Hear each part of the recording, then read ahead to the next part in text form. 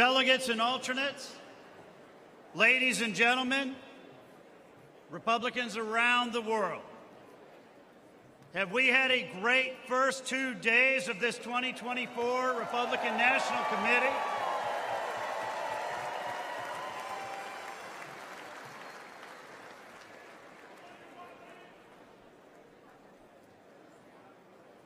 You know, when you think about where we are as a country today,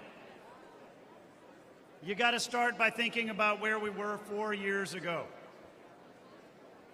4 years ago, Russia was in check. China was in check. Iran was in check. Our southern border was secure, and our economy was strong. Where are we today? Russia has invaded Ukraine. They've parked a nuclear missile-capable boat 90 miles off our shore in Havana, Cuba. China is saber-rattling and threatening Taiwan. And Iran has openly attacked our ally, Israel, through its proxies and with its missiles. 10 million illegal immigrants have come across our southern border. And we don't know who they are, where they are, or what they're doing. Our economy is not nearly as strong as it was 4 years ago. We can do better. We need to do better.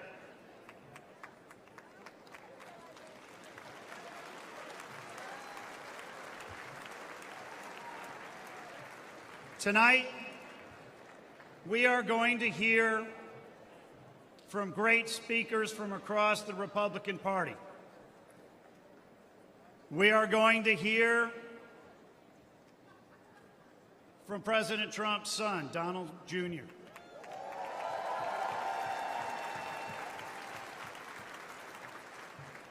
We're going to hear from the next Vice President of the United States, J.D. Vance.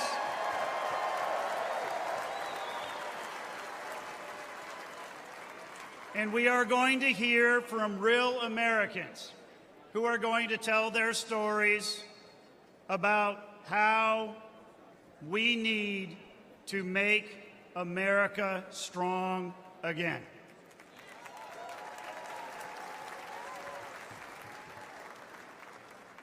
So it is my pleasure to gavel open this third day of the 2024 Republican National Convention.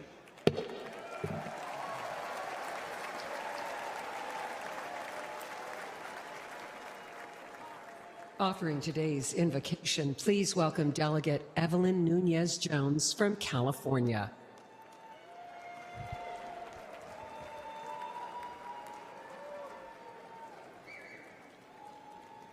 Please bow your heads. Lord, we thank you for the opportunity to be together in this room.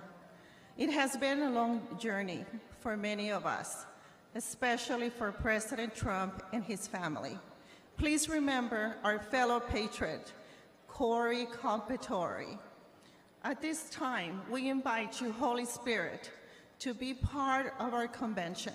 We praise you, Heavenly Father. We seek for you to guide the steps of this delegation, the steps of our President Trump, and the steps of his newly chosen Vice President, J.D. Vance. Remove all stumbling blocks. Jesus Christ, we ask for a new restoration of America, especially for our children. We pray for protection, divine wisdom, and revival for our country, for my state of California and our party. In the name of Jesus, we pray for victory in 2024. En el nombre de Dios, in the name of Jesus, amen. Let freedom reign. Woo! Please rise for the presentation of colors. The colors are presented by Scouts of America, Troop 222 of Racine, Wisconsin. Let's give them a warm welcome.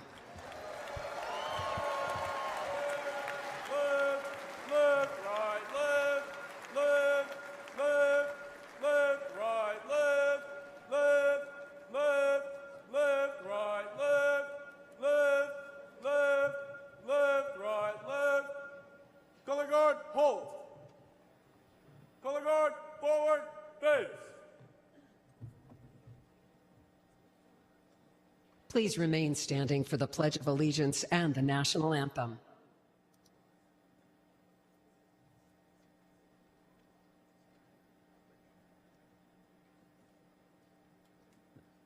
Ladies and gentlemen, please welcome John Coughlin from New Hampshire to lead us in the Pledge of Allegiance.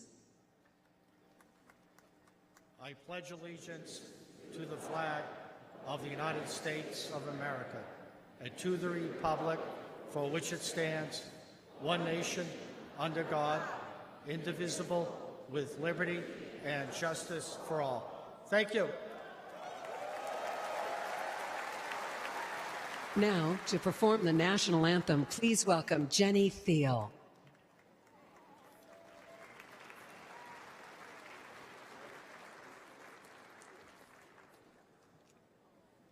Oh, say, can you see by the dawn's early light what so proudly we held at the twilight's last gleaming, whose broad stripes and bright stars through the perilous fight o'er the ramparts we watched were so gallantly streaming,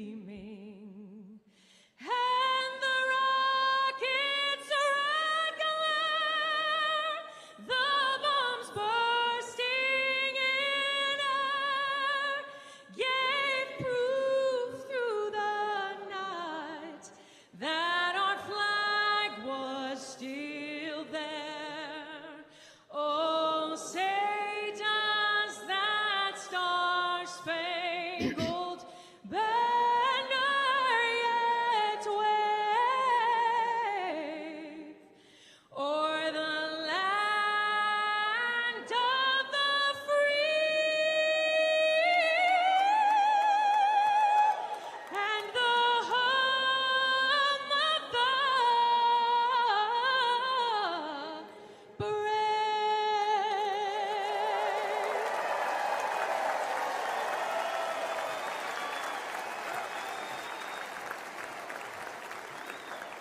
Please remain standing while the colors are retired. Color guard, right, Mace. Color guard, forward, march. Left, left, left, right, left, left, left, left, right, left, left, left, left, right, left, left, left, left, right, left, left. Before his weakness, America had strength. Strength respected by our allies, feared by our adversaries. Strength that kept Russia out of Ukraine. The Middle East at peace. Iran's nuclear efforts stalled. Our borders safe and secure. Terrorist ISIS destroyed. And American soldiers out of war. Because that's what a strong leader does. And our soldiers always knew this commander-in-chief had their backs. He was there with them on graduation day, visited with them here and around the world, gave them their largest pay raise in a decade, and he never forgot them after they served, and made sure every vet finally got the health care they deserved. President Trump, he's making America safe and strong again. Ladies and gentlemen, please welcome Congressman Brian Mast of Florida.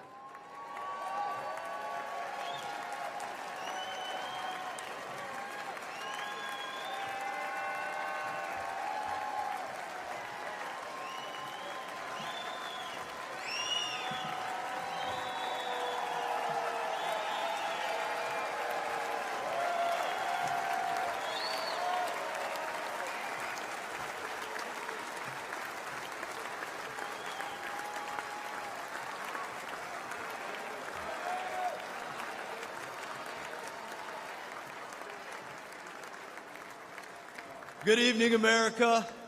I'm Congressman Brian Mast. Now, I've got to start with a salute to every warrior standing guard around the globe on an aircraft carrier, in a foxhole, on a base somewhere, in this audience, or just watching from home. We love you, veterans.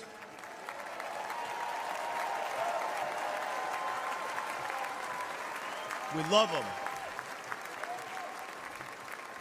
We love them. I, too, am an Army veteran, a husband, a father of 4. I lost 2 legs and a finger in the war in Afghanistan. But nothing could stop me from standing alongside Donald Trump and fighting for America.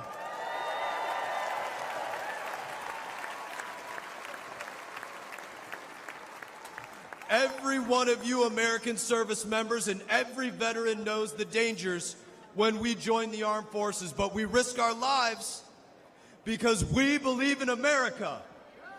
As president, Donald Trump rebuilt our military, deterred our enemies, and he made America strong again.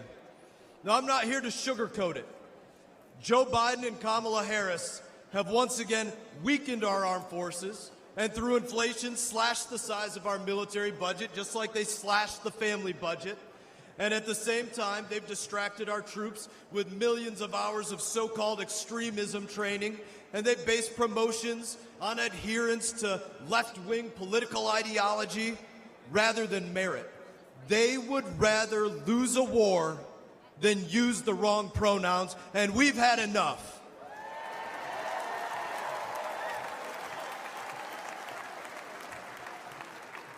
Donald Trump knows that our military needs warriors and not woke weaklings lecturing our warriors.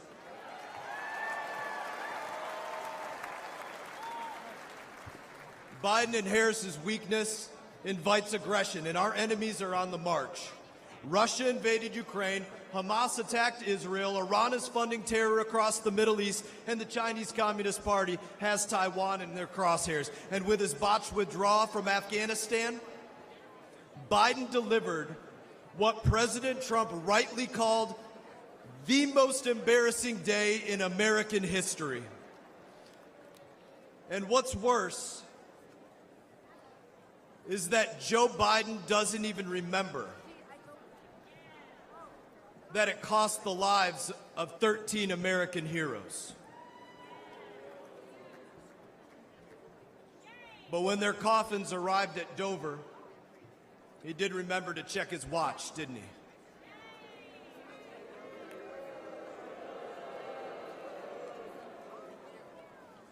Nearly 2,500 of my brothers and sisters gave their lives in that war. Joe Biden disgraced their sacrifice and the stand veterans. Kamala Harris stood with him when he did. Neither deserves to be saluted as commander-in-chief or to sit in the Oval Office.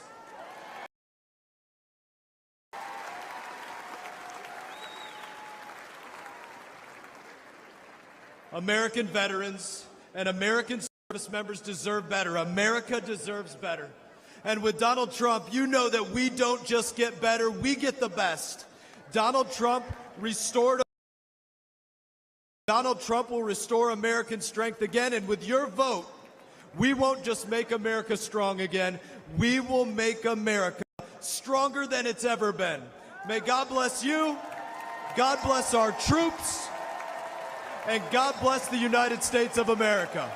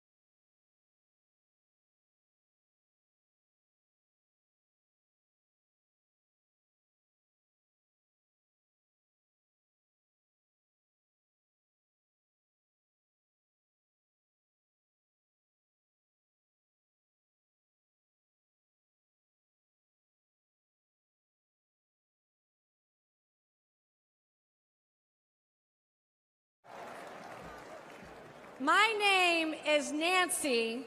Don't Mace. I'm a congresswoman representing the great state of South Carolina. At the age of 17, I learned that dropping out of high school might not have been the best idea. So I took my first job at a fine dining establishment some of you may know as the Waffle House. Denny's was a little too highbrow. While Waffle House was an important part of it, would not be my destination. I soon went from making waffles to making history. 25 years ago, this high school dropout became the first woman to graduate from the Citadel, the military college of South Carolina.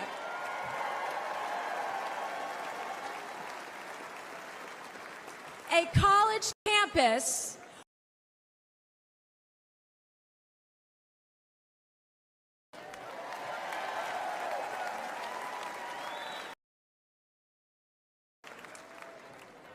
I'm a single mom and a rape survivor. To women tonight who can relate, please know you have a friend and a sister in me. And I will fight like hell.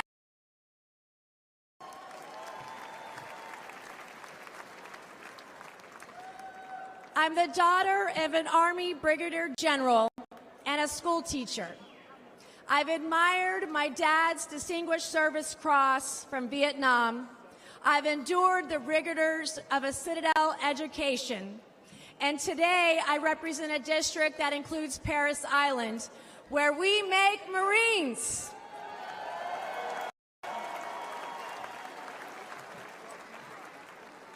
What we're witnessing today is proof that strength preserves peace and weakness invites war. We can never project strength around the world when weakness stands.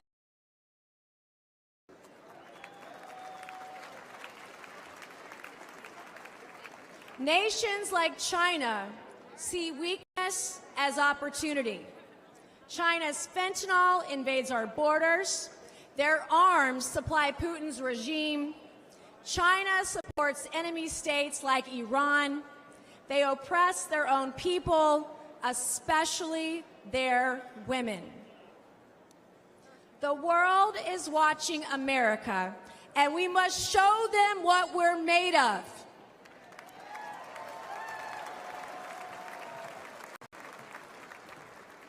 And I know a strong leader when I see one. Donald Trump stood up to China before, and he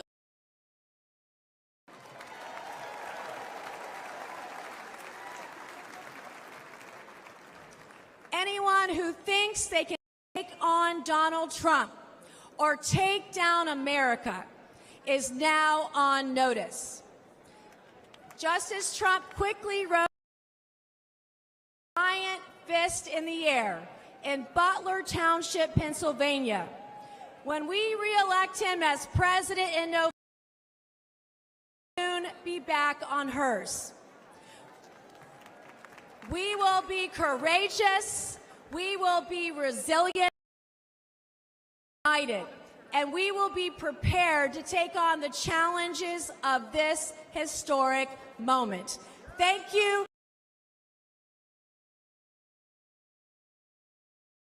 Bless Donald J. Trump. Thank you. Ladies and gentlemen, please welcome Congressman Ronnie Jackson of Texas.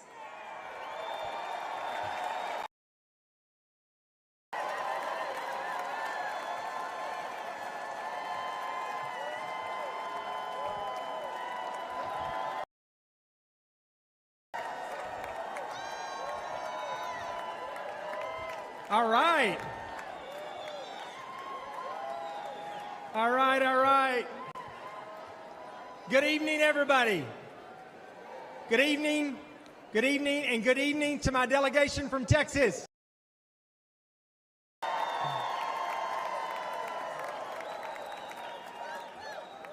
My name is Dr. Ronnie Jackson, and I'm the congressman from the 13th Congressional District of the great state of Texas.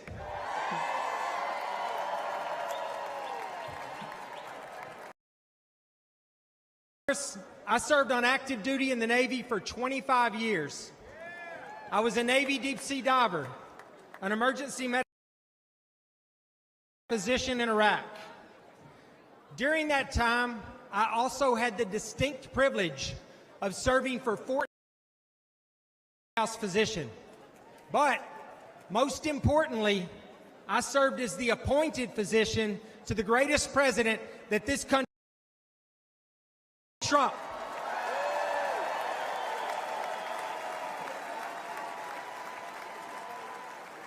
And not only that, but now I can say I served a president who literally took a bullet for our country.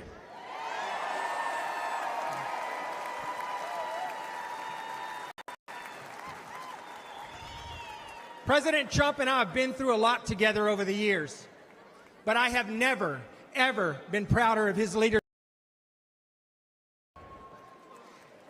His warrior spirit and his display of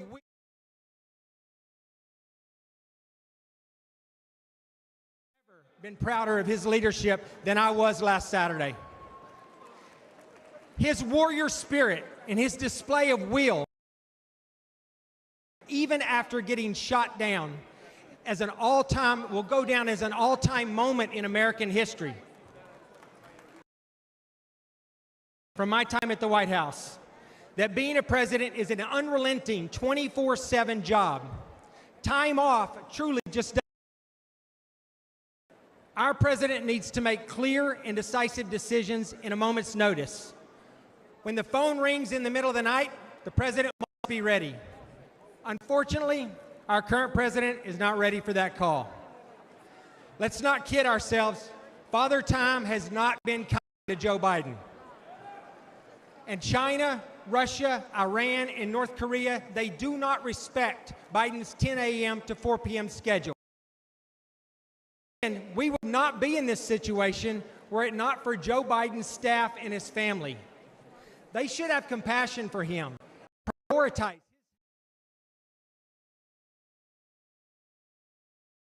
She has put party above country, and she is as Joe Biden is in body and mind.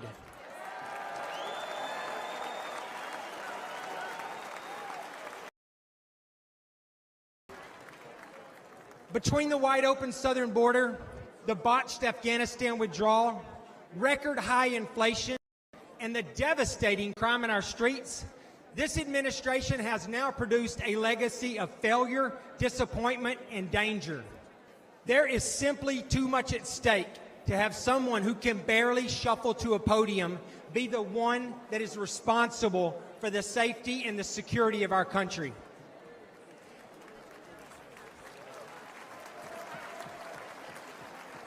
Every second that Joe Biden remains in the White House, this country becomes less safe. However, under President Trump's leadership, we will restore our standing on the world stage. We will bring back our great economy we had. We will finally secure our southern border.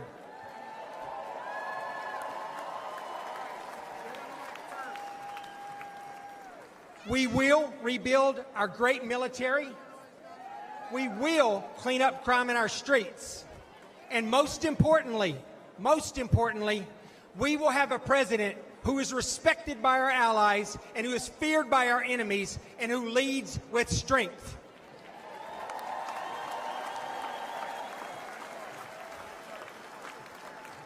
Let me close by saying the path forward is simple. It is very simple and straightforward.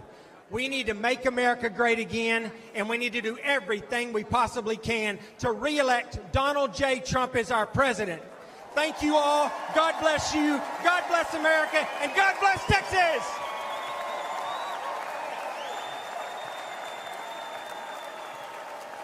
Ladies and gentlemen, please welcome former Acting Director of National Intelligence, Richard Grenell.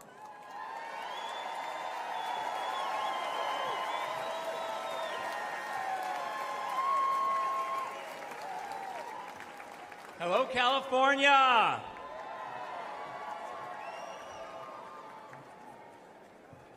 Last weekend, the American people bore witness to the instinctive courage of President Trump. We all know the contrast to Joe Biden could not have been greater. Tonight I want to talk to you about why President Trump's strength and grace, which now even his opponents struggle to deny, have consequences beyond American borders. From 2001 to 2008, I served as America's spokesman at the United Nations. Back then, Republicans believed America's duty was to spread democracy by military force. We were misled about weapons of mass destruction. We intervened in other countries' affairs and signed treaties that only benefited other nations. We spent too many years ignoring America's priorities. That's what happened when Washington stopped being the capital of the United States and started being the capital of the world. There was only one man with the strength to call out the lies and failures of both Democrats and Republicans: Donald Trump. Donald Trump doesn't care if you're gay or straight, black, brown, or white, or what gender you are. He knows that we are all Americans and that it's time to put America first. After 16 years of wars and chaos, the world looked different when President Trump was in the White House. Russia invaded Ukraine under both Obama and Biden, but Putin did not dare escalate under President Trump. Under Trump, China was challenged. Under Trump, the Balkans were more peaceful. Under Trump, the Middle East signed historic peace deals. Under Trump, Iran was broke. Under President Trump, we put American interests first. There were no new wars. Old wars ended, and America had the greatest economy in the world. But after 4 years of Joe Biden, wars are back, the Taliban is back, and members of ISIS have slipped through America's broken southern border. Russia is sailing warships off the coast of Florida. China is bullying its neighbors. Iran is waging a war in Israel and Gaza with help from Joe Biden.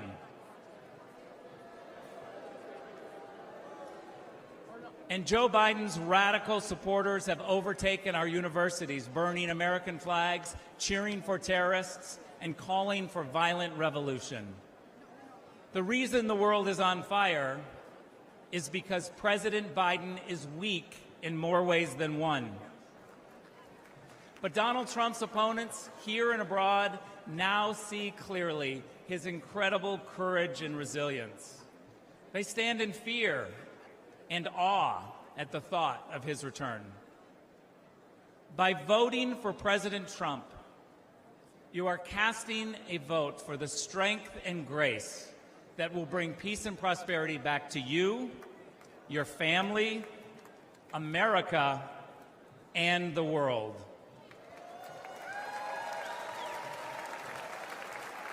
Don't let anyone ever tell you differently.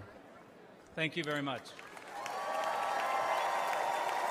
Ladies and gentlemen, please welcome Congressman Matt Gaetz of Florida.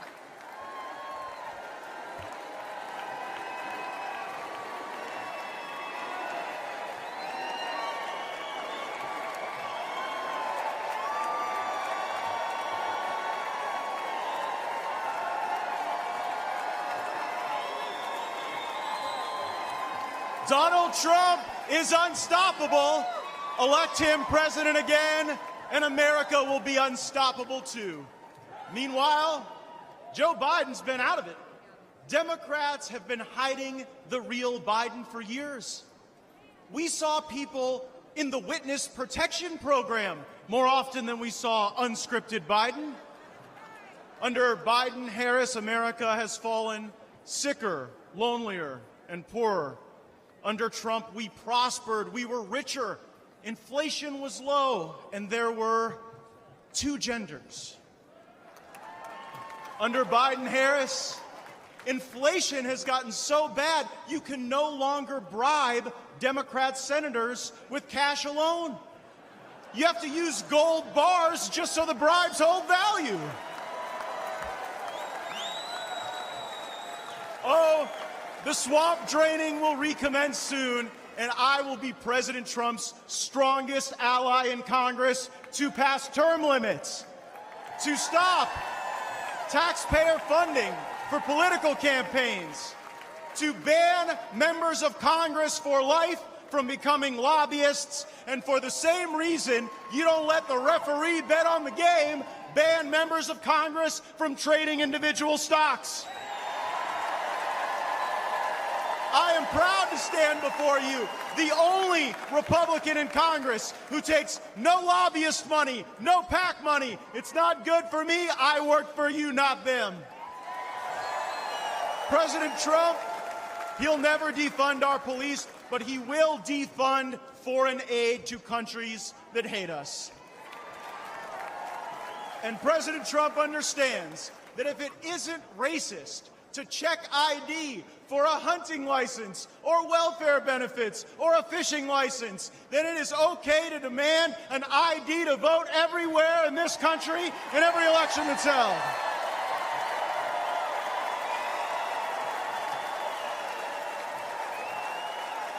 A Democrat congressman recently said that any criticism of Joe Biden is ableist.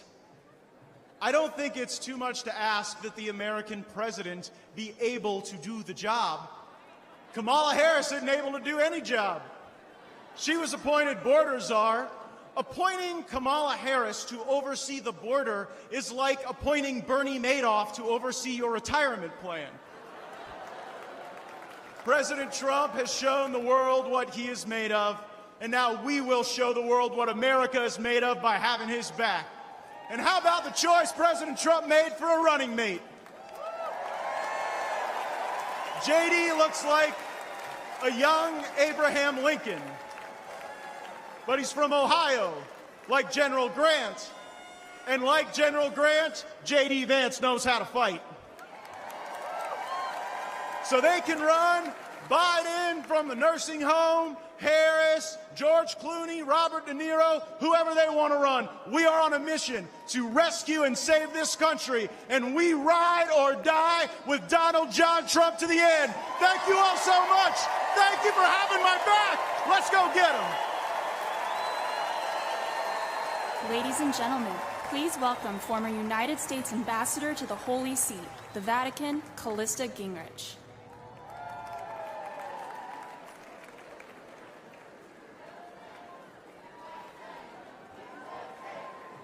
Good evening.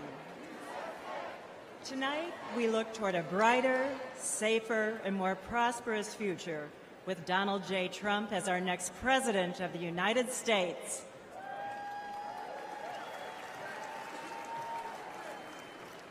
When I served as President Trump's ambassador to the Vatican, I witnessed the importance of having a president who stands up for religious freedom.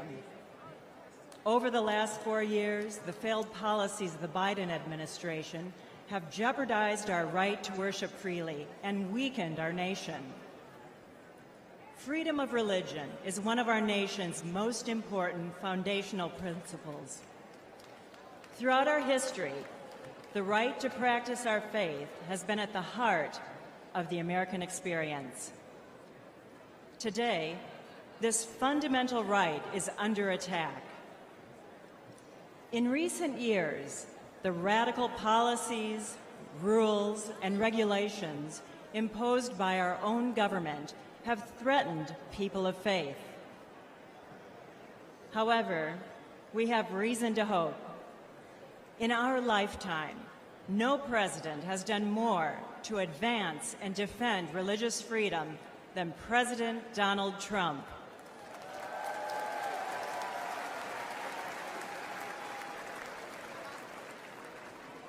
During his term, President Trump defended the rights of doctors, nurses, and teachers to act in accordance with their conscience. He appointed 3 Supreme Court justices committed to protecting our God-given right to worship.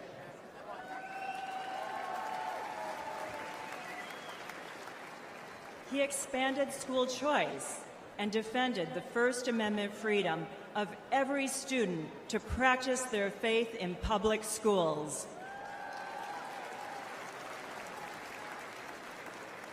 As president, Donald Trump signed an executive order that defined international religious freedom as a moral and national security imperative. And he was the first and only president to convene a meeting at the United Nations dedicated to ending religious persecution and defending religious liberty around the world.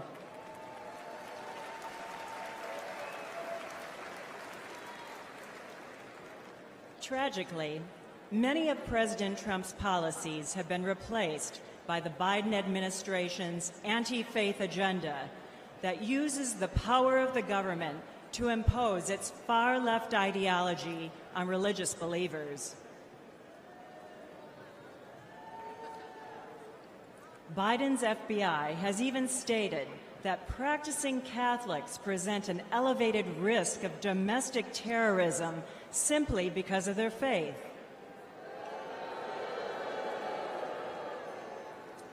Unlike President Biden, President Trump has a proven track record for promoting and protecting religious freedom at home and abroad.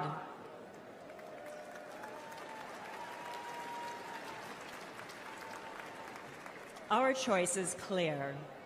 We need strong leadership, bold action, and unwavering commitment to preserve our God-given rights.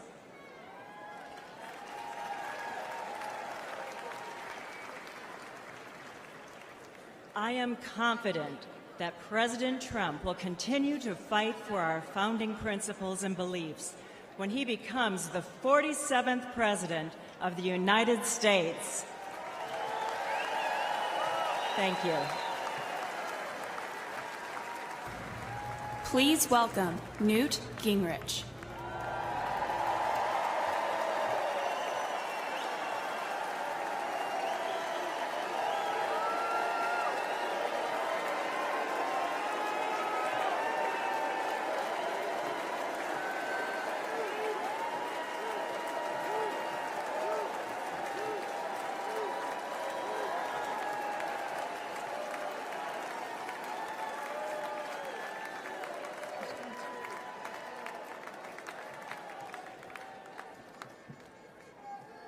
Thank you very much.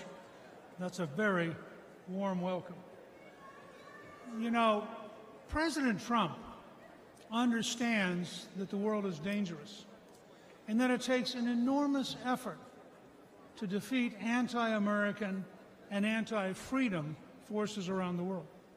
He also understands that when faced with multiple adversaries across the globe, the Reagan principle of peace through strength is the only road for safety for the America and the American people.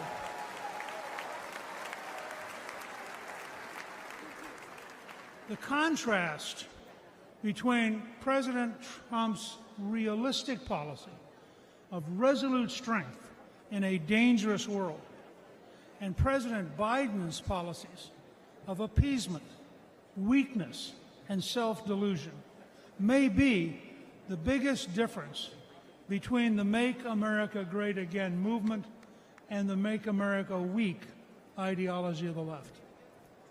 We have to remember that the greatest threat to American safety is not Biden's brain. The greatest threat is Biden's policies and the people he appoints to implement them.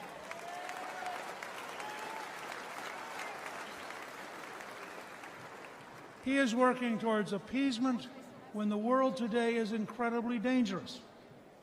A growing coalition of dictatorships is actively trying to undermine American power and conquer America's allies. A religious dictatorship in Iran, which chants death to America, is on the verge of having nuclear weapons. Russia's dictator has unleashed the deadliest European war since World War II. Communist China continues to develop its military power while actively seeking to undermine America through espionage, fentanyl, and the infiltration of our companies and our universities. Faced with these clear and present dangers, President Biden has adopted failed policy after failed policy. Where President Trump orchestrated an orderly end to the Afghanistan war with no American killed in nearly 2 years.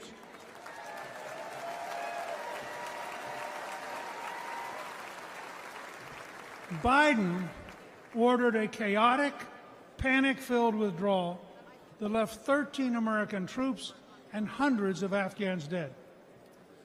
Where President Trump insisted on keeping Burgum Air Base, which is located within 1 hour of the Chinese nuclear facilities, President Biden gave it to the Taliban, who are now allied with Communist China.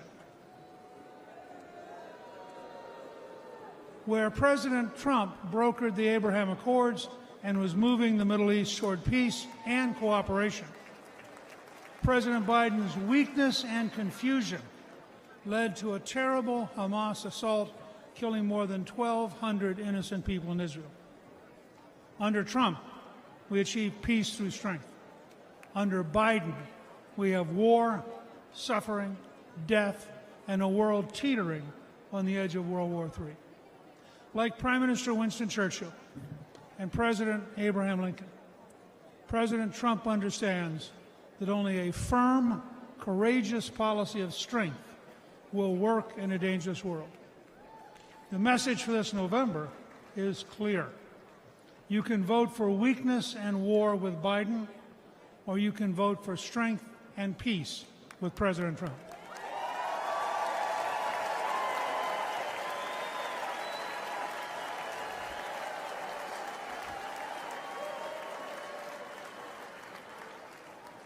Let's dedicate ourselves to making America safe, strong, and proud again with President Trump. Thank you very much. Ladies and gentlemen, please welcome former Director of the United States Office of Trade and Manufacturing Policy, Peter Navarro.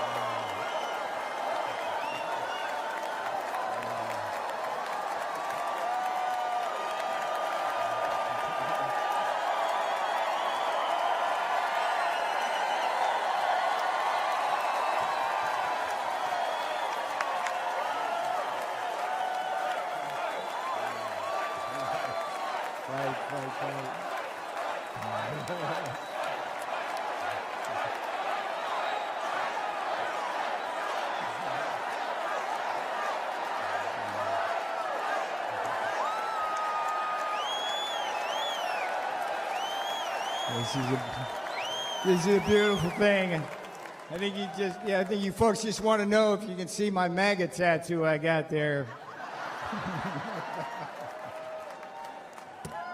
Yes, indeed. This morning I did walk out of a federal prison in Miami. Joe Biden and his Department of Injustice put me there. Tonight I'm here with you in this beautiful city of Milwaukee. I've got a very simple message for you. If they can come for me, if they can come for Donald Trump, be careful, they will come for you. If we don't control our government, their government will control us. If we don't control all three branches of our government, legislative, executive, and judicial, their government will put some of us, like me and Steve Bannon, in prison and control the rest of us. Here's how it went. Here's how I got in prison. The legislative branch came for me first. Your favorite Democrat, Nancy Pelosi, created your favorite committee, the sham January 6th committee, which demanded that I violate executive privilege. What did I do? I refused. The J6 committee demanded that I betray Donald John Trump to save my own skin. I refused.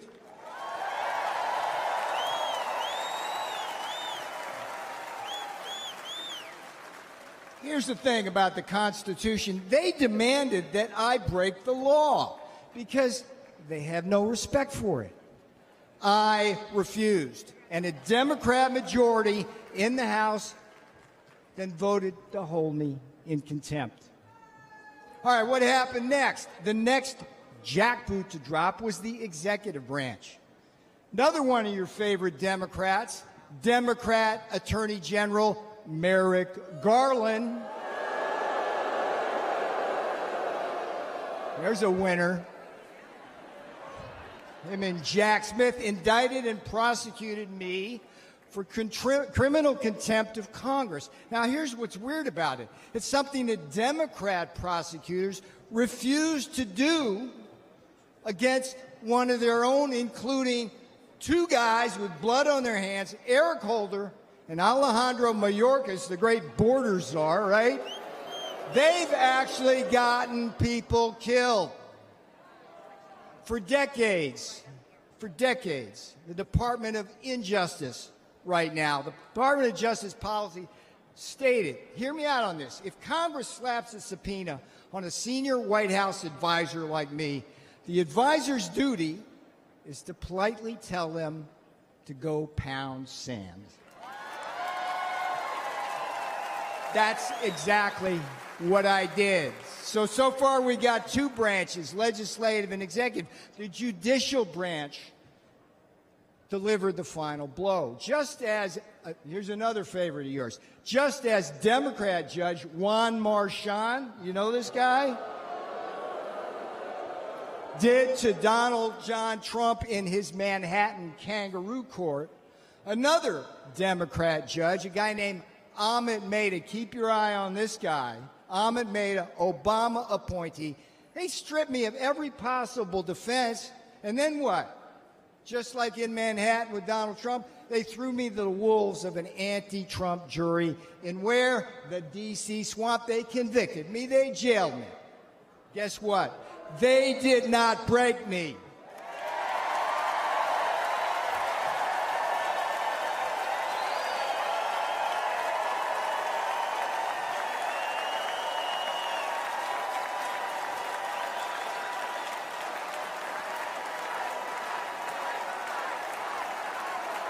And they will never break Donald Trump. They will never break Donald Trump. All right, now here's the most important thing I'm going to tell you. You may be thinking this couldn't happen to you. Make no mistake, they're already coming for you. Joe and Kamala, they threw out the woke blue carpet across the Rio Grande opened our borders to what? Murderers and rapists. When Donald Trump said it, thank you for saying that, when Donald Trump said murderers, rapists in 2016, they go, oh, racist, whatever. We read the papers. It's murderers and rapists. Murderers and rapists, drug cartels, human traffickers, terrorists, Chinese spies, and a whole army of illiterate, illegal aliens stealing the jobs of black, brown, and blue-collar Americans. They put them right on your front doorstep. Now, here's another thing Joe Biden did. You got to love this. The green new scam. We're in the heart here in Milwaukee, around all this. This is where the auto industry, that new scam is destroying our industry, leaving us at the mercy of the battery factories in Shanghai and slave labor in the Congo. Biden inflation. You're going to hear a lot of this because it's so friggin' true. Biden inflation is coming after what's left of your savings and eating your wages. And the Democrats, here's the thing. I'm sitting in prison thinking about this. It just eats at me as the Democrats come for your kids. They're indoctrinating them with poisonous attitudes on race and gender. And here's the thing, when politics fails, the investigations and prosecutions begin. They did it to me. They're going to do it to Trump. But hear me out. They've also done it to Catholics, pro-life activists, and parents who are just standing up for the kids at school board meetings. This is a tale of two Americas, and you know it wasn't this way when Donald Trump was president. I remember the days I was there. In Trump's America, you were safe and our borders were secure. In Trump's America, you were more prosperous, and you didn't have to choose between what? Food on the table, medicine in the cabinet, and a roof over your head. And in Trump's America, you didn't have to worry about being locked up for disagreeing with the government.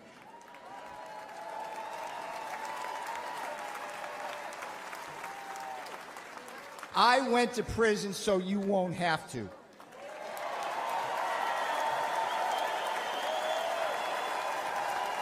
I am your wake-up call.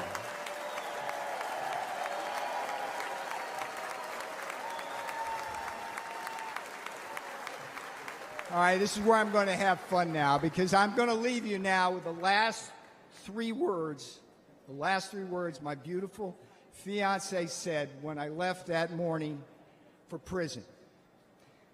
They weren't, "I love you." That was a given. She simply said, "We got this. We got this."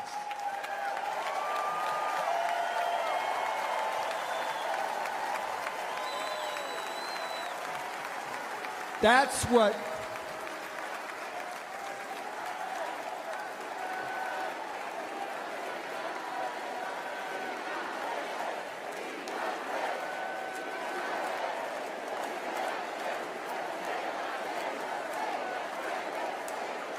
bring my girl out now. That's what these lawfare jackals don't understand. When they put people like me in prison and fire figurative and now literal bullets at Donald Trump, they also assault our families.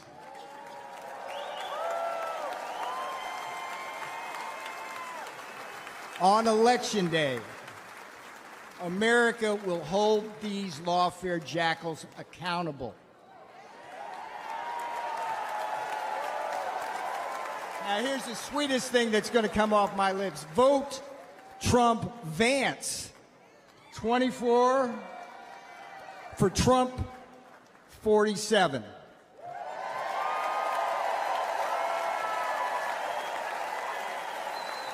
I'm Peter Navarro. I went to prison so you won't have to. This is my beautiful girl.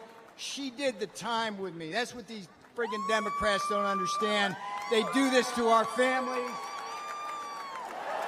She's my girl. Yeah. I love you. Let's win. Do not let up. Do not let up. Pedal to the metal till November.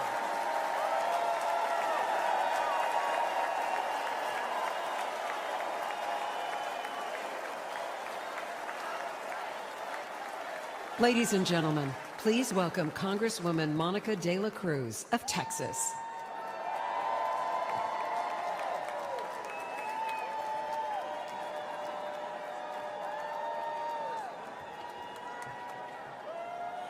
Hello, Milwaukee. On behalf of the great state of Texas, it is an honor to be with you tonight.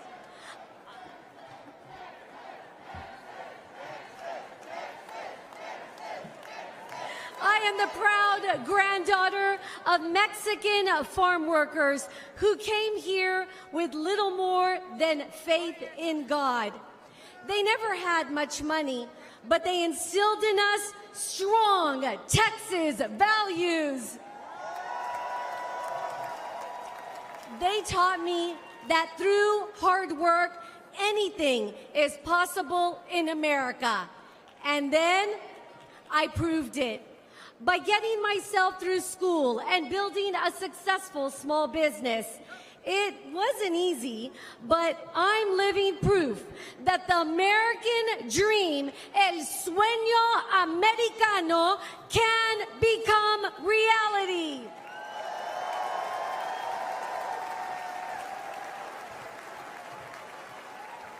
Only in America can a little girl from South Texas go from watching her abuelo pick watermelons to serving in the people's house.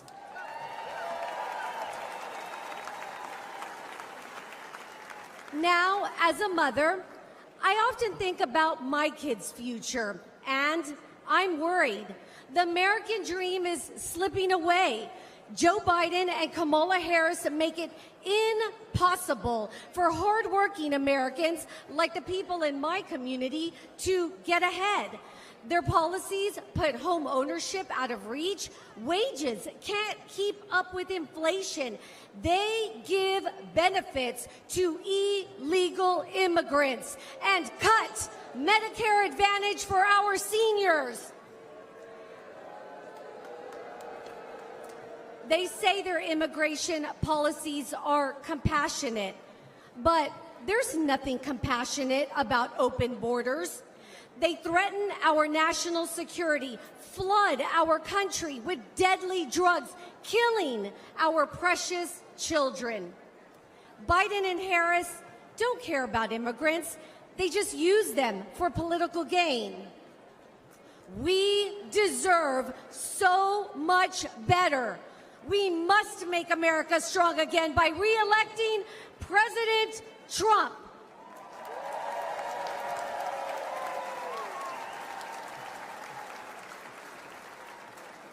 Under his leadership, we can put hardworking Americans first again, end this border crisis. We can restore peace and prosperity, creating an amazing future with endless possibilities, and we can rebuild the most vital institution of all, the American family.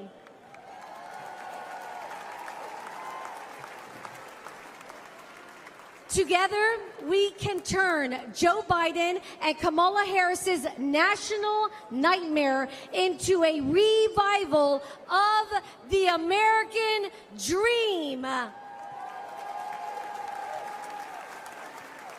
Thank you, Milwaukee. Good night. Ladies and gentlemen, please welcome former Acting Director of Immigration and Customs Enforcement, Tom Homan.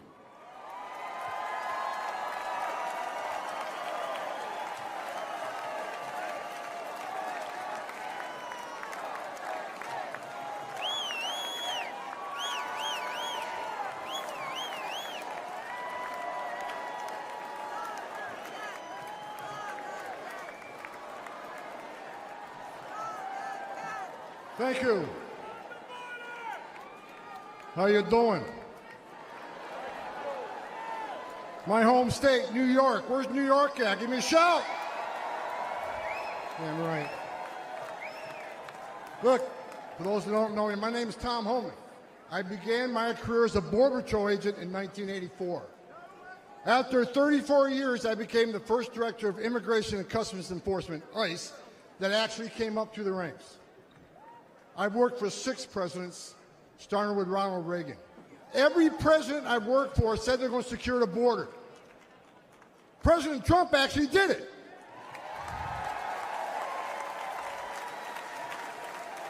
He created the most secure border in our history, and that's a stone cold fact. The data proves it, and guess what? He's going to do it again.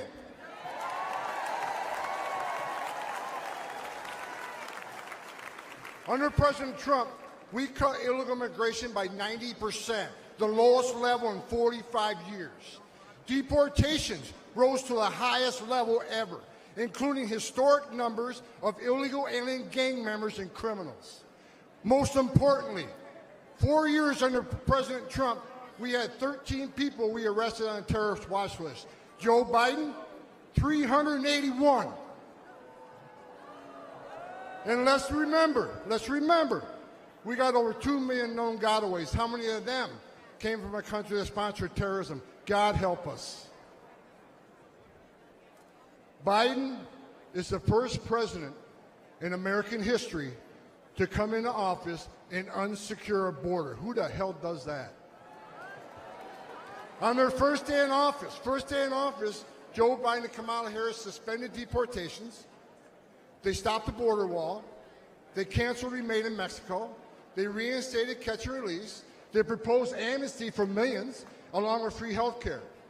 And now we have a record illegal immigration, a record number of women and children being sex trafficked, a record number of Americans dying from fentanyl, a record number of known as suspected terrorists sneaking across our border. And here's what you need to know. This isn't mismanagement. This isn't incompetence. This is by design, and it's a choice. It's national suicide.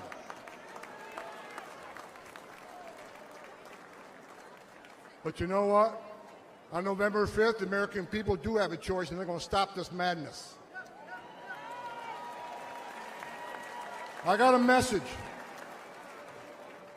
As a guy who spent 34 years deporting illegal aliens, I got a message to the millions of illegal aliens that Joe Biden's releasing our country in violation of federal law. You better start packing now.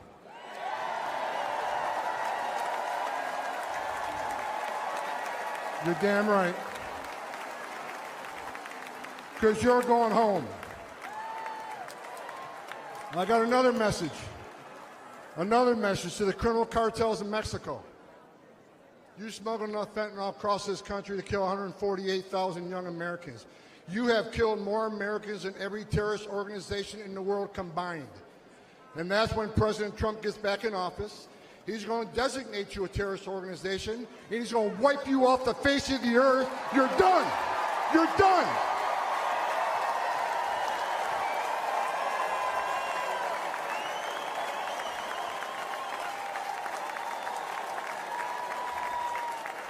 President Trump is going to end the Biden-Harris open border madness. We will stop the drugs and the crime from pouring in your neighborhoods.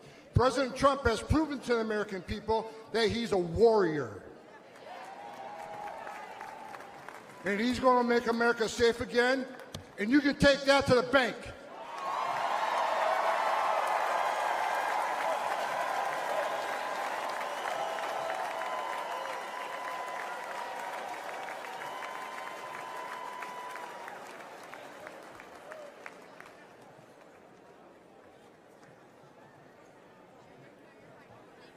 Ladies and gentlemen, please welcome to the stage David Lara.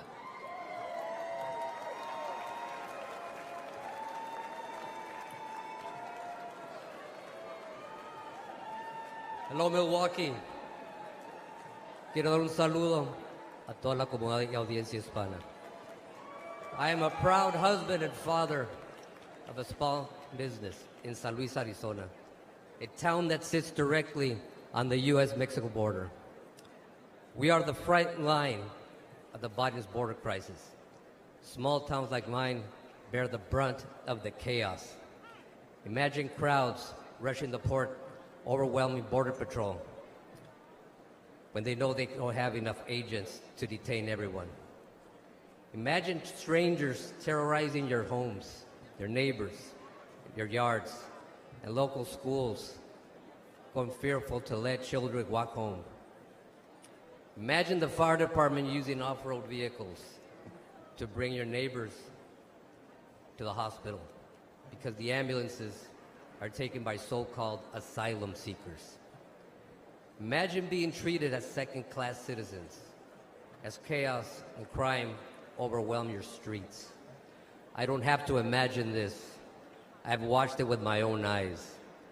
I've seen my town suffer because Biden and Kamala Harris want the illegal immigration crisis to continue. And no amount of suffering has changed their mind or convinced them to finally put Americans first. In San Luis, Mexican drug cartels use school children as mules. Let that sink in. Deadly drugs flow through our town, bringing crime and violence. San Luis wasn't always this way, and Joe Biden and Kamala Harris do not care. In fact, they seem satisfied. They have done nothing to stop it and everything to make it worse. They have never set foot on my border town. 4 years ago, President who believed in borders, and we have a president who traveled all the way to San Luis. We had a president who cared, and we can have that president again. We must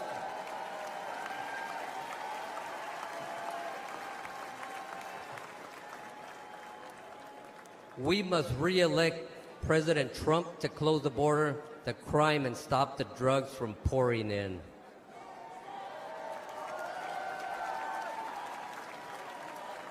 We must re-elect President Trump to imprison and deport violent gang members instead of coddling them, terrorize our nation. We must re-elect President Trump to put our citizens first and make America strong again.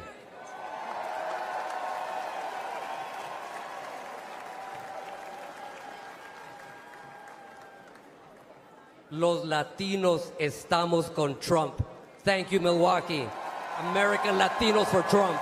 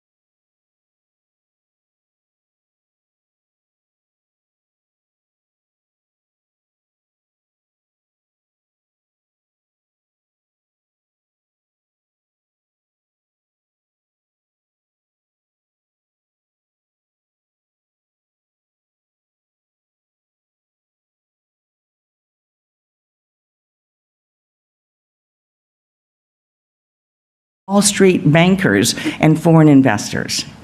We should not be offering commodity farm payments to those folks, and we don't in this bill.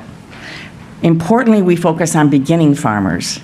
You know, like so many of us, folks are reaching retirement, and whether it's young people continuing the family farm or whether it's new people wanting to go into farming, we have to make that accessible for future farmers, for all of us. We provide farmers and ranchers more timely and flexible choices, things like crop insurance that helps cover risk, and more flexible commodity programs, and more opportunity for affordable credit so you can operate the farm. And we focus on specialty crops, fruits and vegetables, which we grow many, many of in Michigan, and our dairy farmers. So we look at all of it around the country.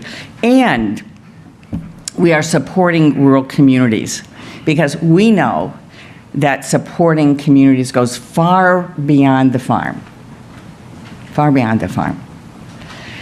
And all you have to do is look at the bioeconomy that the Secretary was talking about.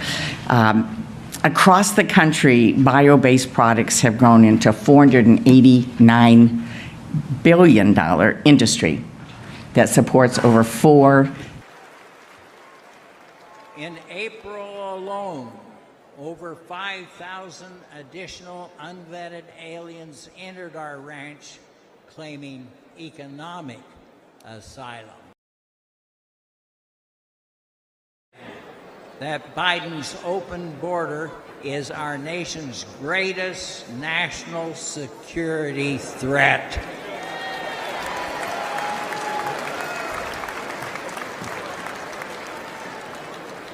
We need to make America safe again.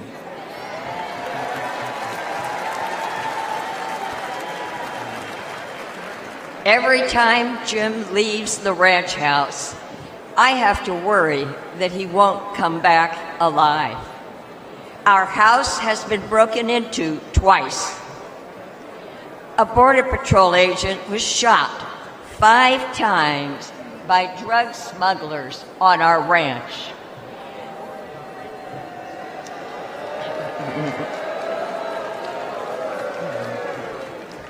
This year alone, 3 crossers died of dehydration on our ranch. The cartel drug smugglers are crossing our nation's border every day. They are bringing lethal drugs into our country. This is chemical warfare.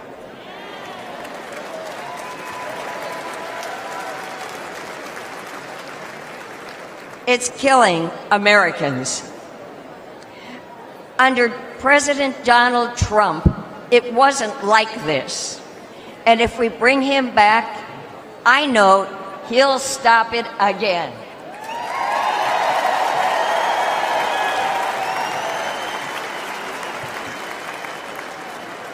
Biden, Harris, and the Democrats who support open borders are complicit in this death, in the death of tens of thousands of American citizens. When Joe Biden took office, the Trump wall was nearly complete on our ranch. But Biden halted the construction and stopped the installation of all the planned electronics. Since then, crossing on our ranch has increased 5-fold. 5-fold.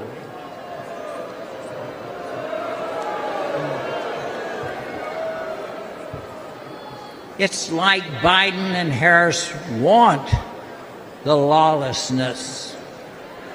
The fact is that walls work. We must elect Donald Trump to finish the wall.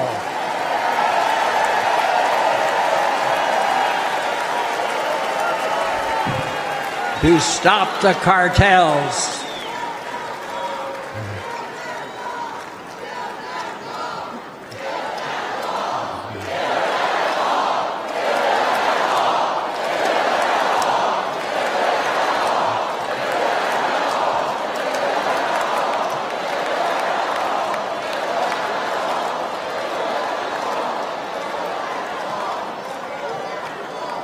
and we must keep America safe and strong. Thank you. Thank you. God bless all of you.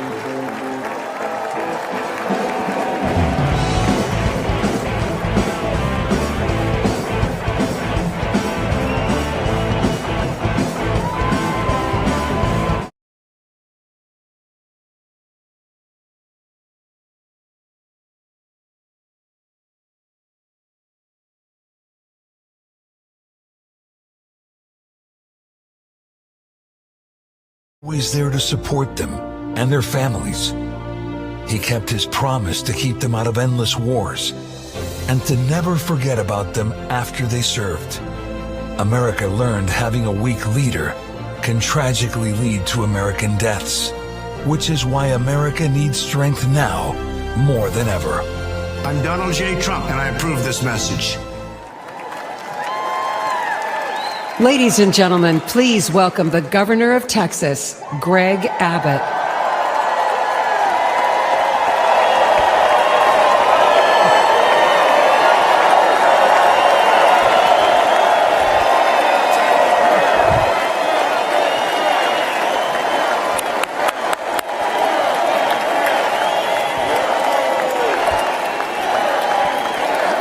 Thank you all very much.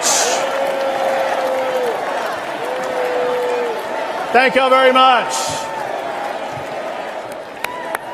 Thank you all very much.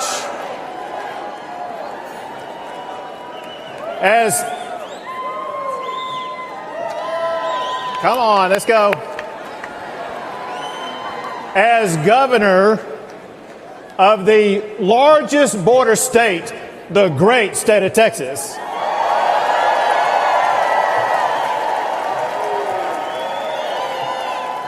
I can tell you, America needs a president who will secure our border. America needs Donald J. Trump.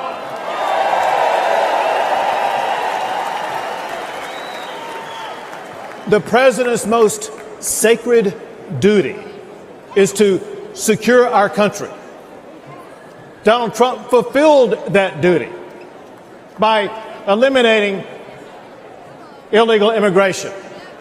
Under President Trump, we had the lowest illegal border crossings in about 4 decades. By contrast, however, Joe Biden deserted his duty. On his first day in office, he gutted President Trump's policies. And the result has been catastrophic. Under Joe Biden, illegal immigration has skyrocketed. Under his watch, around 11 million immigrants have crossed our border illegally. That's more than the entire population of Michigan. It's twice the population of Wisconsin. Biden has welcomed into our country rapists, murderers, even terrorists, and the price that we have paid has been deadly. Among the many victims was 12-year-old Jocelyn from Houston, Texas, raped and murdered by 2 illegal immigrants. She's one of thousands whose lives have been destroyed by Joe Biden's open border policies. To make matters even worse, Biden is even fighting tooth and nail to stop Texas and other Republican states from securing our own borders. I deployed thousands of National Guard soldiers to build hundreds of miles of razor wire barriers. Give it up for our National Guard.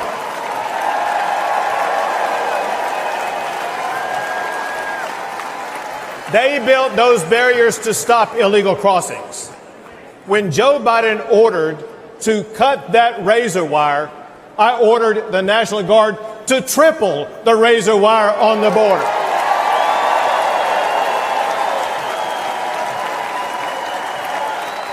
When Biden took 50 acres of Texas border property to illegally process up to 5,000 illegal immigrants a day, I directed the Texas National Guard to take back our land and wire it shut.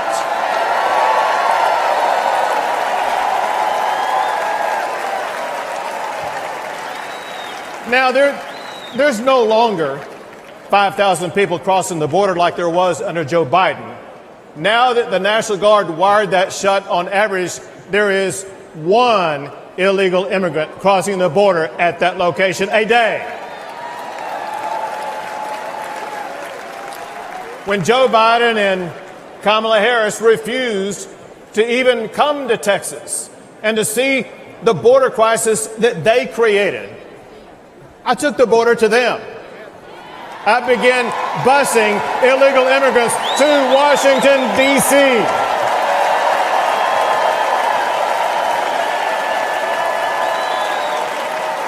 And we have continued busing migrants to sanctuary cities across the entire country.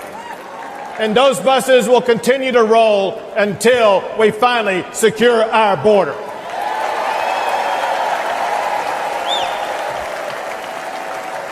Fortunately, I see hope on the horizon, because on November the 5th, Joe Biden will be fired.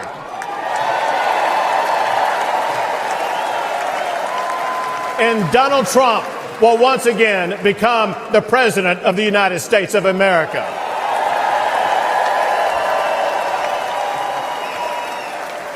He will enforce the immigration laws. He will fight the Mexican drug cartels. And he will arrest the criminal illegal immigrants and put them behind bars. Or send them back.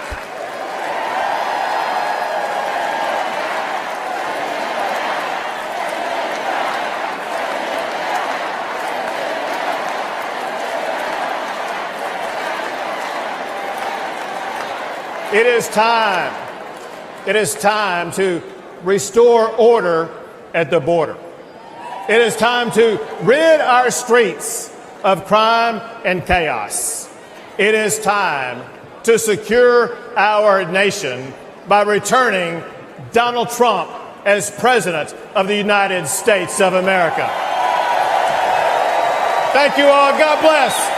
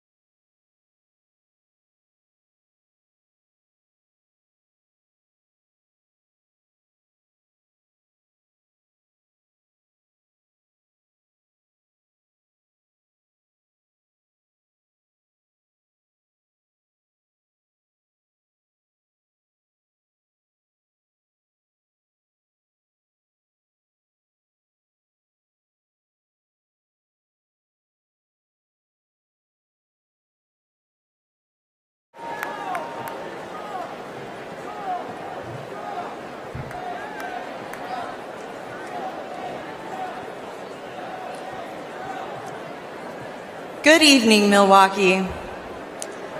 This past Saturday, I was at the Trump rally in Butler. I, in fact, was the first speaker on stage that day. As you can imagine, it was a terrifying experience, but nothing was going to stop me from being here to support President Trump.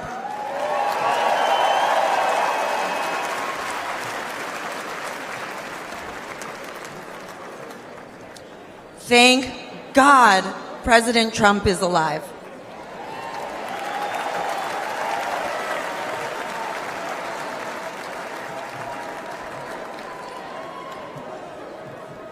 I'm Sarah Phillips, and I'm honored to speak to you about one of the most important issues in this campaign, energy.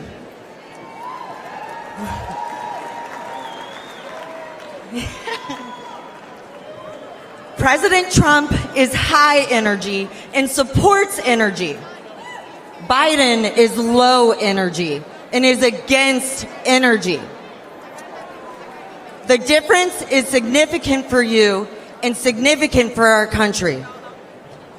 President Trump understands that abundant, affordable energy is vital to our economy and to our national security.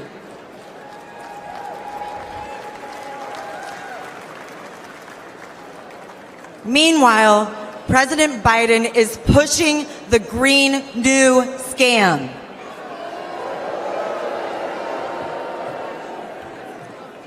President Biden declared war on the oil and gas industry since day one.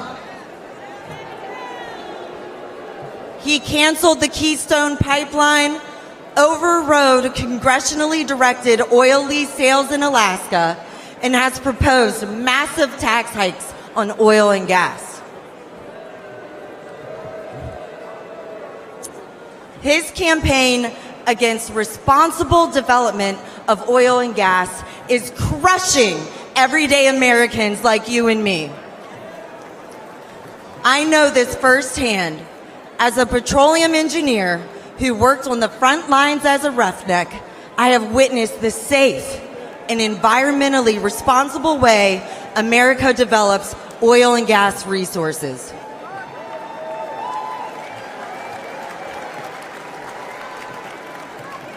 And I have worked side by side with those in the field who I consider family and who are dedicated and hardworking. Their critical work is so critical for our country. The hydrocarbons that are being extracted are a true gift. From powering our cars and heating our homes to being a building block for fertilizer, plastic, and many other products, our society and our standard of living could not exist without fossil fuels. Texas. That is among the many reasons why we need to return Donald Trump to the White House.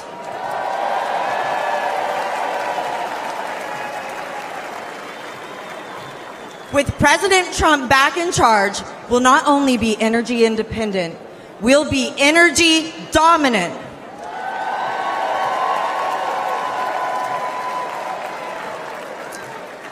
We'll create jobs, increase investment, and improve our national security. Under President Trump's leadership, America's great economic revival will be powered by American energy.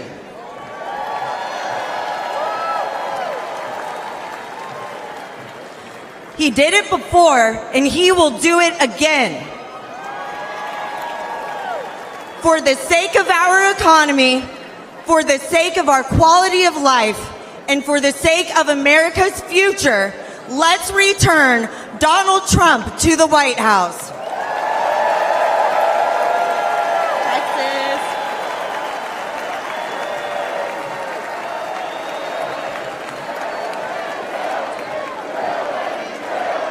Drill, baby, drill. Drill, baby. baby, drill. Drill, baby, drill. Drill, baby, drill.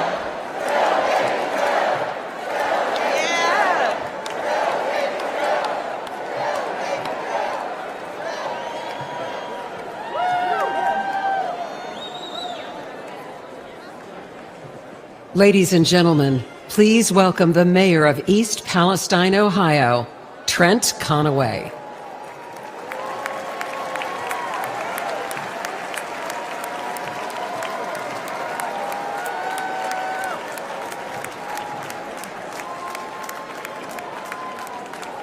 Good evening. February 3rd, 2023 began like any other Midwestern day, but in a heartbeat, everything changed. I'm Trent Conaway, the proud mayor of East Palestine, Ohio.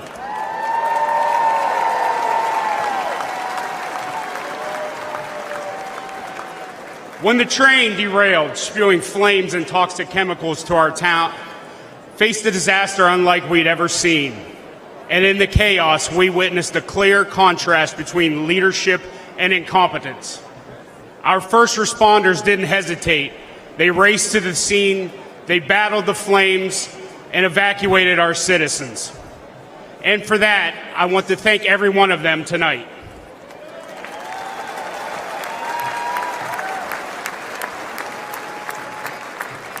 Unfortunately, the Biden administration's federal response was much different.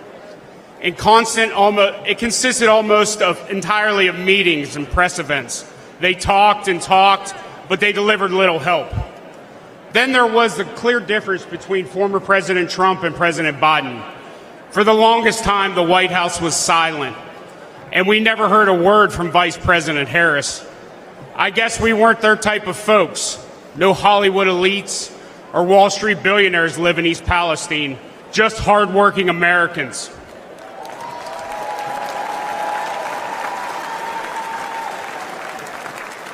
But Donald Trump cared. First, he called to ask permission to visit, not wanting to intrude, and then he asked how he could help. When he arrived with fresh pallets of drinking water, he met with everyone, from first responders to local officials and residents. He toured the derailment site. He listened to us, and he shared a meal with volunteers at a local McDonald's. His presence was genuine. His concern was real. After a year of criticism, President Biden finally did show up. His appearance was brief, forced, and scripted. He met with a select few and then left. We needed so much, and he delivered so little. I know a thing or two about train wrecks now, and let me tell you, that's what the Biden administration has been.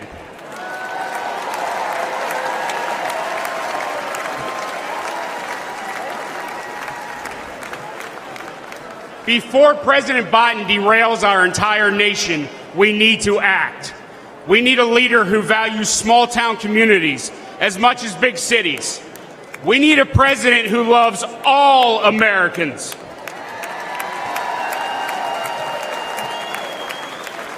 We need Donald J. Trump. Thank you. Ladies and gentlemen, please welcome the governor of North Dakota, Doug Burgum.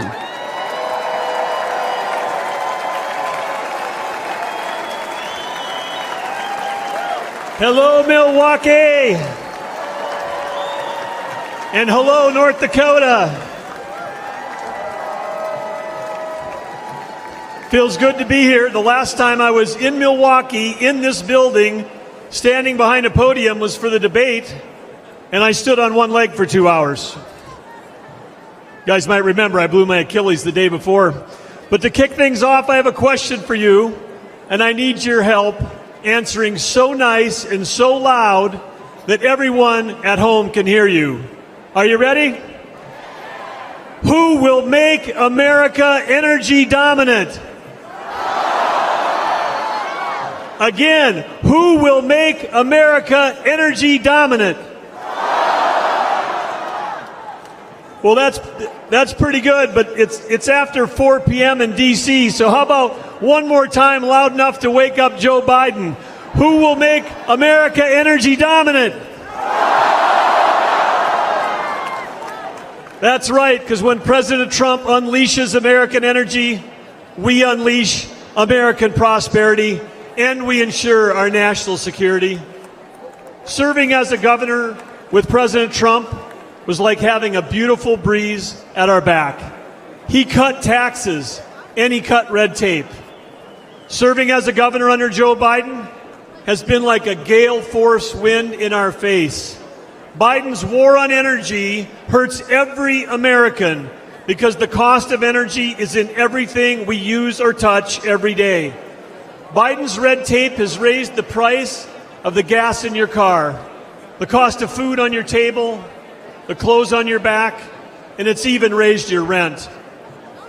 Biden's green agenda feels like it was written by China, Russia, and Iran. Let's look at Biden's EV mandates. Where do nearly all the batteries and rare earth minerals come from? China, you know. And the day that Biden halted permits for clean U.S. natural gas export facilities, just think about the party they must have thrown that night at the Kremlin. Because Biden's policies are making Russia and Iran filthy rich. And they're using that money to fund wars and terrorism against our allies. At home, Biden is acting like a dictator. He's using mandates to shut down reliable baseload electricity. That's why your electric bills have soared upwards as our nation's electric grid reliability spirals downward. 4 more years of Joe will usher an era of Biden brownouts and blackouts. Imagine no electricity for your fridge, your lights, or air conditioning. President Trump will ensure that there is power for you, and importantly, that we have the power as the United States to beat China in the AI arms race.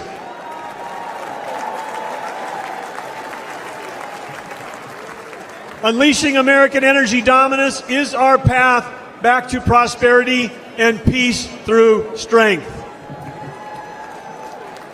Teddy Roosevelt encouraged America to speak softly and carry a big stick.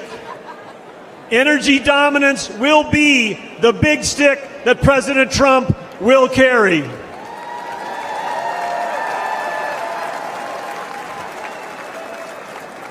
Yes, President Trump will make sure that America is selling energy to our allies versus buying it from our adversaries.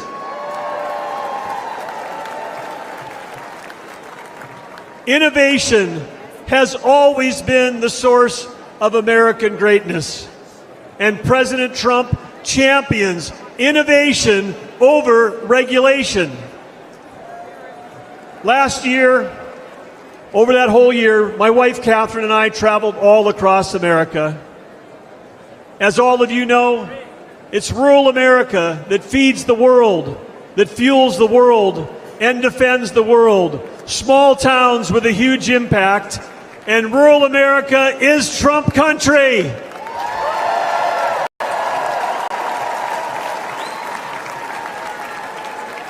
In North Dakota, we know one thing for sure because we've seen him do it, and that's that the hardest working president in American history is Donald J. Trump.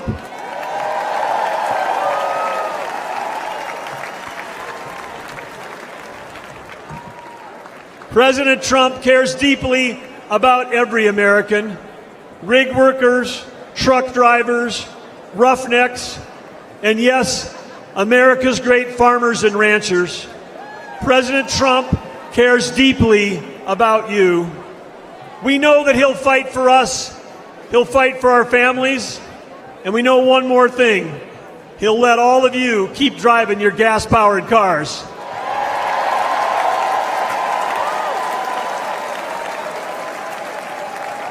When President Trump unleashes energy dominance, he will make America affordable again. He will make America strong again. And when President Donald J. Trump and J.D. Vance together, they will make America great again.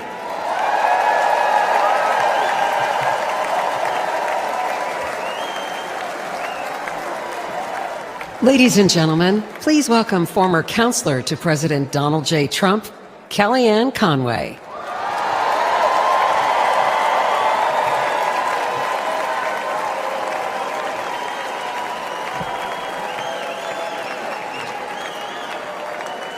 Good evening, Patriots.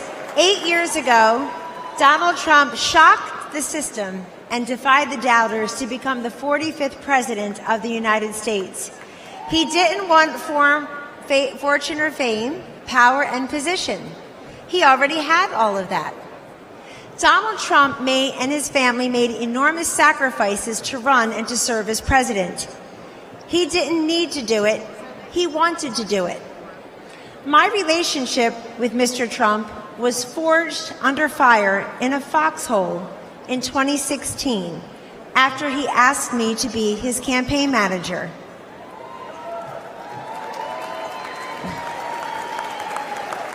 We had no idea that he was making history as the first successful presidential nominee ever to tap a woman to lead a campaign.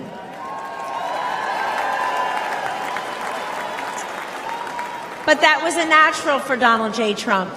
He had elevated women in New York real estate decades before when few people would. One morning, I was in an early senior staff meeting in the White House, and as I glanced around the table, something caught my eye. In that meeting were Sarah Huckabee Sanders, Mercedes Schlapp, Brooke Rollins, Ivanka Trump, and me. I soon realized that among us, we have 19 children. At the time, ages 2 through 16. Show me a C-suite in America where 5 working moms of 19 young children could have the highest rank in the company and work alongside the president.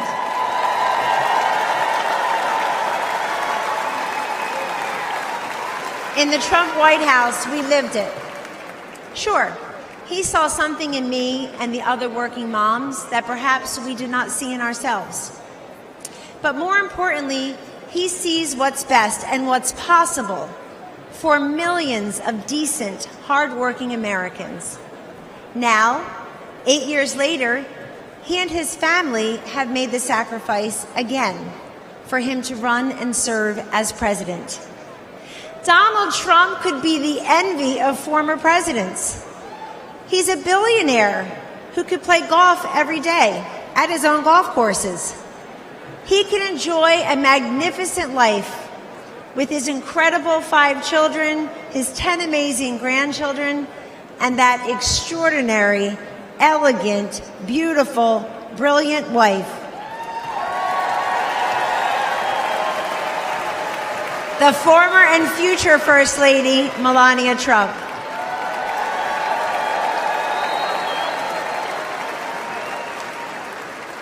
He does not need to do this, but we need him to do this. How often do we hear, "I want Trump's policies without Trump's personality"?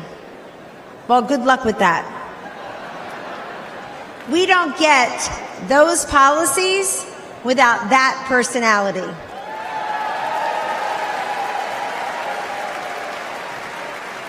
Taking out al-Baghdadi and Soleimani, ending the ISIS caliphate, recalibrating trade deals, restoring sanity, growth, and fairness in our economy, making our southern border more secure and sovereign, supporting school choice, protecting life, respecting workers, backing our blue, our military, and our border patrol. You get that through strength and toughness. Weakness emboldens our adversaries, enables failure, and empowers evil. The answer to weakness is strength. The antidote to division is unity. And the alternative to failure and incompetence to Joe Biden and Kamala Harris is to send them packing and send Donald Trump and J.D. Vance to the White House.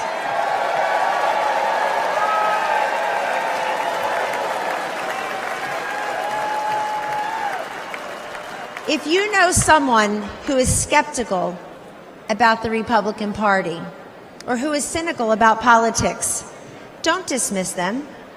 Talk to them. We win through addition, not division. In Donald Trump's Republican Party, everyone is welcome. Yes.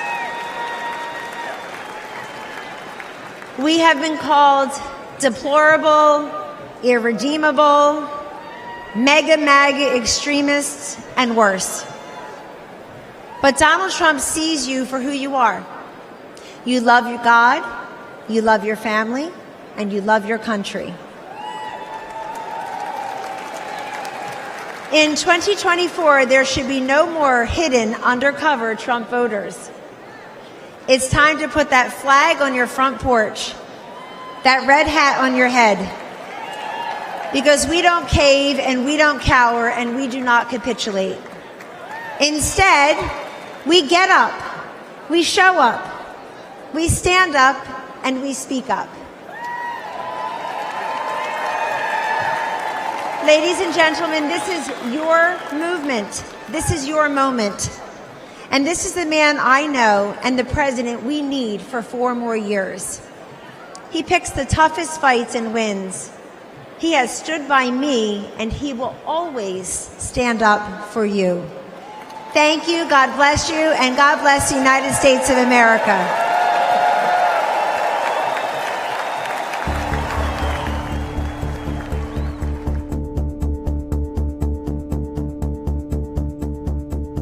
I would describe Joe Biden as an absolutely horrible commander-in-chief and a danger to every single person wearing the uniform. We don't have that sense of leadership. We don't have that sense of trust. I think it's absolutely unforgivable that a commander-in-chief would leave people behind. The military has been unfortunately demoralized. You've seen the enrollment drop precipitously under this administration. They don't feel like they have a leader, somebody that they can follow. I do believe this country is less secure with Joe Biden as president. We're absolutely 100% weaker with Joe Biden as our president. We are far less secure today under Joe Biden's watch than we've probably ever been. Our enemies see Joe Biden as a weak president. Our enemies have taken full advantage of Joe Biden's weakness as commander-in-chief. The weakness of President Biden has strengthened our enemies. All you have to do is take a look at the border. Even in America, we're scared. It's not safe to walk our streets here in the United States of America because of President Biden. I served under every president from Ronald Reagan when I first enlisted all the way through Joe Biden. And by far, Donald Trump was the most respected and best commander-in-chief that we had. Donald Trump is a strong leader. He cared about the troops. He showed in his actions that he put us first. I have the utmost confidence in President Trump as our commander-in-chief. He will stand up for the American service member. Under Donald Trump, that military can be brought back to as strong as it was. We were absolutely more respected under President Trump from all countries, even if it was ones that were adversaries. Leaders across the world knew that if he said something, that he would act. Under President Trump, in 4 years, there was no foreign war to be fought. There was no invasion of Ukraine. If President Trump was still president, we wouldn't have had the attacks in Israel. We wouldn't have a lot of these foreign issues that we're seeing right now. He was respected on the world stage. When President Trump was president, these people all stayed in their place. They understood we had a strong leader. We are definitely more secure with Donald Trump as the President of the United States. Joe Biden puts veterans last. President Trump is the only president that's actually cared about the veterans. President Trump was led from the front, not the rear.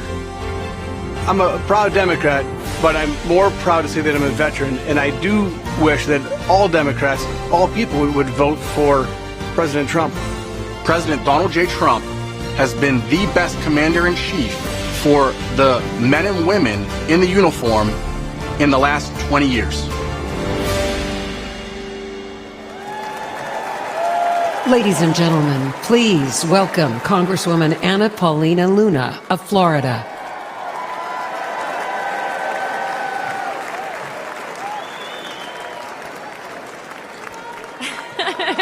Thank you. Thank you. I'm Congresswoman Luna, and I represent the great people of Florida. The greatness and strength of America are beacons of hope for countless lives around the world. Our strength ensures our safety and security.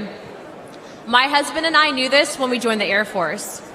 But we don't preserve peace and stability by policing the world or by involving ourselves in every foreign conflict.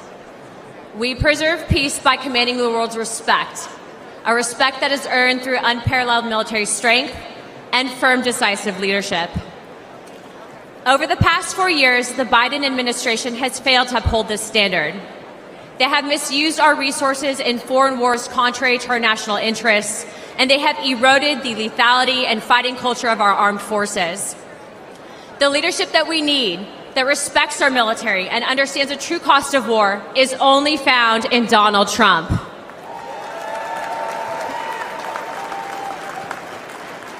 He will make America strong again. He will fight for the American warfighter, the American people, and America's interests. Hawks and globalist elites do not sway President Trump. He knows the cost of military action like I do.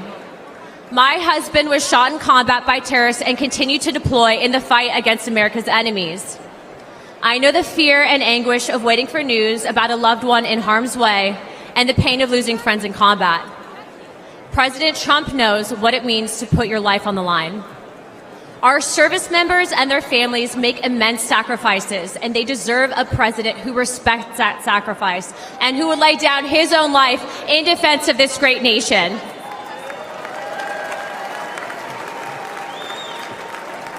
President Trump has demonstrated he's ready to do just that. It is time that we all rise to his stature. The world needs a strong America, and America needs strong leadership. President Trump will provide it.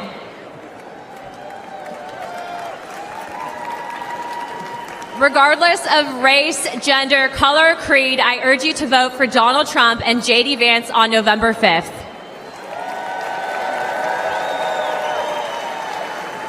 It's time to unite America. Thank you, Milwaukee. God bless the United States. Let's get him in.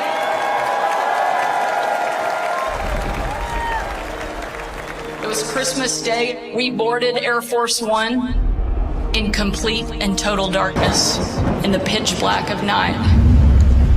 We landed in war-torn western Iraq. No lights on the runway. There were hundreds of troops packed into a dining hall. They had absolutely no idea that the president and first lady were about to walk into that room. And when they did, it was a sight and a sound and a scene that I hope I never forget. That room absolutely erupted. That was the kind of patriotism President Trump brought back to our country.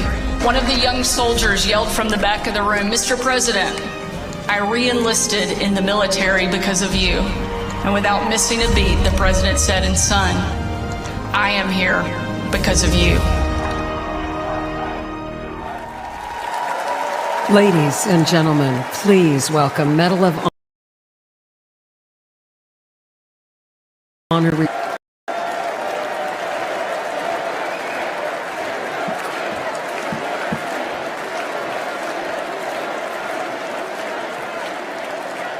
Thank you. In 2019, President Donald Trump awarded me the Medal of Honor for my service in Fallujah during the Iraq War. Thank you. Today, I speak across the country on behalf of our military services, and I ask parents, I look them right in the eye, like I'm looking at you, and I ask them, will you give America your sons and daughters to serve in the greatest force for good this world has ever seen, the United States military? I tell them what I learned when I was in combat. Your sons and daughters will be loved. They'll be our family. And that bond, that commitment is for a lifetime. Their response? Well, it's changed in the last couple of years. Now they say, what about the 13 heroes we lost at Abbey Gate in Afghanistan? Now they say, what about the desperate civilians falling off the transport airplanes? Now they ask, what about the American citizens we left behind for the enemy? They say to me, under Biden-Harris, we don't believe you. They no longer see their sacrifice as worthwhile, that their service makes us all better off. Are you better off than you were 4 years ago? I'll tell you what, we're all going to answer that question in November. Here's something for you. Let's ask it the other way around. Let's ask, are our enemies better off than they were 4 years ago? Iran and its proxies, Hezbollah, Hamas, the Houthis, China, Russia. Well, Iran is richer. Russia is bigger. And China is stronger. And their unchecked aggression proves that the answer is a resounding yes. The Biden-Harris foreign policy undermines American security, and watching their administration lose the gains President Donald Trump made overseas not only destroys our morale, it empowers our enemies abroad. Under their watch, a record number of American embassies have been forced to evacuate, and military recruitment has plunged, and confidence in the armed forces has reached a 20-year low. Under President Donald Trump, our enemies will know that American power is as decisive as it is overwhelming. And if you provoke the United States of America, we will hurt you.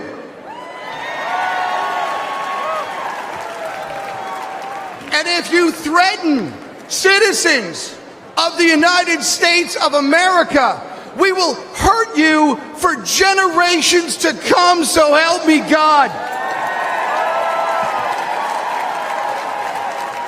Donald Trump is a commander-in-chief that I am confident to tell parents is at the helm. Donald Trump loves America. He too has bled for the nation that he loves. May God bless America.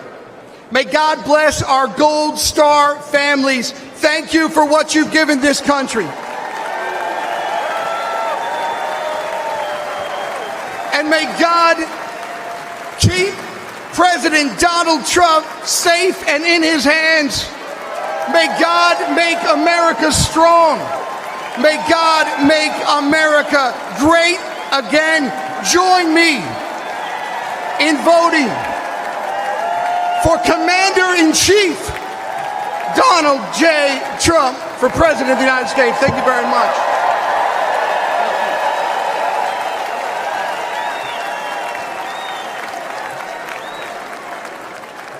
Ladies and gentlemen, please welcome Afghanistan war veteran Scott Neal.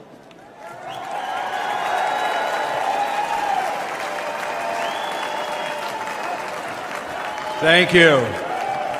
Look at all these great Americans here. Well, good evening, my fellow Americans. My name is Scotty Neal, and I'm a proud United States Army Green Beret veteran. Thank you. And the most important part is I'm a proud veteran entrepreneur. Almost 23 years ago, Al-Qaeda declared war on America September 11th, 2001. Weeks later, Green Berets from the 5th Special Forces Group became the first Americans in uniform to deploy to Afghanistan, and I was one of them. Thank you. Deep in enemy territory, some of us rode on horses. Some of us went further behind the lines to track down the terrorists who killed our fellow Americans. Today they call us the horse soldiers. Thank you. For the next 17 years, we were on the forefront of this country in Iraq, in Africa. Again and again, we deployed for our fellow Americans.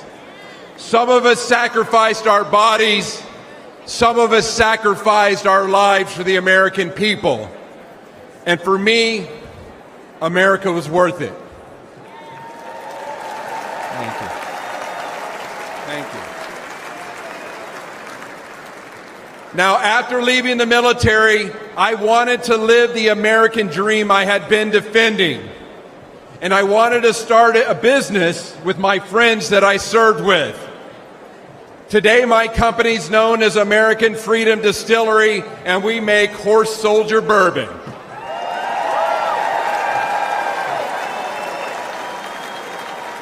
We are building our forever home in the great Commonwealth of Kentucky. That's right, where true bourbon comes from, in a little small town called Somerset. Please come visit us. All of our ingredients are made here in the United States of America. We ensure we hire veterans. We want to prove that America remains the land of opportunity for those brave enough to reach out and grab it. But tragically, almost 3 years ago, my fellow veterans and I recoiled at the bloody anarchy of President Biden's withdrawal from Afghanistan. We saw weakness and chaos. We saw 13 of our brothers and sisters lose their lives. Most of us veterans who served got phone calls for those courageous Afghanistans that we fought with in the mountains as they were pleading with us not to leave them behind. Throughout our careers, we never had regrets about our service. But this moral injury caused many of us to ask, why did we serve if this was the outcome? But despite this dark chapter, I know America is good. We're still the shiny city on the hill that everybody wants to come to. But we need a president with a record of making our country better and not worse. And that's why I'm voting for Donald Trump. Exactly. He encourages patriotic Americans to celebrate the country they love. He supports anyone brave enough to reach out for the American dream and to fight for it. And he's the only candidate in this race who embodies the American determination and decisiveness. Let's make America strong again.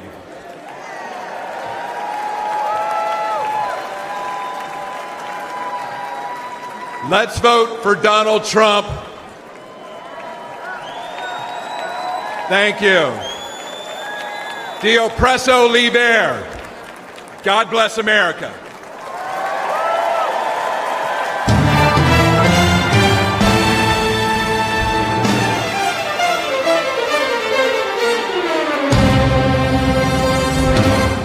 This is a man's world.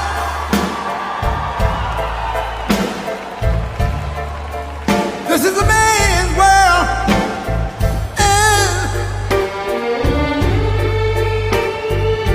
But it wouldn't be nothing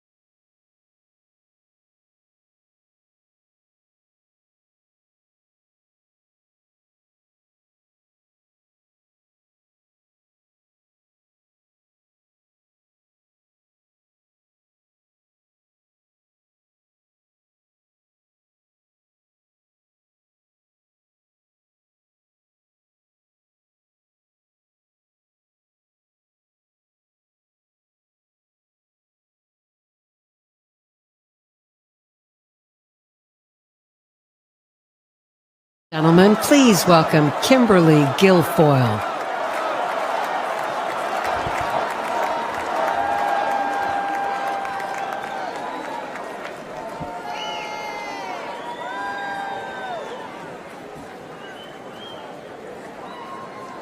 Good evening, ladies and gentlemen. Like you, I have spent much of my time the last few days in prayer. And I know that God has put an armor of protection over Donald Trump.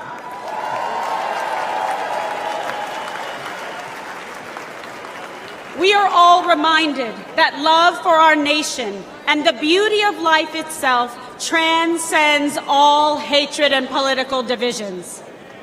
I stand before you tonight more convinced than ever.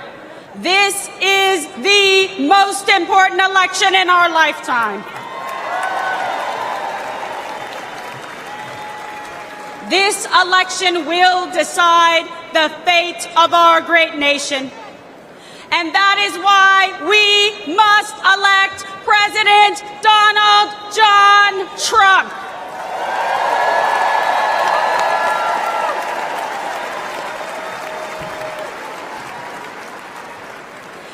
This is not just a choice between Republicans and Democrats. This is a choice between safety or chaos, wealth or poverty, national sovereignty or open borders. This election is a choice between Joe Biden's vision for American weakness and Donald Trump's vision of American greatness.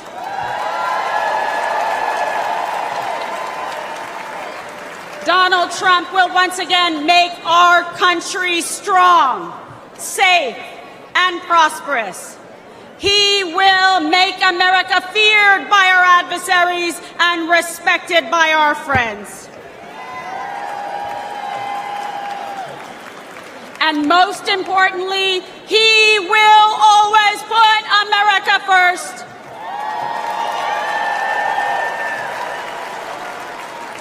After 4 years of Joe Biden's disastrous America Last agenda, our country is more dangerous, vulnerable, and impoverished than anyone had thought possible. President Trump handed Biden a booming economy and a strong nation. All Joe had to do was leave it alone and take a nap.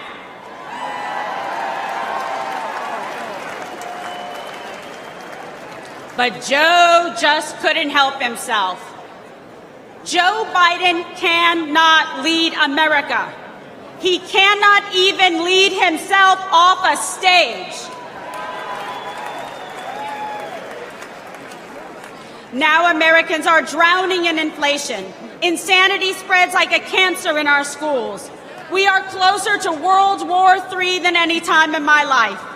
And we are facing an unprecedented invasion of millions of illegal aliens across our southern border.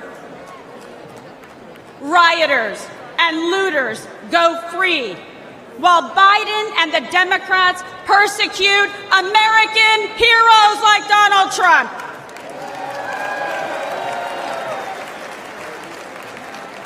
Tens of millions of Americans are made to feel like enemies in our own country.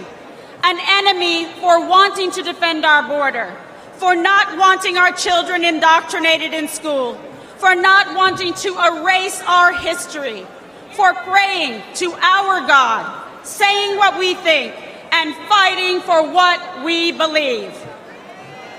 It is no wonder that the heroes who stormed the beaches of Normandy and faced down communism sadly say they don't recognize our country anymore. This is not an accident. The powerful elites in the swamp will say anything to crush and destroy the America First movement. But we will never give up, and neither will Donald J. Trump.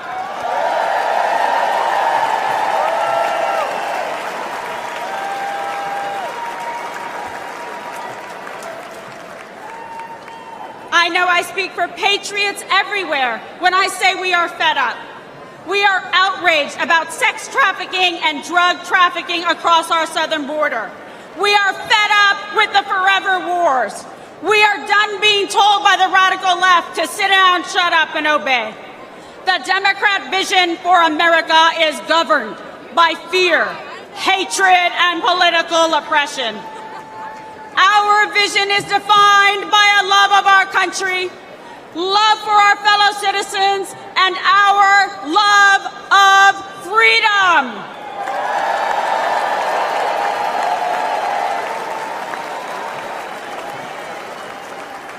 In our vision, we will secure the southern border and deport the violent criminal aliens once and for all.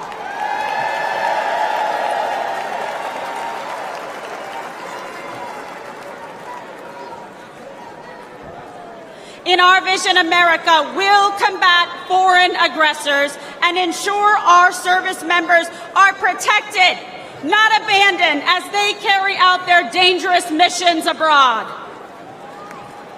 Because we know we can only have peace through strength.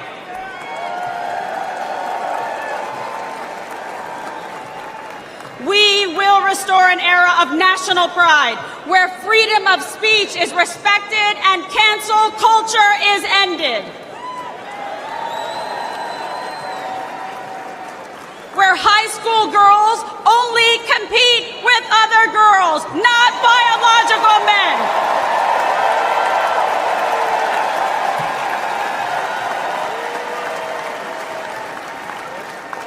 Where struggling cities never put criminal illegal aliens above our heroic veterans and brave law enforcement.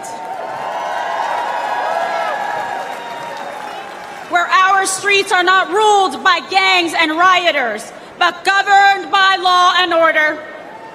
Where students are freed from failing schools and corrupt teachers' unions through universal school choice.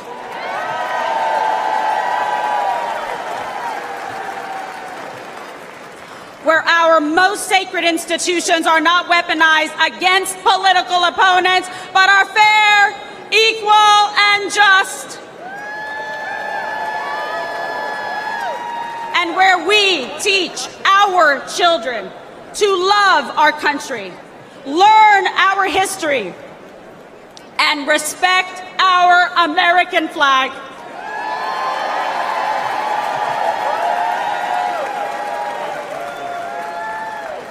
I believe in America. I believe in our freedom and liberty.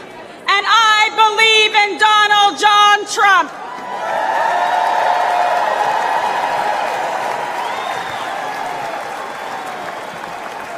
And I want Joe Biden, Kamala Harris, and all of the radical Democrats to know this.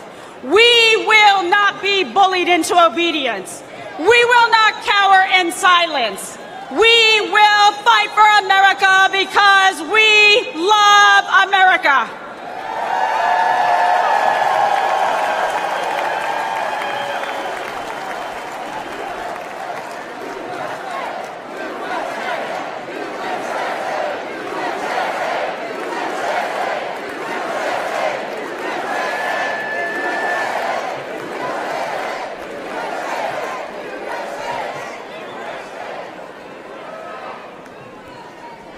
I stand before you as a working mother, a former prosecutor, a Catholic, and a proud Latina.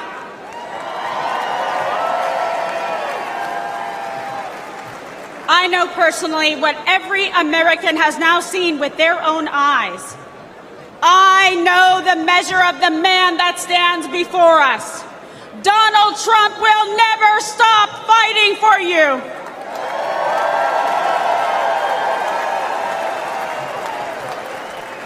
So join me in voting for Donald J. Trump for president again.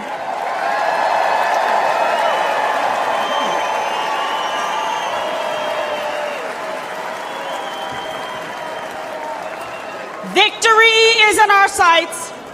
America's future is in our hands. America's destiny is in our control. and America's prosperity is in our hearts and souls. America, this is your moment. Will you stand for President Trump? Rise up! Rise up! Ladies and gentlemen, lovers of liberty and freedom and the American dream, this is our last chance to make America great again. God bless you. God bless President Trump, and may God bless America.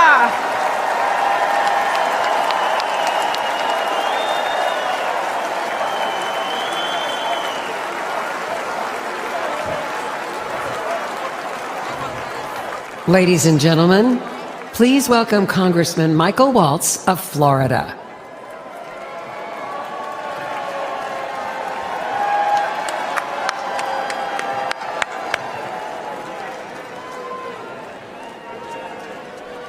I am so honored.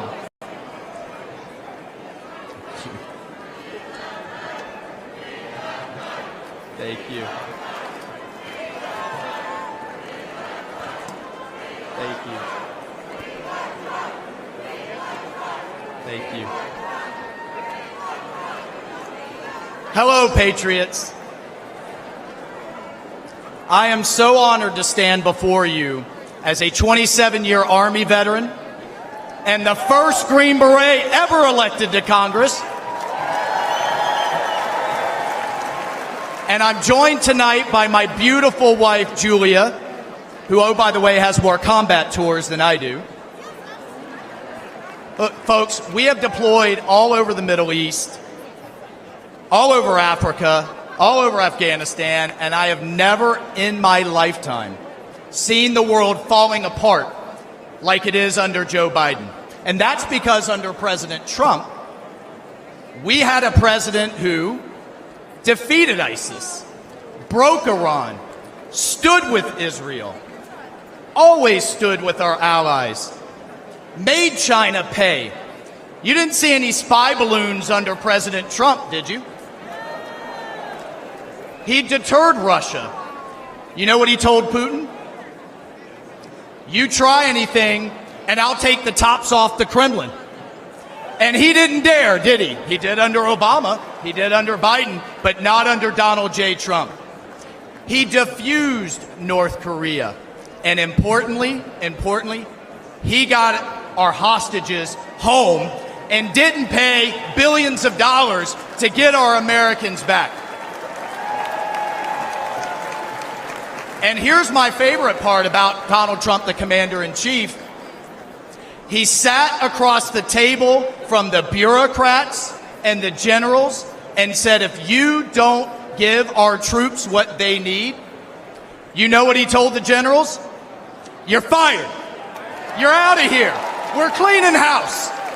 Everything takes too long, costs twice as much, and delivers half of what our troops need. And what do we have today? What do we have today with President Biden? What's he focused on? He's focused on pronouns. He's focused on renaming bases. He's focused on DEI. And here's my favorite. He's focused on building electric tanks. Has anybody seen any charging stations in the Middle East for the Biden's electric tanks? And here's what I can tell you straight up in combat. Our enemy's bullets, listen to me, folks, our enemy's bullets could give a damn about black, white, or brown, or about religion, or about gender, or about anything else. The only colors that matter in the foxhole are the red, white, and blue, baby. That's the only thing that matters. That's the only thing our military should care about. And that's the only thing our fellow soldiers care about. And that's the only thing President Trump cares about. Now, I want to tell you a story about the man, the leader, the commander-in-chief that is Donald J. Trump. We all remember Biden's disgraceful withdrawal from Afghanistan, the debacle and the stain on our national conscience that was. The 13 Gold Star families have to relive it every day the ones that lost their sons and daughters that disgraceful day. Biden won't even take their calls. He calls it an outstanding success. He won't even take a meeting with him. Well, I called President Trump. We talked about it, and he said, Michael, I would love to meet them. Get him up here. Get him up here to Bedminster. He was scheduled, folks, hear me on this. He was scheduled to spend an hour with them. You know how long he spent? He spent 6 hours with them. He met each one. He listened. He cared. One of the moms kind of leaned over to me and she said, do you think he'll sign a picture of my son? I said, oh, hell yeah, he will. Please ask. He would be happy to. And he spent hours more. And if that wasn't enough, he then has them up to dinner. And at the start of the dinner, he promised them this. When he gets back in the White House, he will release all the tapes, all the videos, all the records, all the emails, and give these families the accountability and the transparency that they deserve and that they will never get from Joe Biden.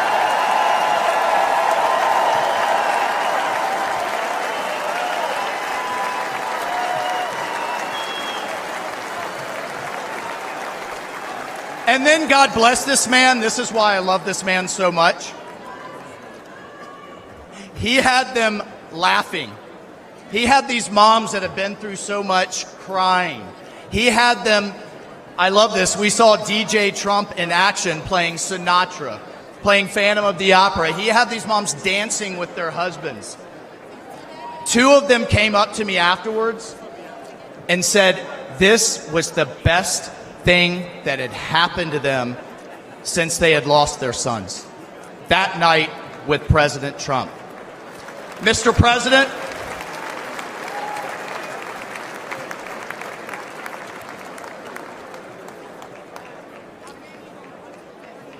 Mr. President, you helped them heal. And I will forever, and they will be forever, and America will forever be grateful to you for that.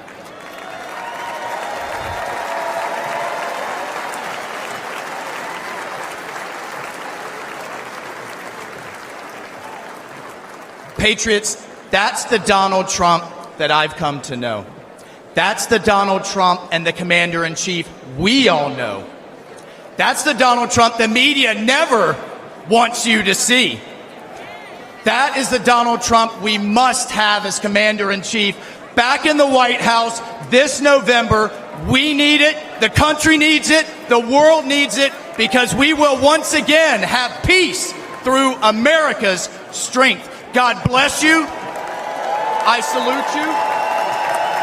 Let's go fight, fight, fight, and let's win.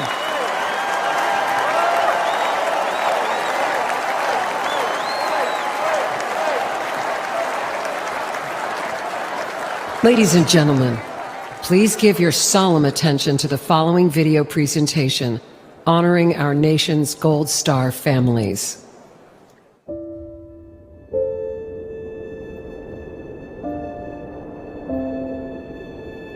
I'm Jim McCollum. I'm the father of Marine Lance Corporal Riley James McCollum, and I'm here to speak for him. My name's Alicia Lopez.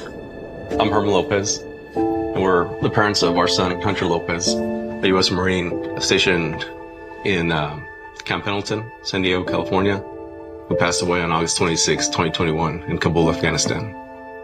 My name is Abby Sanchez, and I am the voice for my brother, Corporal Humberto Sanchez. My name is Coro Braceno, and I am Corporal Humberto Sanchez's mother. My name is Stephen Nakui. I'm here for my son, Kareem Nakui. I'm here today to give my son a voice. My name is Cheryl Jules. I am Sergeant Nicole G's aunt. She was a U.S. Marine that was killed in the Kabul, Afghanistan withdrawal. My name is Christy Shamblin, and I'm here for Sergeant Nicole G. United States Marine who was killed in the Afghanistan exit. My name is Kelly Barnett. I'm here to give a voice to my son, my best friend, Staff Sergeant Taylor Hoover. And my name's Darren Hoover, and I'm here to give voice as well for our son, Staff Sergeant Taylor Hoover. When we started hearing that the Taliban was moving in, that there wasn't more military being deployed, and that they had decided that the Taliban was our security, that was when I became terrified. They were just kind of left there, hung out to dry. For you from Afghanistan, where there are significant casualties, including some Americans from a I was at work attack outside the country. and heard about it. Instantly had that just chill go through me, and I started sending messages. I'm talking to people. I'm calling his girlfriend. I'm saying, well, have you heard from him? Calling his sisters. Have you heard from him? You know, we're texting. We're saying, please, just send us a text. Just whatever. Just let us know that you're okay. When all the explosions went off, I had messaged her and I said, hey, you know, I know you can't say anything, but, you know, just an emoji. Just a bubble.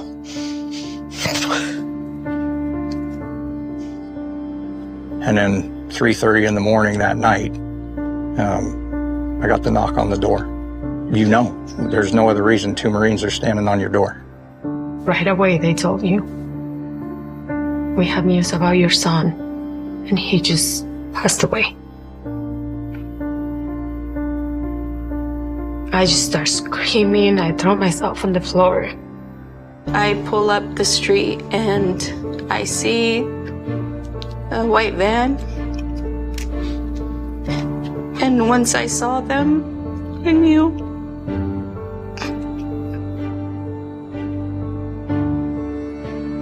It's surreal. Seeing all those flag-draped coffins in the back of a C-17 is something you'll never forget. And it really drives home that, you know, these young men and women gave the ultimate sacrifice. They had all the families within this large room. The president showed up and that was, it wasn't what I was expecting.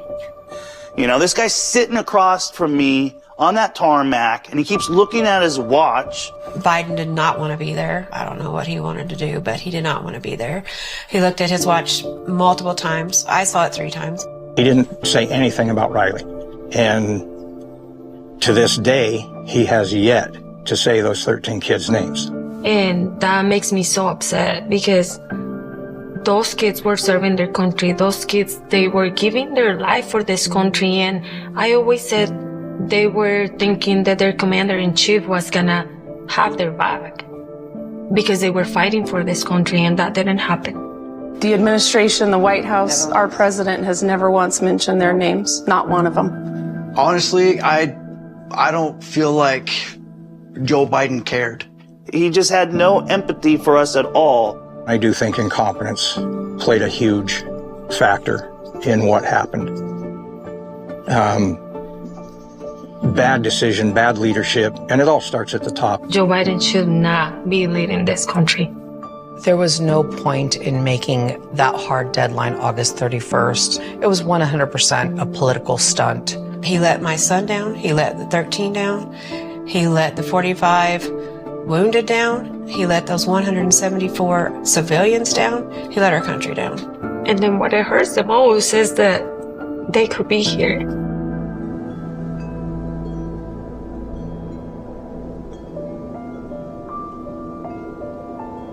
We fully understand we can't bring back our kids, but there are thousands and thousands more out there that are going to come home the same way if something doesn't change. We're the United States of America. We can do better by our men and women that are risking their lives for this country. We can do better for them than that.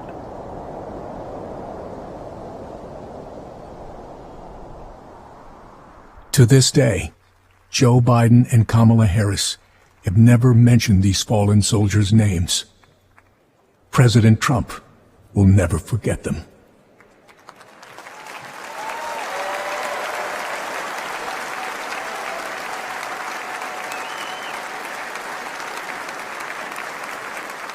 Ladies and gentlemen, please welcome to the stage the Gold Star families of our fallen heroes.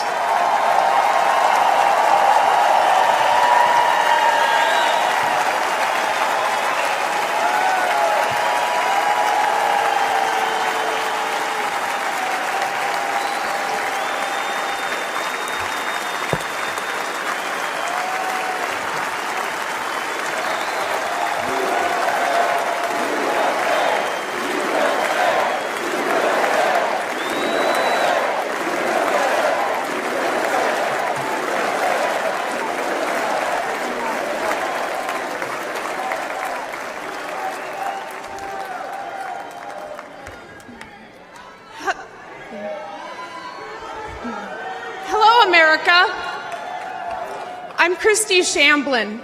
My daughter-in-law, Sergeant Nicole Leanne G.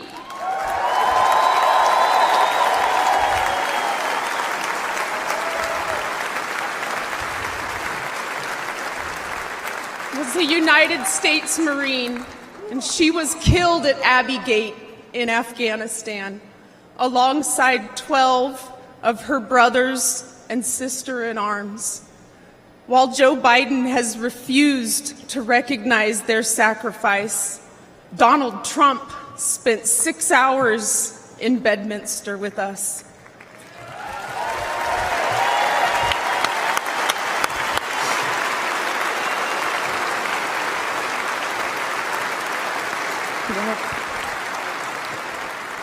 He allowed us to grieve. He allowed us to remember our heroes. Donald Trump knew all of our children's names. He knew their stories, and he spoke to us in a way that made us feel understood, like he knew our kids. Donald Trump carried the weight for a few hours with me.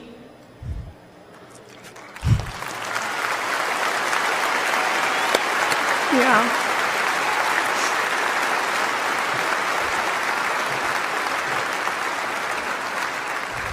And for the first time since Nicole's death, I felt I wasn't alone in my grief. Thank you.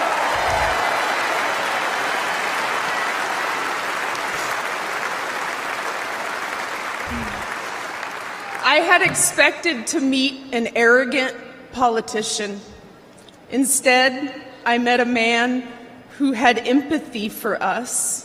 He was compassionate, and he spent time with us because he knew it would make us feel better.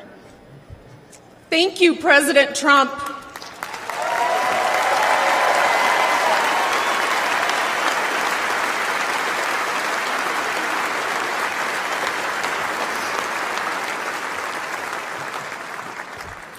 I'm Cheryl Jules, Nicole's aunt. Joe Biden said the withdrawal from Afghanistan was an extraordinary success. An extraordinary success. Look at our faces. Look at our pain and our heartbreak. And look at our rage. That was not an extraordinary success. The humiliation of our nation was not an extraordinary success.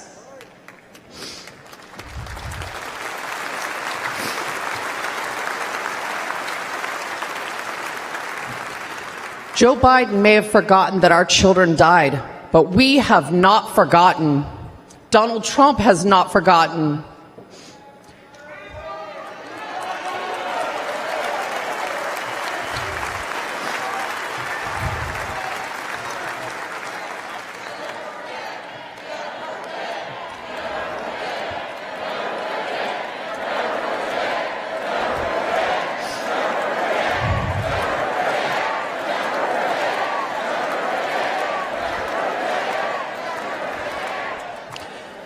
Joe Biden owes the men and women that served in Afghanistan a debt of gratitude and an apology.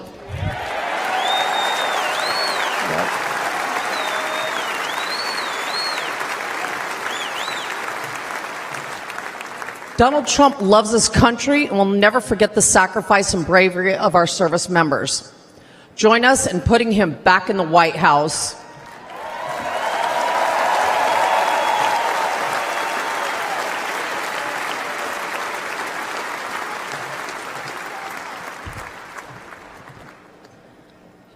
I'm Alicia Lopez, and this is my husband, Herman.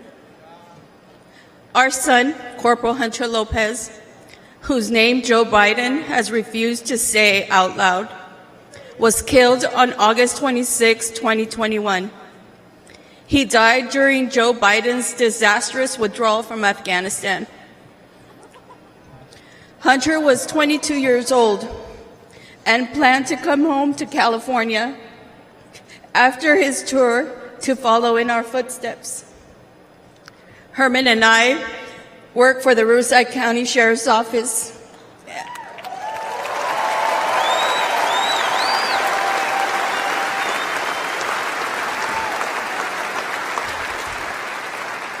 And our family has a tradition of service in law enforcement.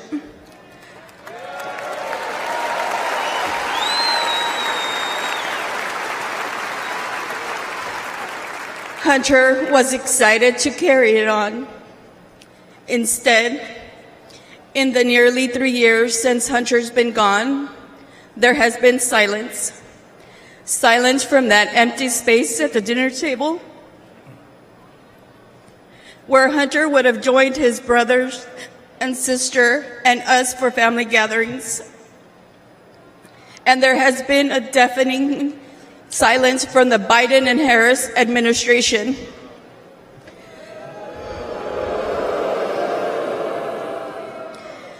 Despite our pleas for answers and accountability, they have pushed us away and tried to silence us. The Biden administration has not owned up to the bad decisions. They have not been transparent about their failures. And their so-called leaders work to protect themselves rather than our sons and daughters who took the oath to defend our country.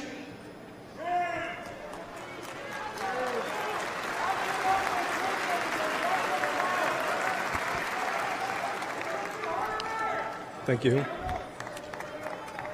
When Hunter and the other service members' bodies were returned to the U.S. in Dover, Delaware, Joe Biden met the plane. But he made the occasion more about his son, lost to cancer, than our sons and daughters, lost on his watch. Worse than that, he has never said their names out loud. And during last month's debate, he claimed no service members have died during his administration.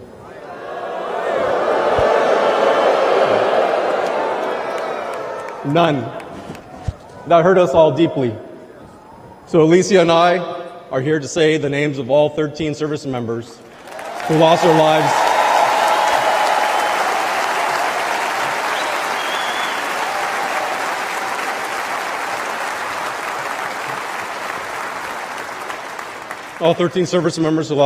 at Abbey Gate. David Espinoza.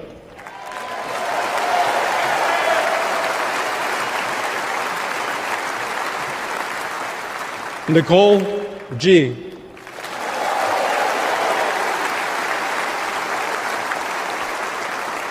Taylor Hoover.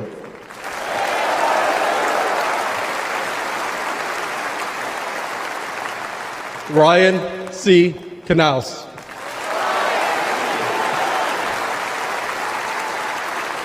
Riley McCollum.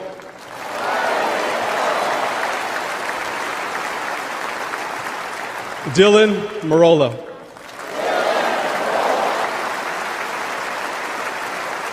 Kareem Nakui. Dagan Page.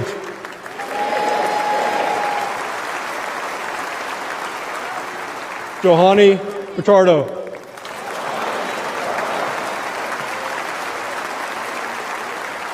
Humberto Sanchez.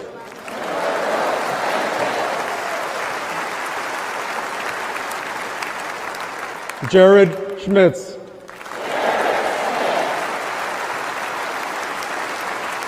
Maxon Sobiak.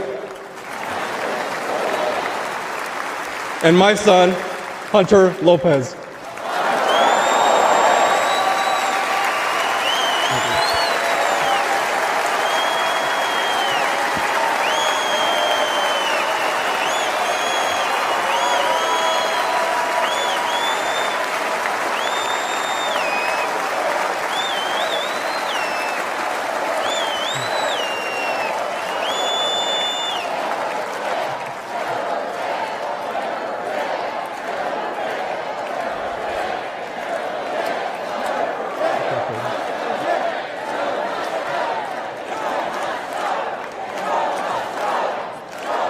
Joe Biden has to go. He failed the American people. He failed the Afghan people and our military service members. He failed our family, and he failed Hunter. Donald Trump has a proven record of keeping the peace and honoring those in uniform.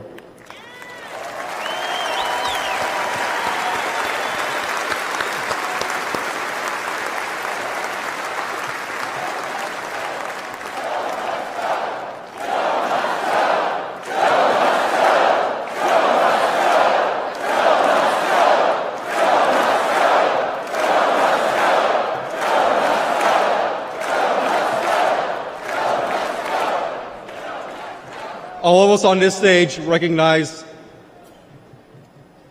the efforts of Mr. Trump. We know this firsthand. We've experienced it. Whenever we've met with him, he has demonstrated compassion. He has joined us on our mission for answers, and he has given hope to our extended Gold Star family.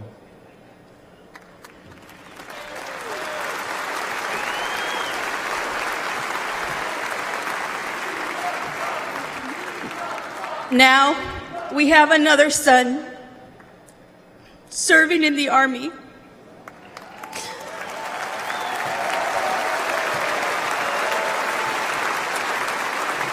And we do not trust Joe Biden with his life.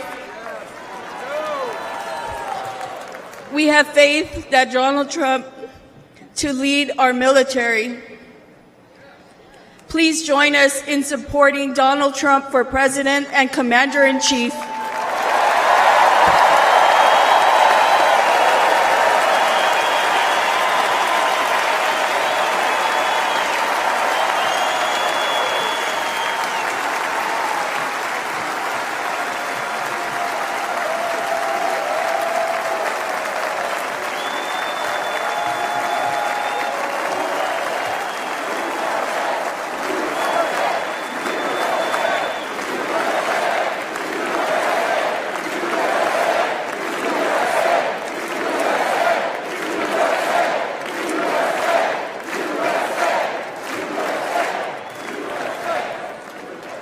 While campuses struggle to get control of their students, at UNC Chapel Hill, they are bringing order back. Students restoring the American flag and singing the national anthem.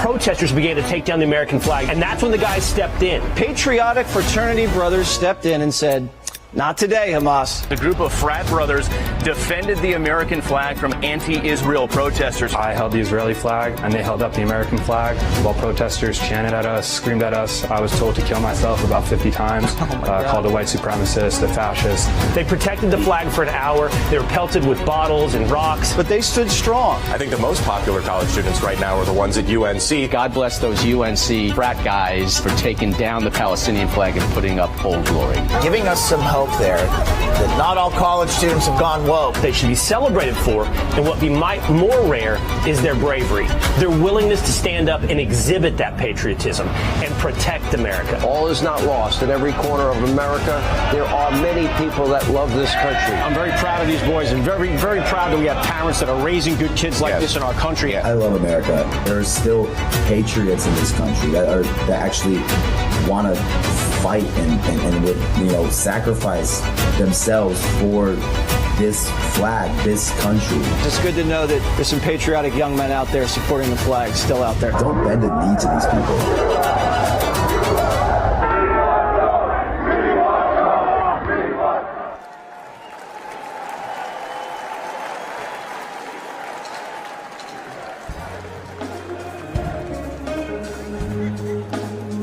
Ladies and gentlemen, please welcome country music star Brian Kelly and Anthony McGahee and Praise Motivated Choir. Granddaddy came back from war with a purple heart and a couple scars. A lot more like him out there never made it home, but they ain't gone. And old Glory don't ever get old. She's the greatest story.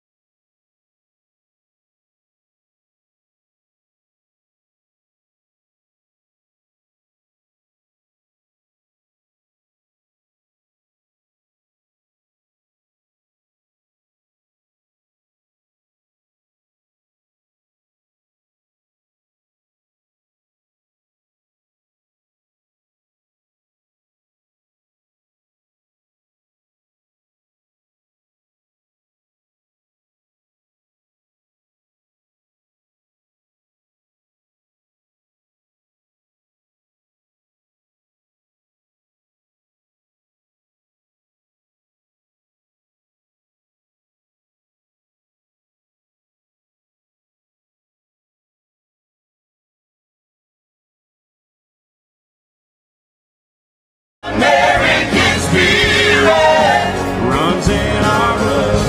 Come on. Oh, in every big city and all the small towns, hats come off when the flags come out. Every mom and pop shop flying them proud. You can't take down American spirit. Oh, American spirit.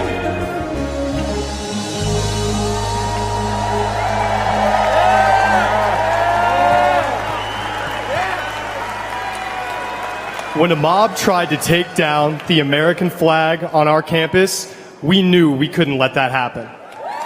We stood guard, we held it up, and we did not let it fall.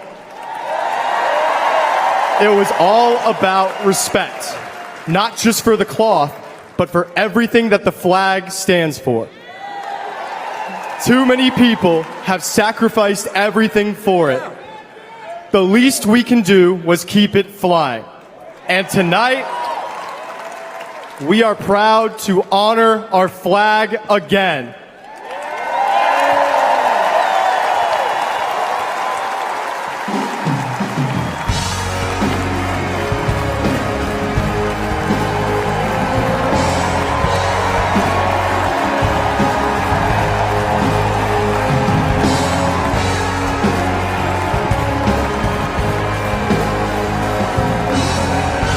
First day that we take back the White House from crooked Joe Biden, the worst president in the history of our country, I believe that we're going to have 4 of the greatest years in the history of our country.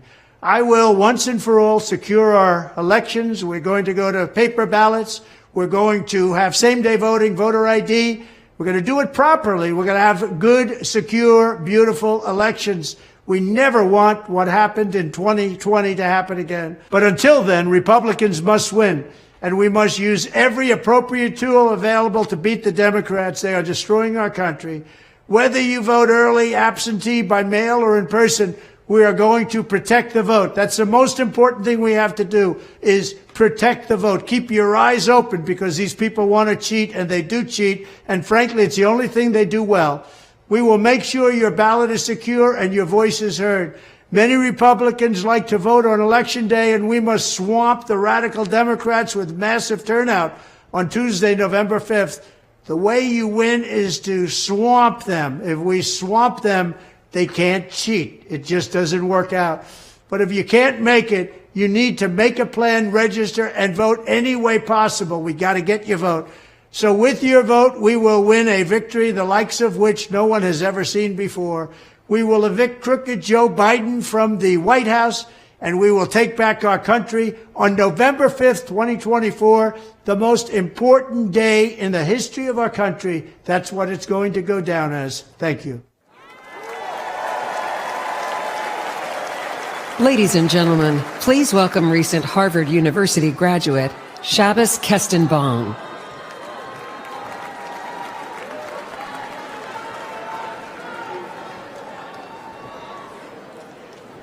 My name is Shabbos Kestenbaum.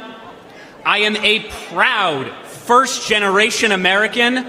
I am a proud Orthodox Jew. And as of 5 months ago, I am the proud plaintiff suing Harvard University for its failure to combat anti-Semitism.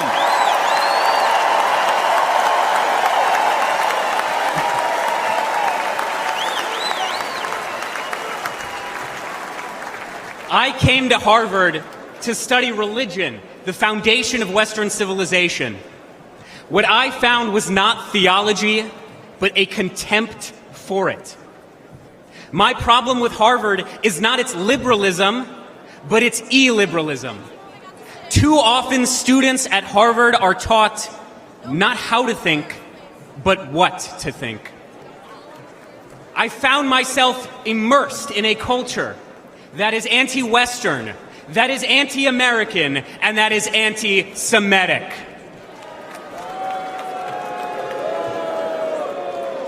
After October 7th, the world finally saw what I and so many Jewish students across this country experienced almost every day. When I planted 1,200 Israeli and American flags on campus, they were all vandalized within 24 hours. I was harassed by my peers merely for being a Jew and have received countless death threats online. Students and professors have openly called for new Hamas-style attacks against the United States. And perhaps most damning, when Hamas terrorists butchered 45 American citizens on October 7th, when they took 12 Americans hostage, Harvard refused to immediately and unequivocally condemn this atrocity. My fellow Americans, the anti-Semitic bigotry, unfortunately, extends far beyond the universities. Although I once voted for Bernie Sanders, I now recognize that the far left has not only abandoned the Jewish people, but the American people.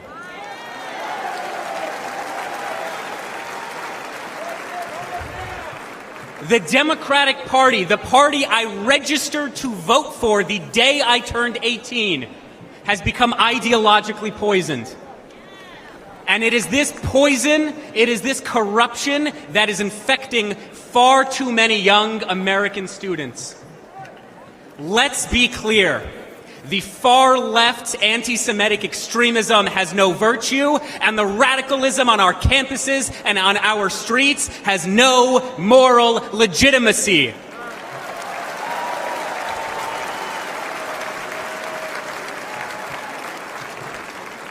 Sadly, the far left-wing tide of anti-Semitism is rising. But tonight, we fight back. I am proud to support President Trump's policies to expel foreign students who violate our laws, harass our Jewish classmates, and desecrate our freedoms.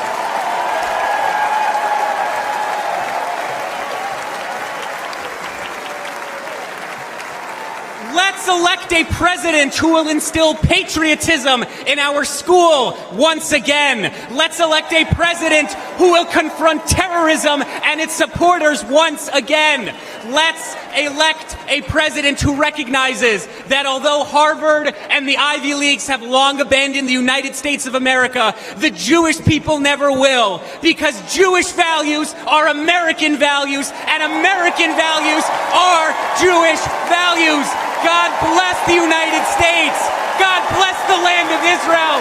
God bless, protect, and return the American hostages in Gaza now.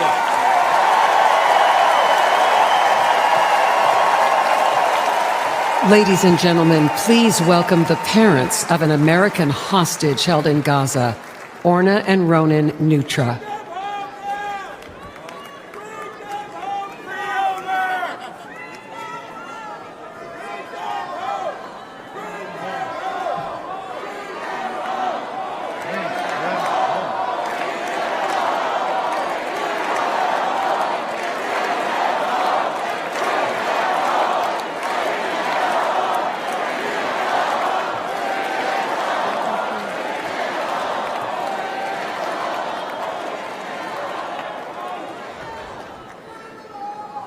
Our son, Omer, is an American citizen. For 285 long days and nights, Hamas terrorists have been holding Omer imprisoned in tunnels underneath Gaza. Omer, which is a biblical name and means in Hebrew the first crop, is our firstborn. He was born in New York City 1 month after 9/11. 8 months pregnant, I walked across the Queensboro Bridge towards home that day. And here we are, 23 years later, and he's the victim of another vile terrorist attack. Let me tell you a little bit about my son. He's a connector. He's an extremely social person. He loves sports. In high school, he was captain of the soccer ball, volleyball, and basketball teams. He's a natural leader.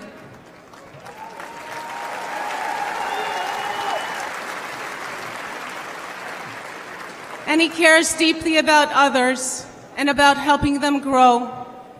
He turned 22 on October 14, 2023.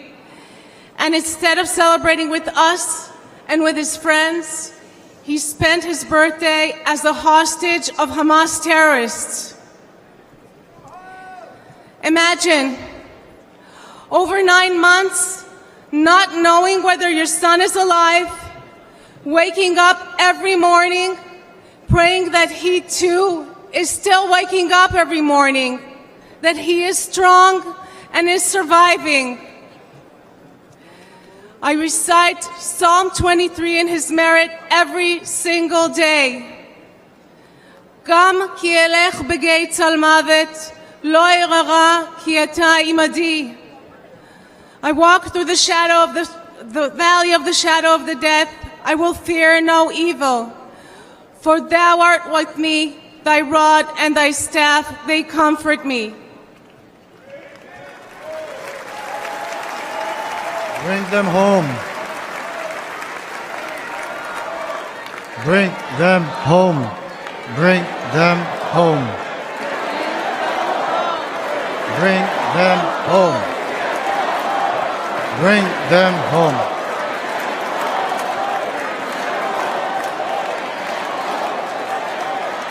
During the brutal October 7 attack on Israel, over 1,200 people were slaughtered.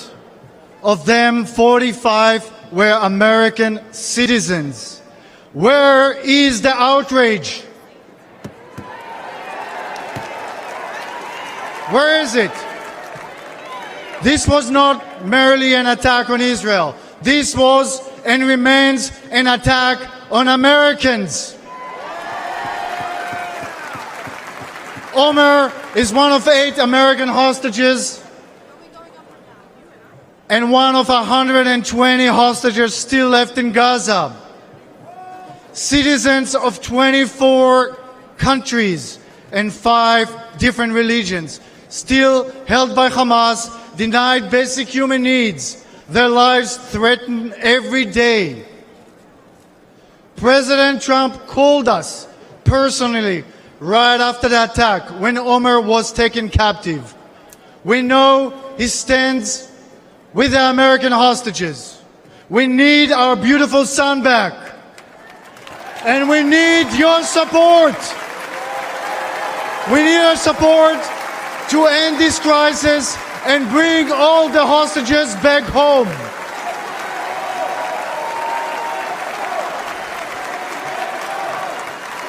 Them home. Bring them home. Bring them home. Bring them home. Bring them home. Omer, we love you. We won't stop fighting for you. Say it with us. Bring them home. Bring them home. Bring them home. Thank you, everybody.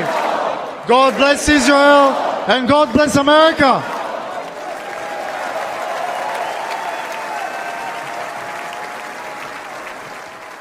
Ladies and gentlemen, former paratrooper, congressman, and New York State gubernatorial candidate, Lee Zeldin.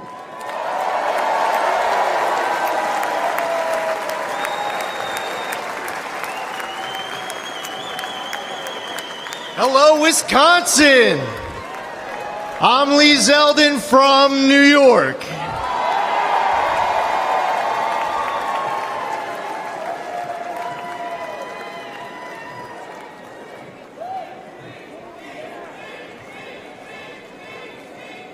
A nation led by President Trump is a nation stronger, safer, and more secure. As a former 82nd Airborne paratrooper,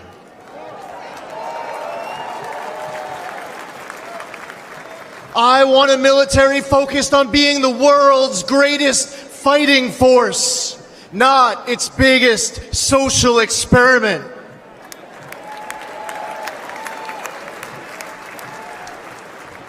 We need a president treating our friends as friends and our adversaries as our adversaries, understanding they only respect strength, not weakness.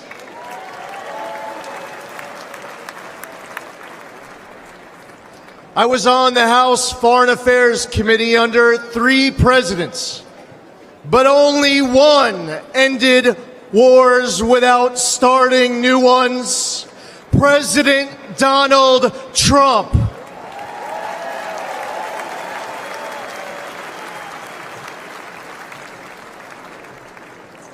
As one of 2 Jewish Republicans in Congress, it was amazing to witness history-making progress, strengthening the U.S.-Israel relationship under President Trump, moving our embassy in Israel to Jerusalem,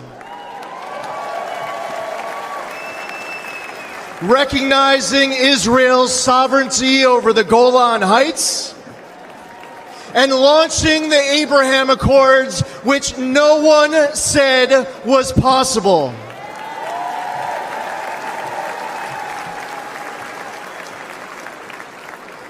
Soleimani and the ISIS caliphate were eliminated. President Trump withdrew from the Iran deal. Stop those insane ransom payments and crippled Iran with maximum pressure.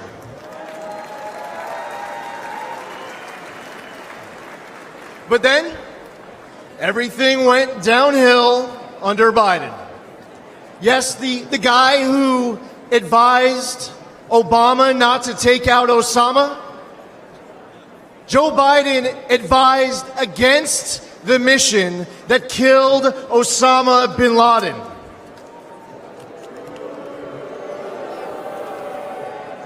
As an American, and especially as a New Yorker, that's unforgivable. Even in his prime, he had bad judgment. And it's only gotten worse with age. We cannot count on Biden to make this kind of crucial 3 a.m. decision. Heck, we can't rely on him at 3 in the afternoon.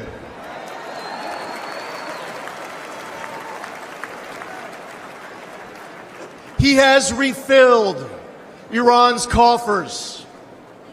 Since October 7th, Biden has pandered to anti-Semites who cheer Hamas's attack. All while Americans are still being held hostage in Gaza. Biden turned 13 Blue Star families into Gold Star families with his fatal withdrawal from Afghanistan, and then he lied about it during last month's debate, claiming that no service members had died under his watch.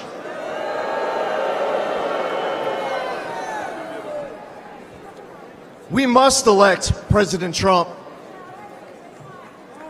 Whether building an Iron Dome defense shield at home, countering China and other bad actors abroad, or securing our borders, he will make America strong and respected again. President Trump risks everything for us.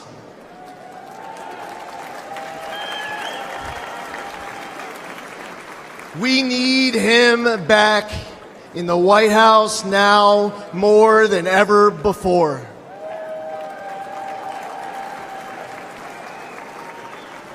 To make America great again, we must first, and God willing, we will expand the Republican majority in the United States House of Representatives. We will flip the United States Senate. We are going to elect J.D. Vance, our next vice president. And we will make Donald J. Trump the 47th president of these United States. Thank you. God bless you. God bless President Trump and his family. And God bless America.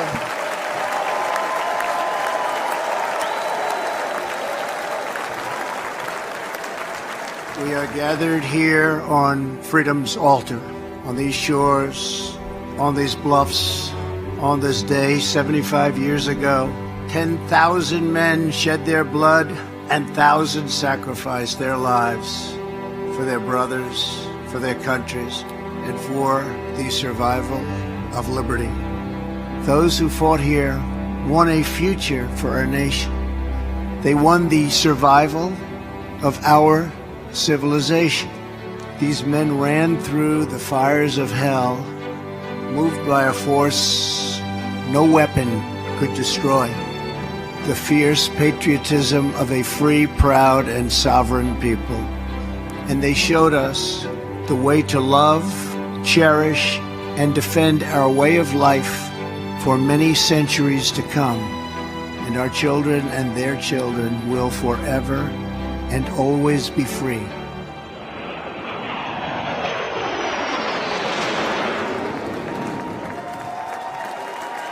Ladies and gentlemen, please welcome World War II hero, William Peckrell.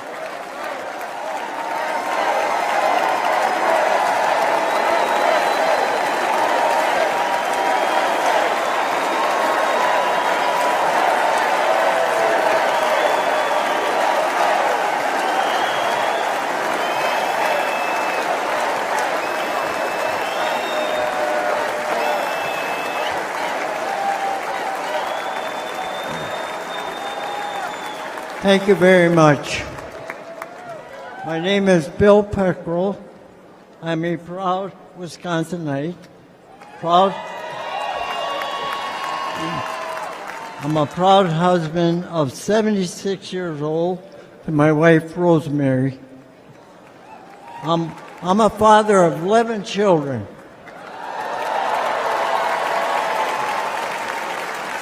6 girls, 5 boys. Our family across 5 generations and a proud World War II veteran.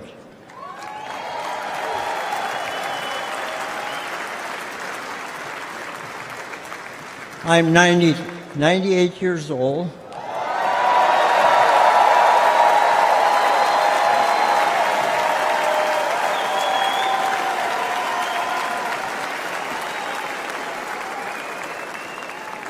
Some call us the greatest generation.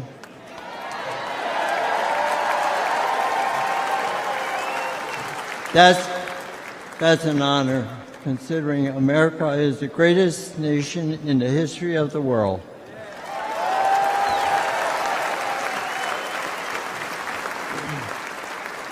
I will never forget and witness the horror of the Nazis' war camps. In the Battle of the Bulge, my friends and I fought to stop the Nazis' last major push in the Western Front.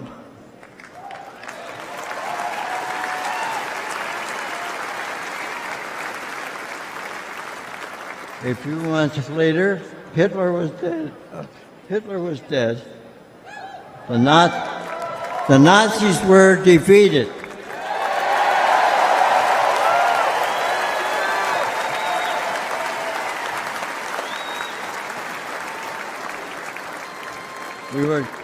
We gave thanks to Almighty God for delivering us from evil.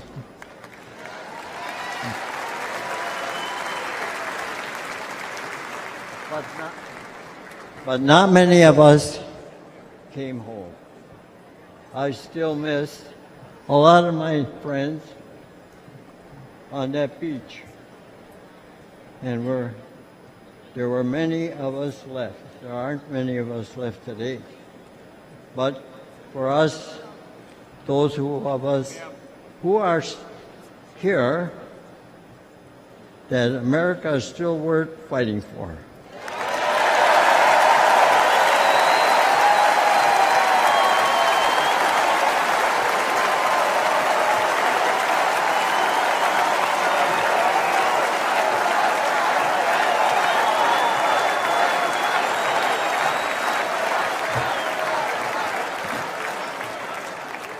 It hurts my heart to see what our current president and vice president have done to the country I love so well.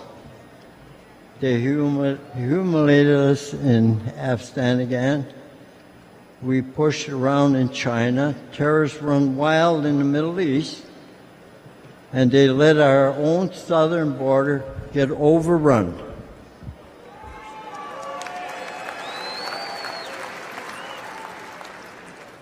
America, people say, America is an idea, but I believe America is much more than that.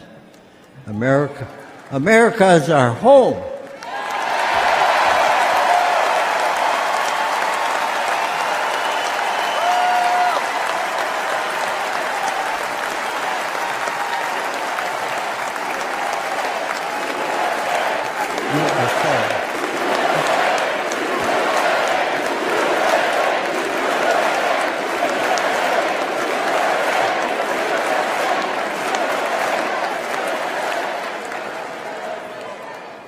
You know, when I was fighting in Europe and I came back home, I kissed the ground, thanking God that I'm back home in my country.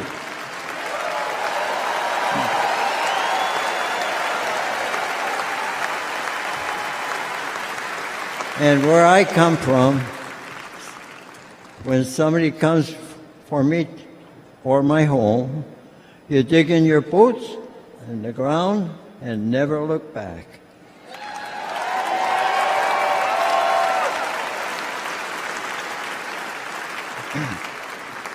That's the attitude that saved the free world, and those years ago. And President Trump, back in Commander-in-Chief, I would go back to re-enlist today.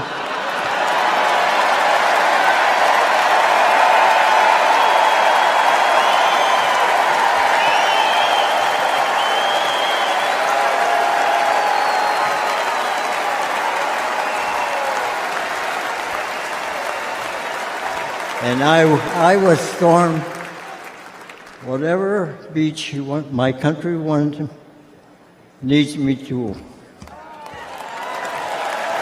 fight again. God bless you. God bless our home and the United States of America.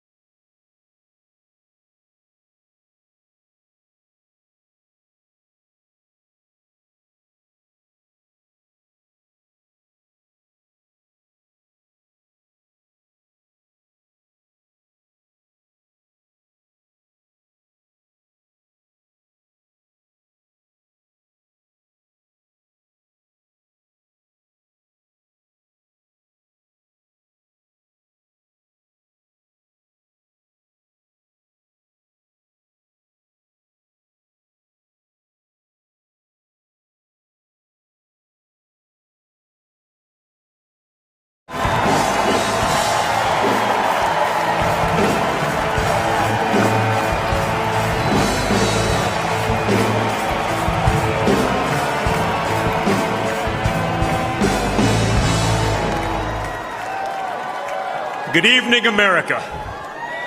Before I begin my remarks, I'm going to do something a little uncharacteristic.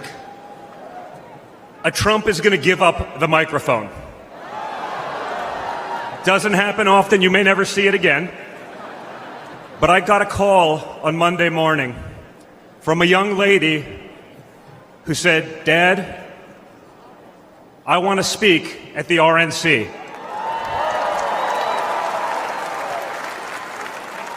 I want to speak at the RNC because I want America to know what my grandpa is actually like.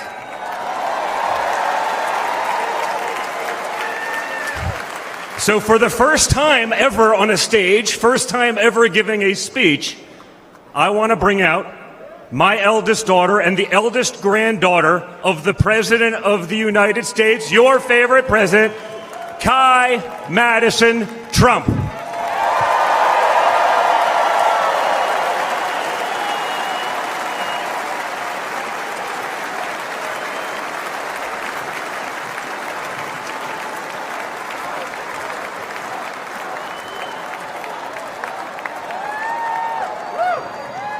Hi, everyone. My name is Madison Trump. I am the granddaughter of Donald Trump. I'm speaking today to share the side of my grandpa that people don't often see. To me, he's just a normal grandpa. He gives us candy and soda when our parents aren't looking. He always wants to know how we're doing in school. When I made the high honor roll, he printed it out to show his friends how proud he was of me. I know. He calls me during the middle of the school day to ask how my golf game is going and tells me all about his. But then I have to remind him that I'm in school and I'll have to call him back later. When we play golf together, if I'm not on his team, he'll try to get inside of my head. I know. And he's always surprised that I don't let him get to me. But I have to remind him I'm a Trump too.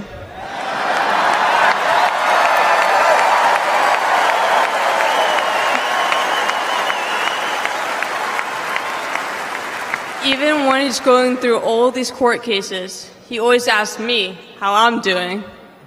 He always encourages me to push myself to be the most successful person I can be.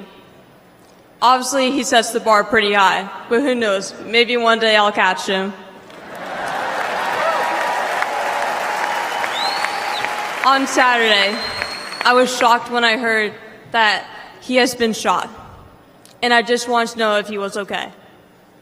It was heartbreaking that someone would do that to another person. A lot of people have put my grandpa through hell, and he's still standing.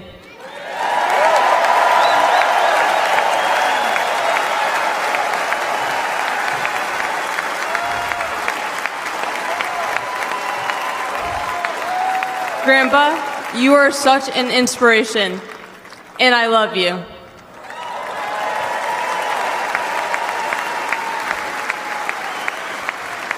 The media makes my grandpa seem like a different person, but I know him for who he is. He's very caring and loving. He truly wants the best for this country, and he will fight every single day to make America great again. Thank you very much.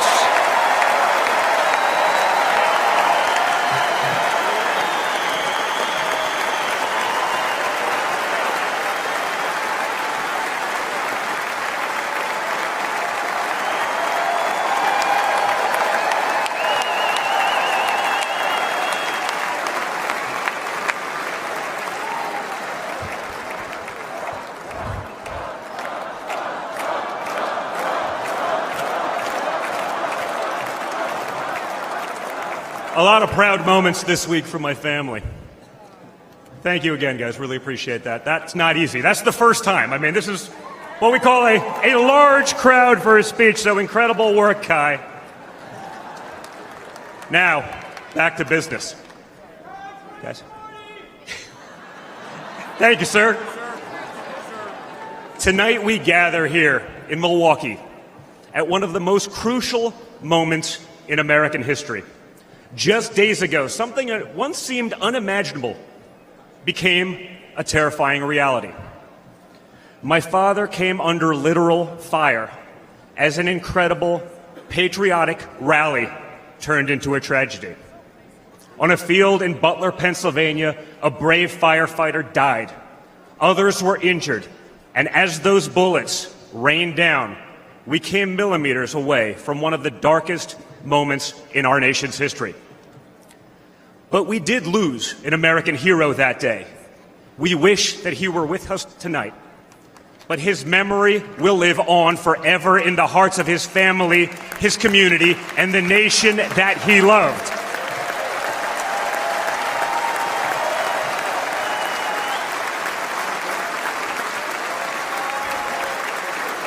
So I would like to take just a moment tonight to express our gratitude for the life and service of American hero Corey Comparator.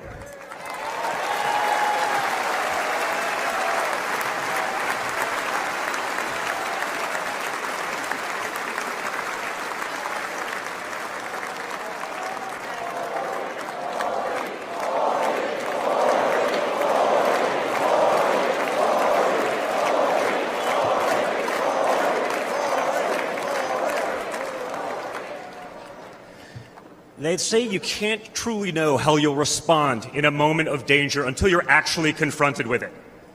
So what was my father's instinct as his life was on the line? Not to cower, not to surrender, but to show for all the world to see that the next American president has the heart of a lion.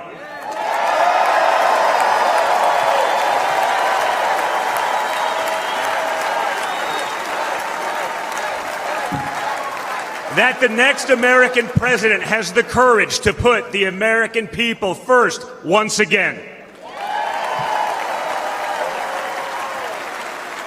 And in that moment, my father didn't just show his character.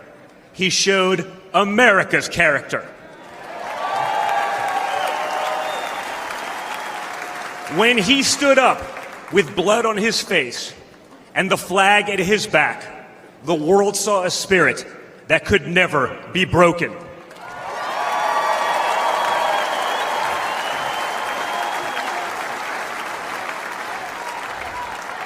And that is the true spirit of America. America knows what it's like to be down. We know what it's like to be confused and to be afraid. Long before the attempt on my father's life, every American I'd met was filled with fear and anxiety. They were afraid our country was being torn apart. They were anxious about the massive and chaotic invasion of illegal aliens across our border. They were deeply concerned about partisan lawfare, education indoctrination, and attacks on freedom of speech. Most terrifying of all, they saw that our leaders didn't care, or worse, that they joyfully aided and abetted the erosion of our rights. And the lies. Oh yeah, the lies. We won't ever forget the lies. From left-wing politicians, from their allies in the media. When you hear them in a row, you fully understand the extent they have gone to divide this great nation. They lied about Russia collusion. They lied about Hunter's laptop. They lied about Joe Biden's fitness for office. They lied about the border being secure. They lied about inflation being transitory. They lied about how they would safely withdraw from Afghanistan. They lied about Biden being a, quote, moderate. And they told one nonstop lie after another about my father. But they could only run away from reality for so long. All hell has broken loose in America, and it's impossible to hide anymore.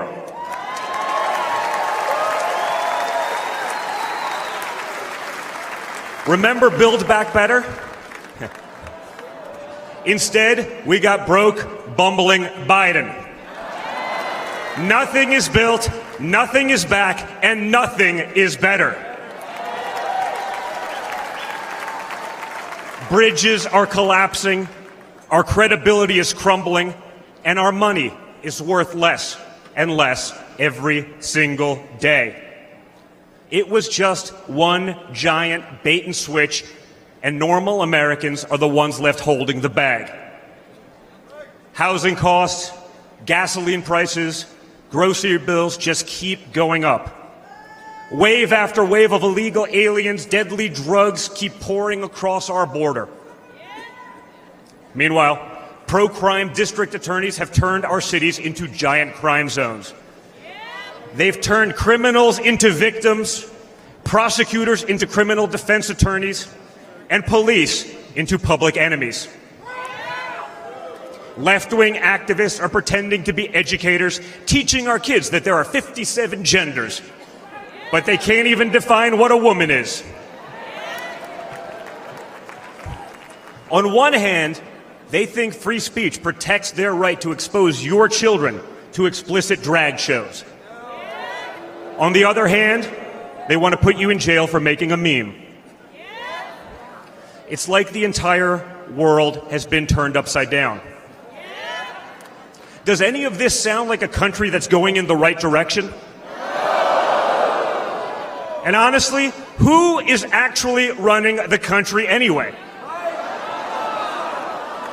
It's obviously not Joe Biden. So who are they asking us to elect? Seriously, who's running things? Does anyone really know? Is it Jill?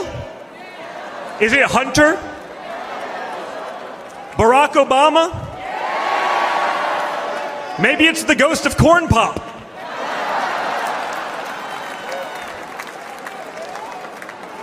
Whoever is running the show, the only thing they are effective at is persecuting my father. They twisted, contorted, and corrupted the criminal code to turn bookkeeping errors into felonies. They concocted new legal theories out of thin air. They imposed gag orders on my father because the last thing a defendant should be able to do is defend himself, right? They punished him for merely speaking the truth. They say they hate Vladimir Putin, but it sure seems like they've spent a lot of time copying his playbook.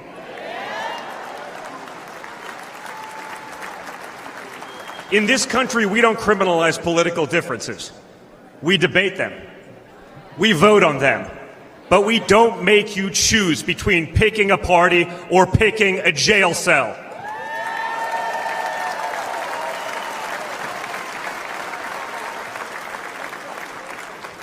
There was a time when the Democrats really wanted what was best for America, even if they had a different way of getting there. It was the party of Franklin Roosevelt, John F. Kennedy, Martin Luther King Jr. You may have disagreed with that party, but at least you could respect it. But this new extreme Democrat Party, they want us to somehow believe that the only way forward is going backwards, where hiring decisions are based solely on race, where justice is only for those with the right opinions, where streets are a luxury only for the elite, where economic opportunity exists only when you know the right people. Right now, the America we all grew up with, the America that we love, feels like an old photograph where you sit down with your children and tell them what life used to be like. You look back at that America and remember a country that was confident and proud, an America that knew who it was and what it stood for. And it can all feel like a distant memory. Somewhere along the way we stumbled. Somewhere along the way we lost ourselves. But we can't live on nostalgia. Yes, America was great, but our greatest days are yet to come.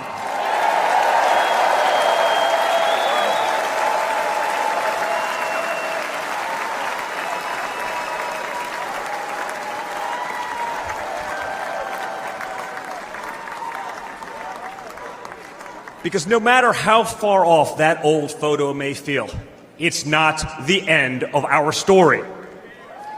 We're like that man who stood on that platform and felt the bullet pierce his flesh just days ago in Pennsylvania. He may have moved to the ground, but he stood back up.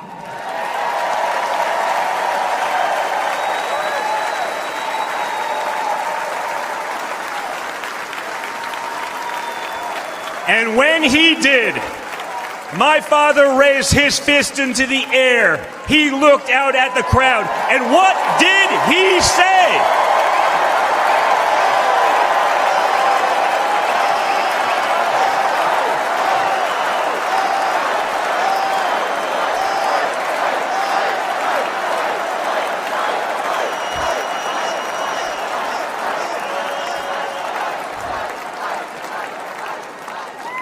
And we will fight. We will fight. We will fight with our voices. We will fight with our ideas. And on November 5th, we will fight with our vote.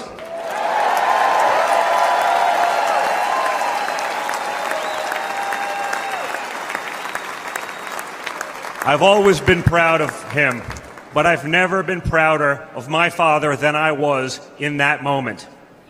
That's when the world found out that there is tough, and then there's Trump tough.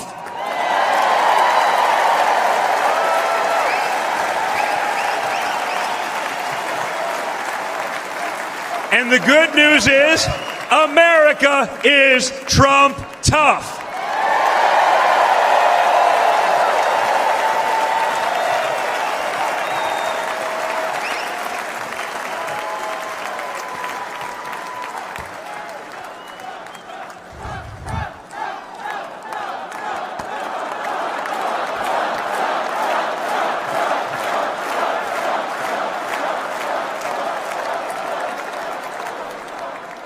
In 1912, more than a century ago, another legendary Republican president came right here to Milwaukee. At a political rally less than 1 mile from where we stand tonight, Teddy Roosevelt was struck by a would-be assassin's bullet. But he didn't quit either. He finished his speech and he kept fighting.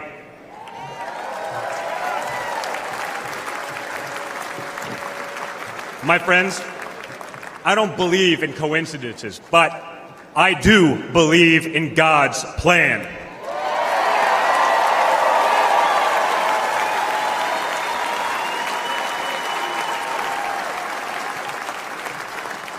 Today, Teddy Roosevelt's man in the arena has a name, and it's Donald J. Trump.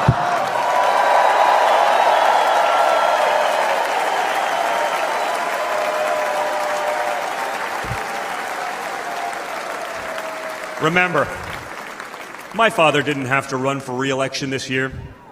He doesn't need the money, the fame, the power. Frankly, he doesn't need the witch hunts, the phony investigations, or the political prosecutions either. But he knew he had to run if there was any chance at saving America.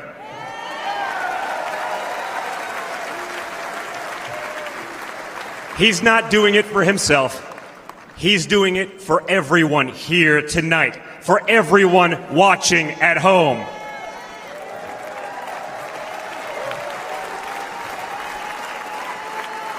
No matter who you are, you can be a part of this movement to make America great again.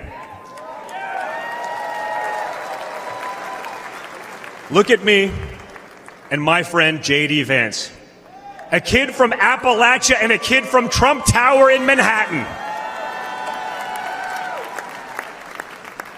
We grew up worlds apart, yet now we're both fighting side by side to save the country we love. And by the way, J.D. Vance is going to make one hell of a vice president.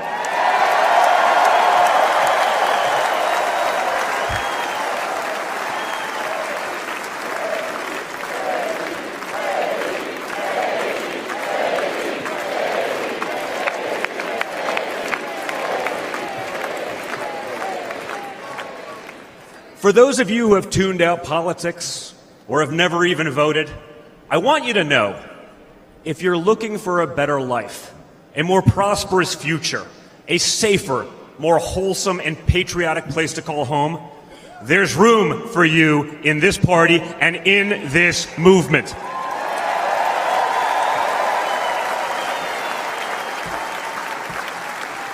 In fact, you're the ones who matter most of all.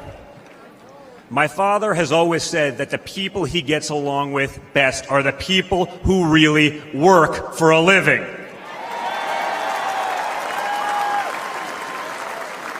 It's because of his background as a builder in construction, right?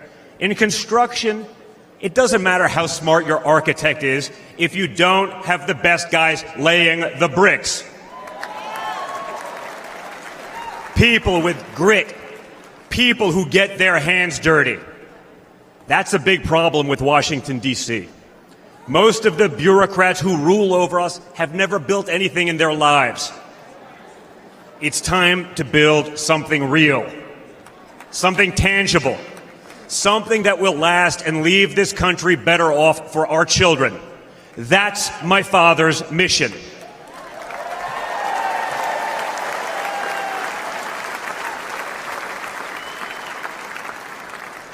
This November, we have a choice. It's a choice between one team that wants to build this country up and another that wants to tear this country down. It's a choice between people who are proud of America and people who are ashamed of America. And ultimately, it's a choice between America last and America first.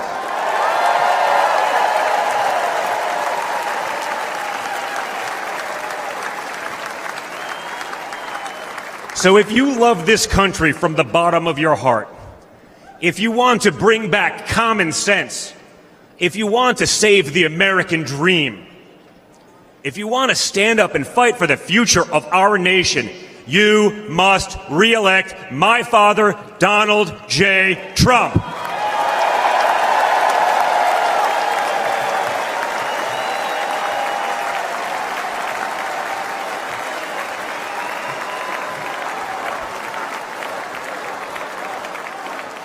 Together, we will make America great once again. Thank you. Thank you, Wisconsin.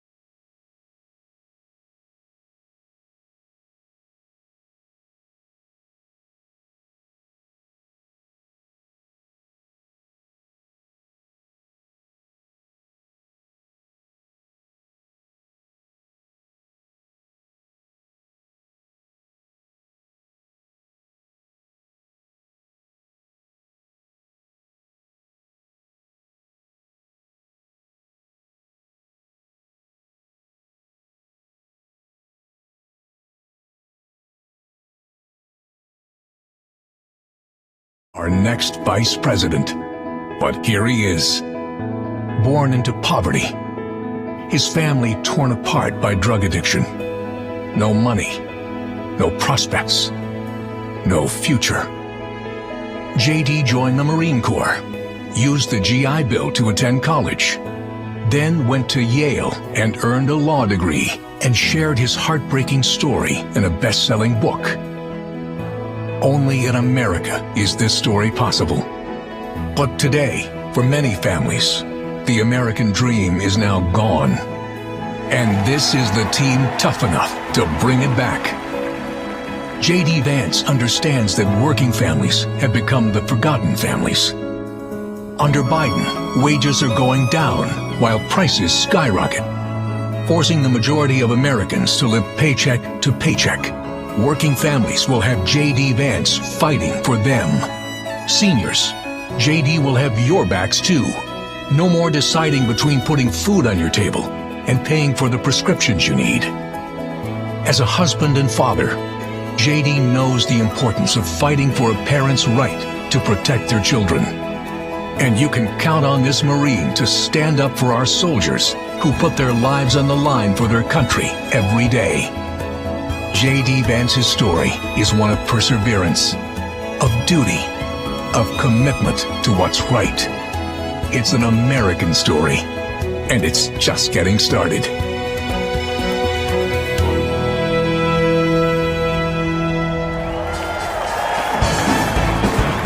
Ladies and gentlemen, please welcome Usha Vance.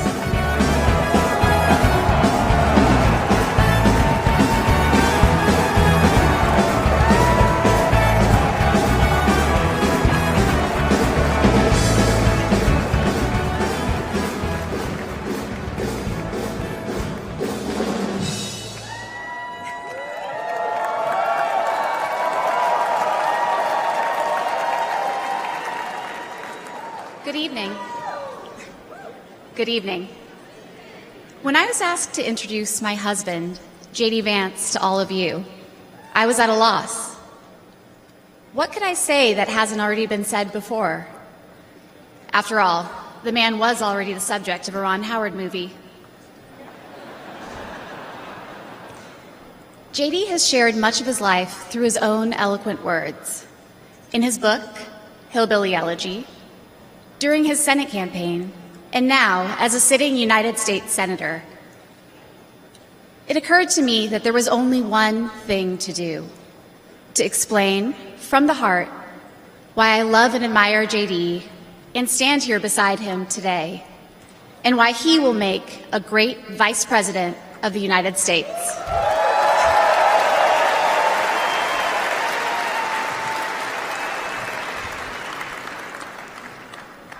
I met J.D. in law school when he was fresh out of Ohio State, which he attended with the support of the GI Bill. We were friends first because, who wouldn't want to be friends with J.D.? He was then, as now, the most interesting person I knew. A working-class guy who had overcome childhood traumas that I could barely fathom to end up at Yale Law School. A tough Marine who had served in Iraq, but whose idea of a good time was playing with puppies and watching the movie Babe. The most determined person I knew with one overriding ambition: to become a husband and a father, and to build the kind of tight-knit family that he had longed for as a child. My background is very different from J.D.'s. I grew up in San Diego, in a middle-class community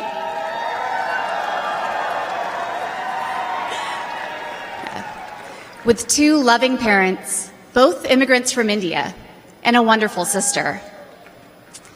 That J.D. and I could meet at all, let alone fall in love and marry, is a testament to this great country.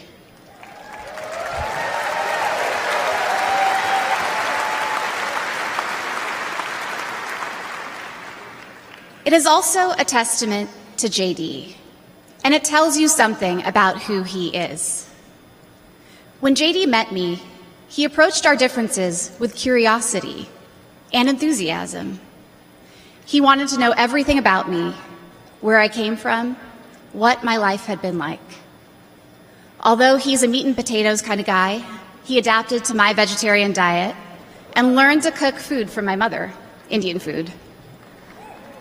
Before I knew it, he had become an integral part of my family, a person I could not imagine living without.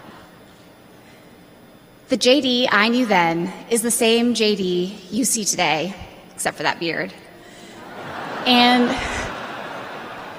his goals in this new role are the same that he has pursued for our family: to keep people safe, to create opportunities, to build a better life, and to solve problems with an open mind.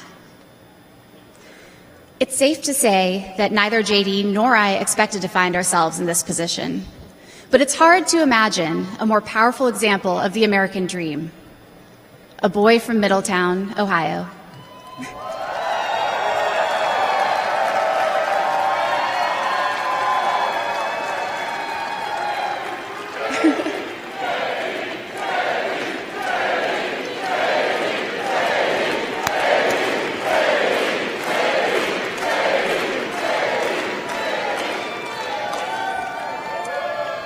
Raised by his grandmother through tough times, chosen to help lead our country through some of its greatest challenges. I am grateful to all of you for the trust you have placed in him and in our family. And with that, it is my great privilege to introduce my husband and the next Vice President of the United States, J.D. Vance.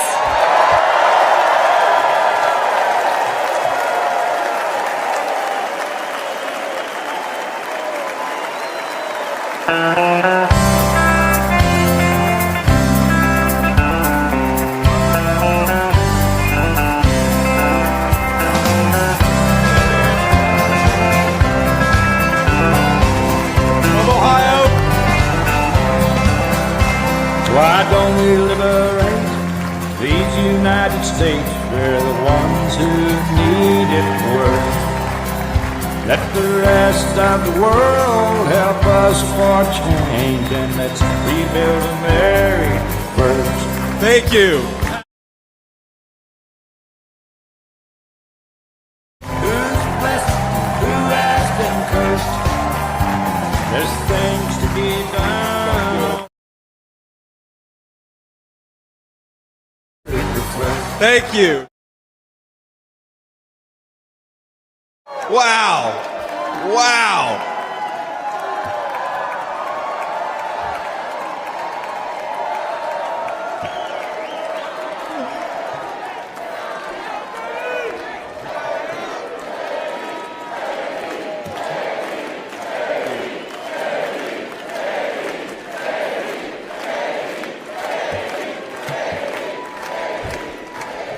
Yeah.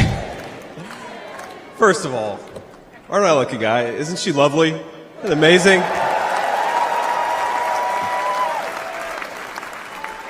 Greetings, Milwaukee, my fellow Americans and my fellow Republicans. My name is J.D. Vance from the great state of Ohio.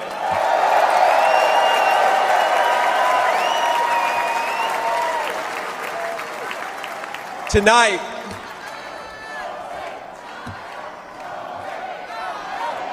O-H-I-O, O-H-I-O. You guys, we're gonna chill with the Ohio love. We gotta win Michigan too here, so.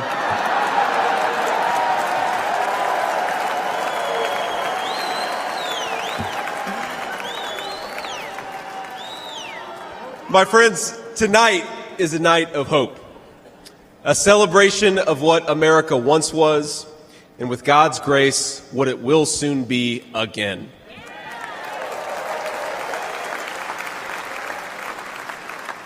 And it is a reminder of the sacred duty we have to preserve the American experiment, to choose a new path for our children and grandchildren. But as we meet tonight, we cannot forget that this evening could have been so much different. Instead of a day of celebration, this could have been a day of heartache and mourning. For the last 8 years, President Trump has given everything he has to fight for the people of our country.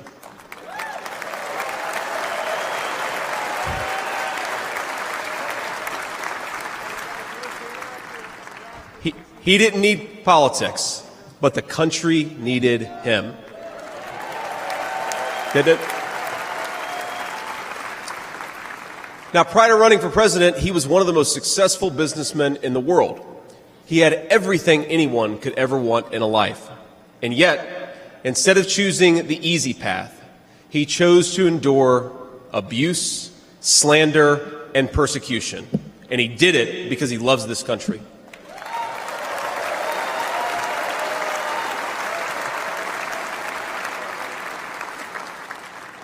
I want all Americans to go and watch the video of a would-be assassin coming a quarter of an inch from taking his life.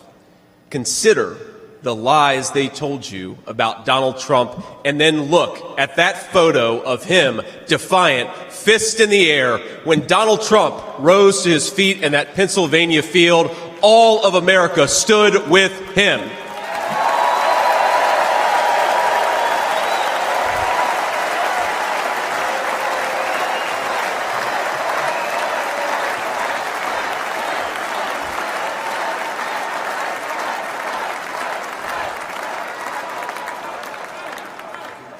And what did he call us to do for our country? To fight for America. Even in his most perilous moment, we were on his mind. His instinct was for us, for our country, to call us to something higher, to something greater, to once again be citizens who ask what our country needs of us. Now consider what they said. They said he was a tyrant. They said he must be stopped at all costs. But how did he respond? He called for national unity, for national calm, literally right after an assassin nearly took his life.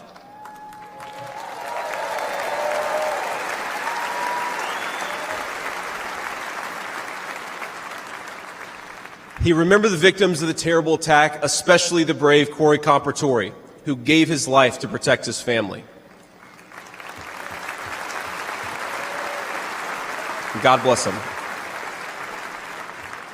And then President Trump flew to Milwaukee and got back to work.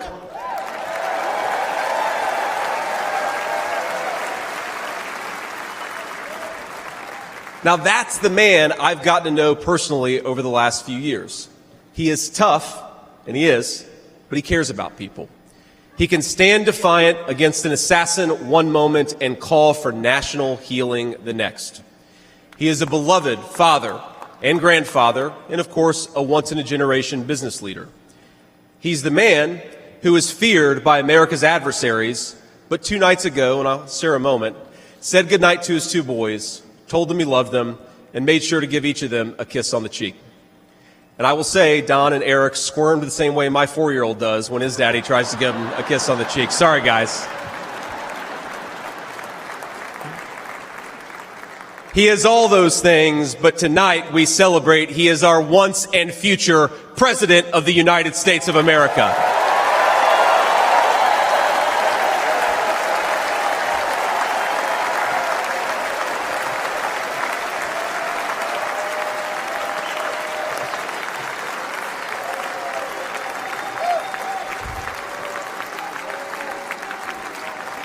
Now,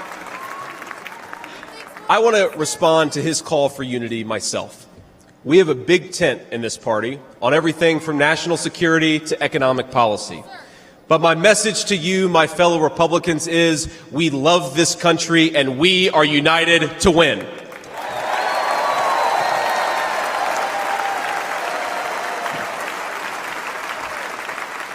Right. Now, I think our disagreements actually make us stronger. That's what I've learned in my time in the United States Senate, where sometimes I persuade my colleagues and sometimes they persuade me. And my message to my fellow Americans, those watching from across the country, is shouldn't we be governed by a party that is unafraid to debate ideas and come to the best solution?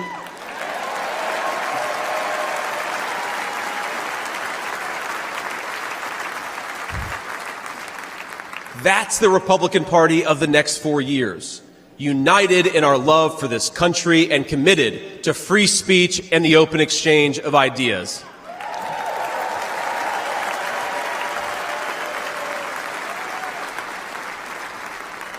And so tonight, Mr. Chairman, I stand here humbled, and I'm overwhelmed with gratitude to say I officially accept your nomination to be Vice President of the United States of America.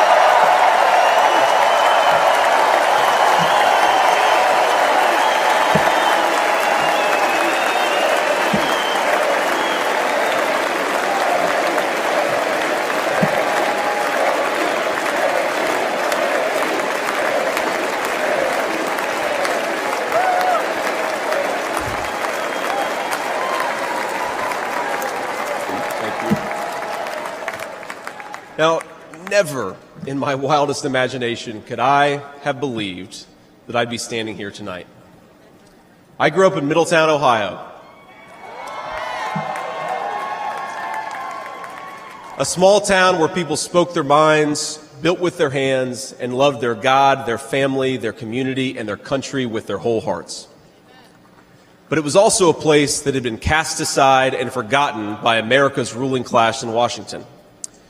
When I was in the 4th grade, a career politician by the name of Joe Biden supported NAFTA, a bad trade deal that sent countless good jobs to Mexico. When I was a sophomore in high school, that same career politician named Joe Biden gave China a sweetheart trade deal that destroyed even more good American middle-class manufacturing jobs. When I was a senior in high school, that same Joe Biden supported the disastrous invasion of Iraq, and at each step of the way, in small towns like mine in Ohio or next door in Pennsylvania or Michigan, in states all across our country, jobs were sent overseas and our children were sent to war. And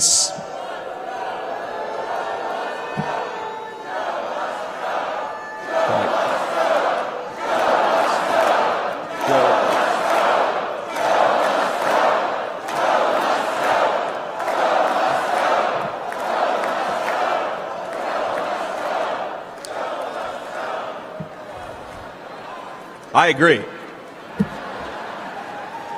And somehow, a real estate developer from New York City by the name of Donald J. Trump was right on all of these issues while Biden was wrong.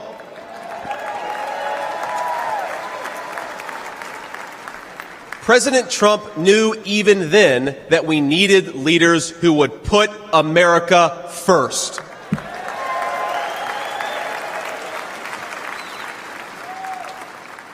Now, thanks to these policies that Biden and other out-of-touch politicians in Washington gave us, our country was flooded with cheap Chinese goods, with cheap foreign labor, and in the decades to come, deadly Chinese fentanyl. Joe Biden screwed up, and my community paid the price. Now, I was lucky. Despite the closing factories and the growing addiction in towns like mine, in my life, I had a guardian angel by my side. She was an old woman who could barely walk, but she was tough as nails. I called her Mamaw, the name we hillbillies gave to our grandmothers.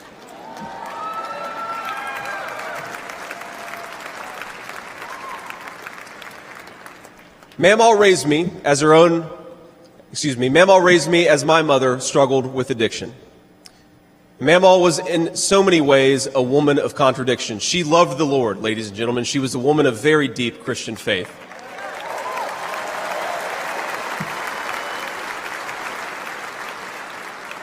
But she also loved the F word. I'm not kidding. She could make a sailor blush. Now, she once told me, when she found out that I was spending too much time with a local kid who was known for dealing drugs, that if I ever hung out with that kid again, she would run him over with her car.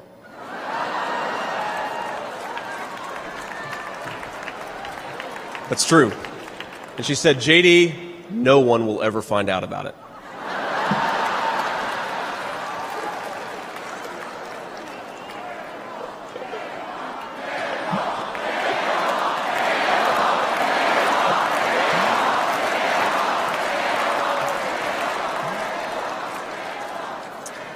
Now, Now, thanks to that mammal, things worked out for me. After 9/11, I did what thousands of other young men my age did in that time of soaring patriotism and love of country. I enlisted in the United States Marines.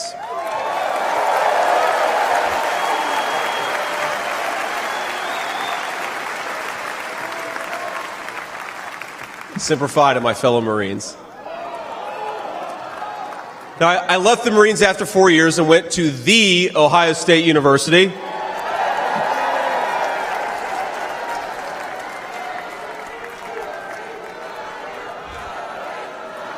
I'm sorry, Michigan. I had to get that in there.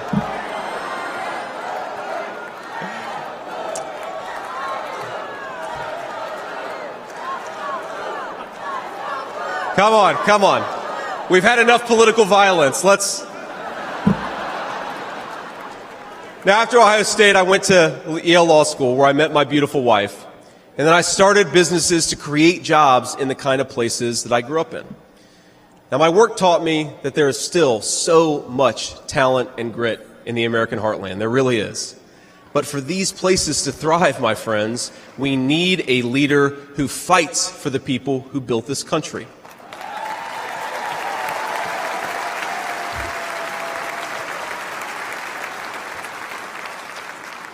We need a leader who's not in the pocket of big business, but answers to the working man, union and non-union alike.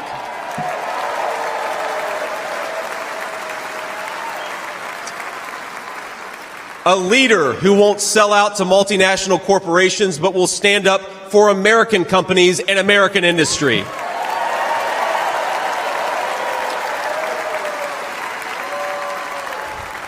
A leader who rejects Joe Biden and Kamala Harris's Green New scam and fights to bring back our great American factories. We need President Donald J. Trump.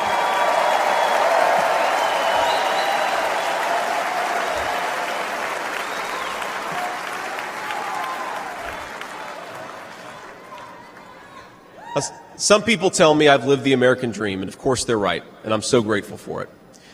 But the American dream that always counted most was not starting a business or becoming a senator or even being here with you fine people, though it's pretty awesome.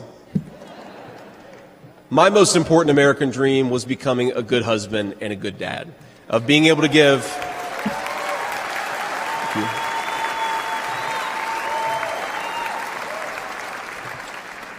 I wanted to give my kids the things that I didn't have when I was growing up, and that's the accomplishment that I'm proudest of. That tonight, I'm joined by my beautiful wife, Usha, an incredible lawyer and a better mom, and our three beautiful kids, Ewan, who's 7, Vivek, who's 4, and Mirabelle, who's 2. Now, they're back at the hotel, and kids, if you're watching, Daddy loves you very much, but get your butts in bed. It's 10 o'clock. But, my friends, things did not work out well for a lot of kids I grew up with. Every now and then, I will get a call from a relative back home who asks, "Did you know so-and-so?" And I'll remember a face from years ago, and then I'll hear, "They died of an overdose." As always, America's ruling class wrote the checks. Communities like mine paid the price. For decades, that divide between the few with their power and comfort in Washington and the rest of us only widened. From Iraq to Afghanistan, from the financial crisis to the Great Recession, from open borders to stagnating wages, the people who govern this country have failed and failed again.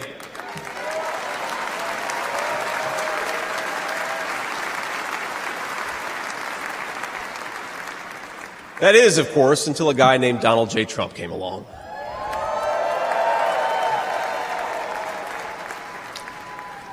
President Trump represents America's last best hope to restore what, if lost, may never be found again. A country where a working-class boy born far from the halls of power can stand on this stage as the next Vice President of the United States of America.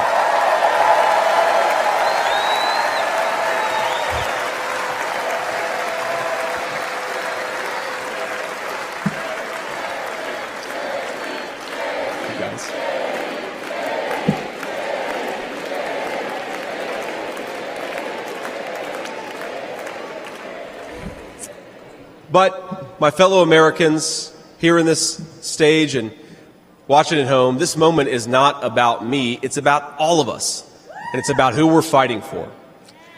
It's about the auto worker in Michigan wondering why out-of-touch politicians are destroying their jobs. It's about the factory worker in Wisconsin who makes things with their hands and is proud of American craftsmanship.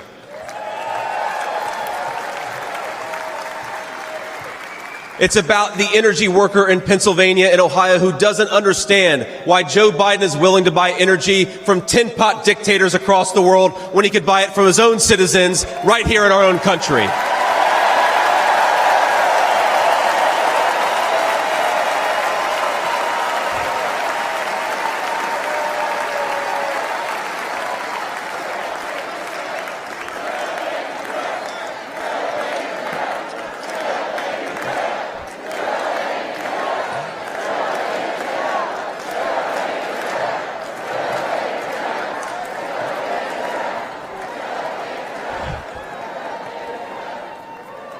You guys are a great crowd.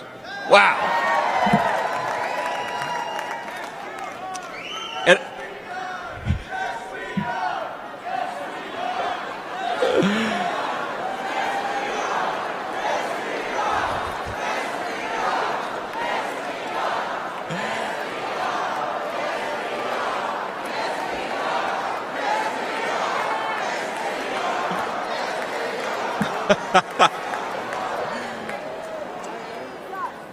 And it's about, our movement is about single moms like mine who struggled with money and addiction but never gave up. And I'm proud to say that tonight my mom is here, 10 years clean and sober. I love you, Mom.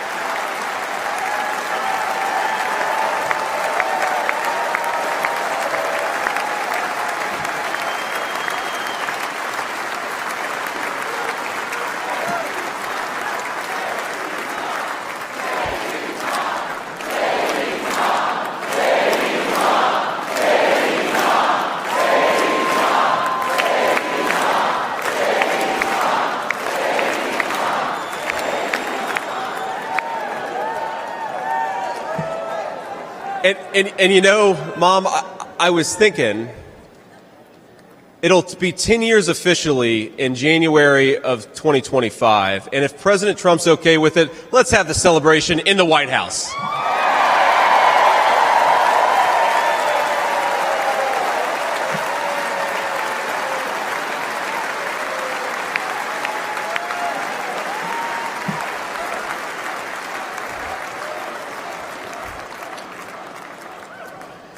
And our movement, ladies and gentlemen, it's about grandparents all across this country who are living on Social Security and raising grandchildren they didn't expect to raise. And while we're on the topic of grandparents, let me tell you another Mamaw story. Now, my Mamaw died shortly before I left for Iraq in 2005. And when we went through her things, we found 19 loaded handguns.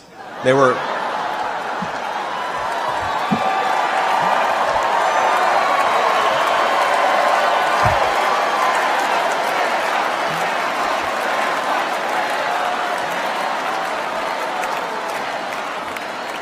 Now, the thing is, they were stashed all over her house, under her bed, in her closet, in the silverware drawer. And we wondered what was going on, and it occurred to us that towards the end of her life, Mamaw couldn't get around so well. And so this frail old woman made sure that no matter where she was within arm's length of whatever she needed to protect her family. That's who we fight for. That's American spirit.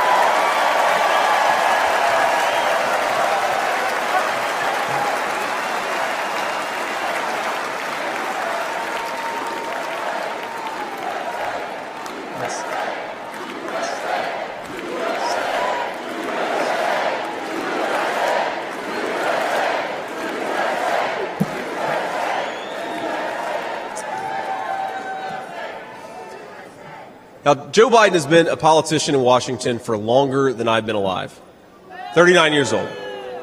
Kamala Harris is not much further behind. For half a century, he's been the champion of every major policy initiative to make America weaker and poorer.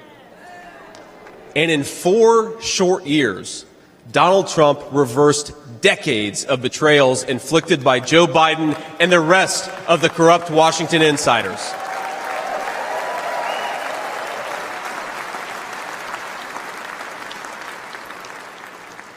He created the greatest economy in history for workers.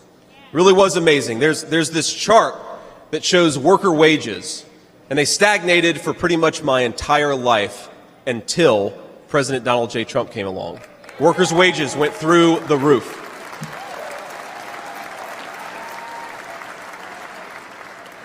And just imagine what he's going to do when we give him 4 more years.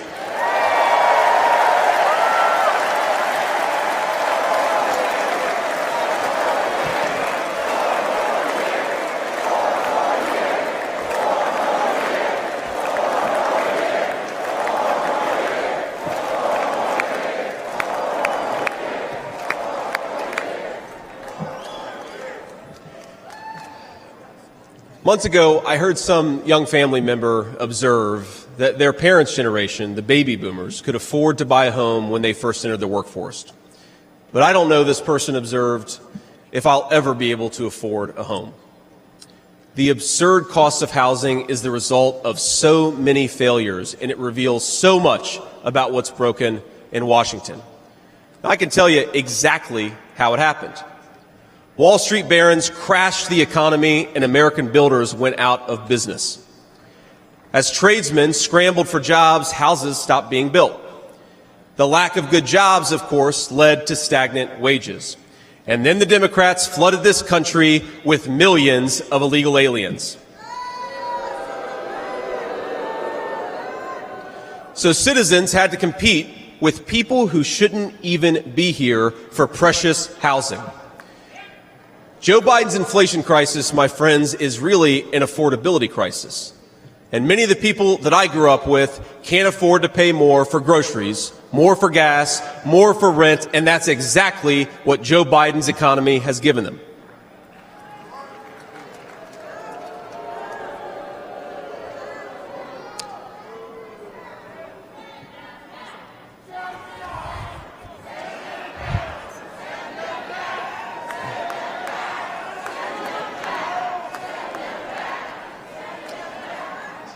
So prices soared, dreams were shattered, and China and the cartels sent fentanyl across the border, adding addiction to the heartache.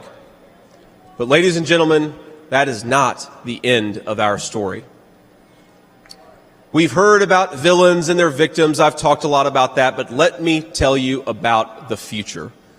President Trump's vision is so simple and yet so powerful. We're done, ladies and gentlemen, catering to Wall Street. We'll commit to the working man.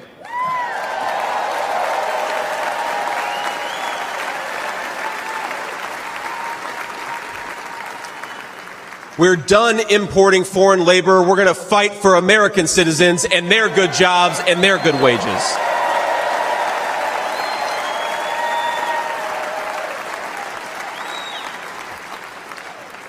We're done buying energy from countries that hate us. We're going to get it right here from American workers in Pennsylvania and Ohio and across the country.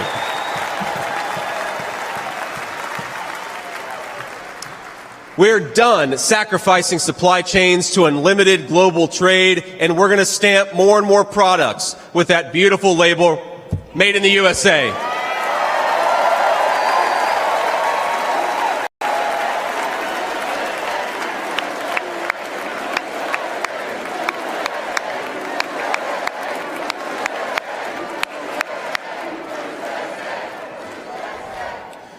We're going to build factories again, put people to work making real products for American families made with the hands of American workers.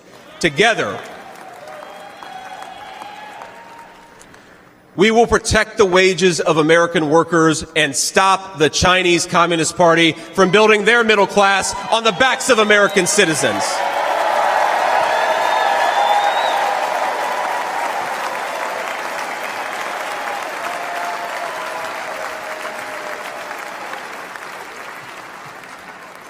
Together, we will make sure our allies share in the burden of securing world peace. No more free rides for nations that betray the generosity of the American taxpayer.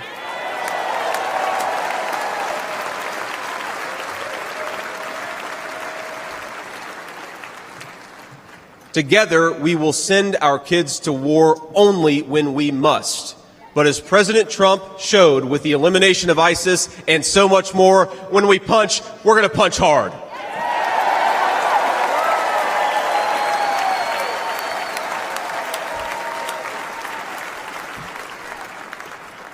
Together, we will put the citizens of America first, whatever the color of their skin. We will, in short, make America great again.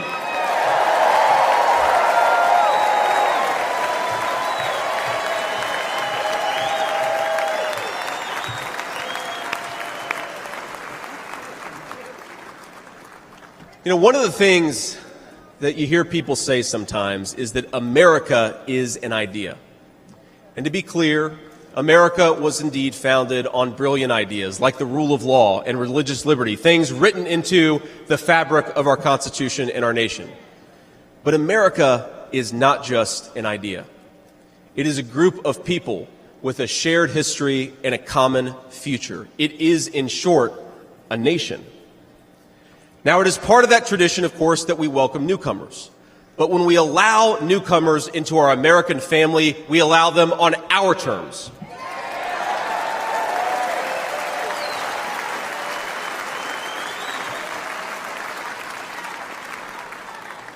That's the way we preserve the continuity of this project from 250 years past to hopefully 250 years in the future.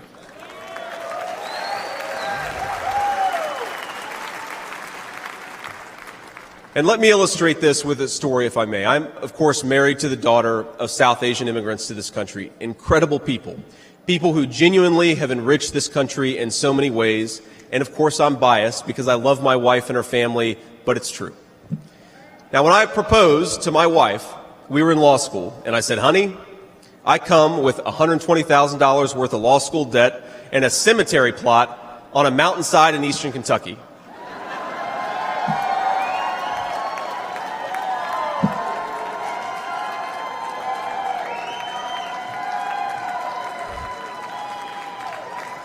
And I guess standing here tonight, it's just gotten weirder and weirder, honey. But that's what she was getting. Now, that cemetery plot in eastern Kentucky is near my family's ancestral home. And like a lot of people, we came from the mountains of Appalachia into the factories of Ohio, Pennsylvania, Michigan, and Wisconsin.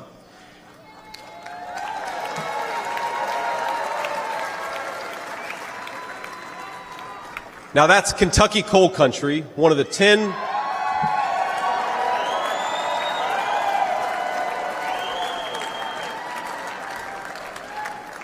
Now, it's one of the 10 poorest counties in the entire United States of America.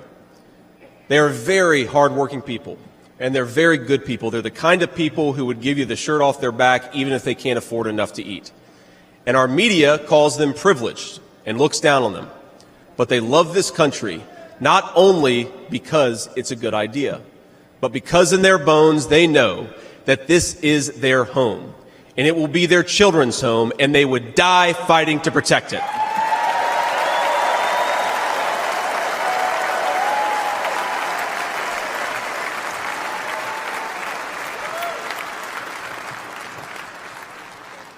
That is the source of America's greatness. As a United States Senator, I get to represent millions of people in the great state of Ohio with similar stories, and it is the great honor of my life. Now, in that cemetery, there are people who were born around the time of the Civil War.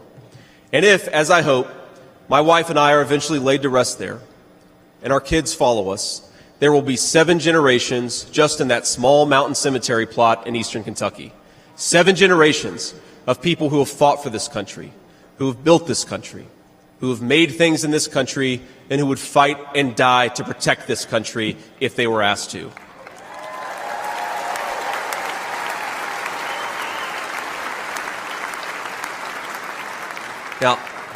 Now that's not just an idea, my friends. That's not just a set of principles. Even though the ideas and the principles are great, that is a homeland. That is our homeland.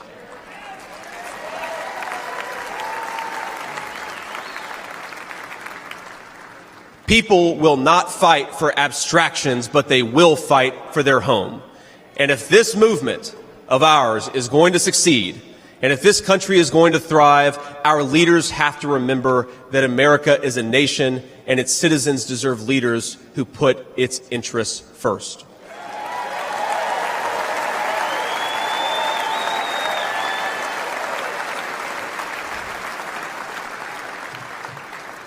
Now, we won't agree on every issue, of course, not even in this room.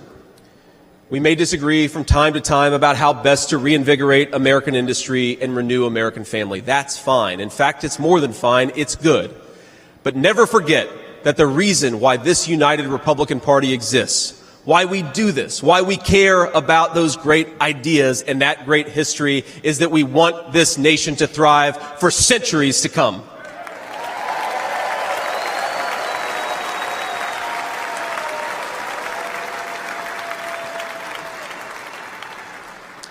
Now, eventually in that mountain cemetery, my children will lay me to rest.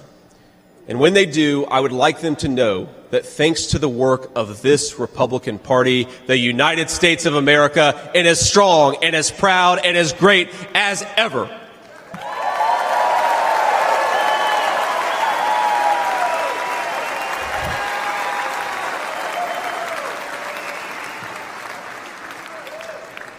That is who we serve, my friends. That is who we fight for. And the only thing that we need to do right now, the most important thing that we can do for those people, for that American nation that we all love, is to re-elect Donald J. Trump, President of the United States.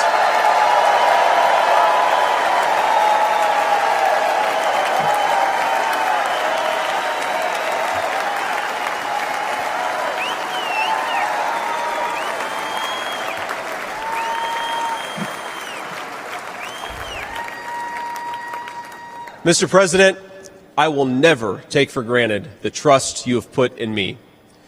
And what an honor it is to help achieve the extraordinary vision that you have for this country. Now, I pledge to every American, no matter your party, I will give you everything I have to serve you and to make this country a place where every dream you have for yourself, your family, and your country will be possible once again.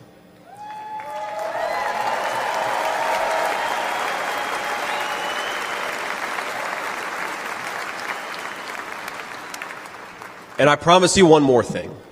To the people of Middletown, Ohio, and all the forgotten communities in Michigan, Wisconsin, Pennsylvania, and Ohio, and every corner of our nation, I promise you this: I will be a vice president who never forgets where he came from.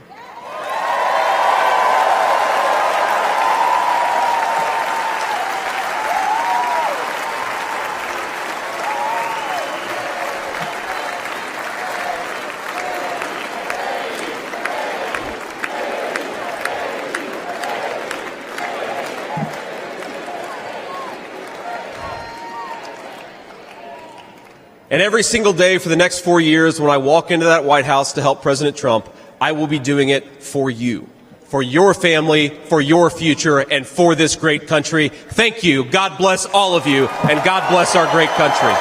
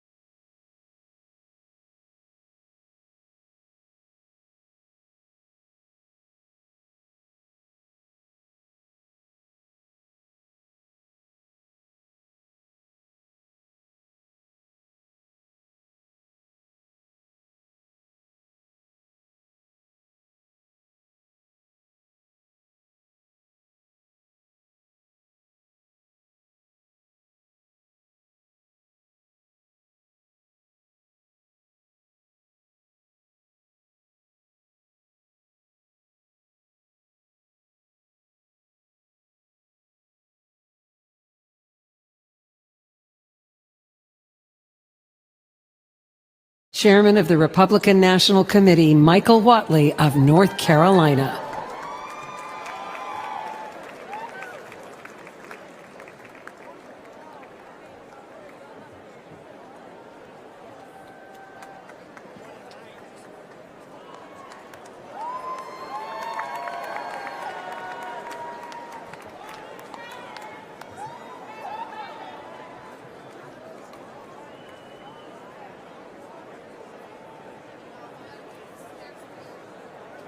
Delegates and alternates,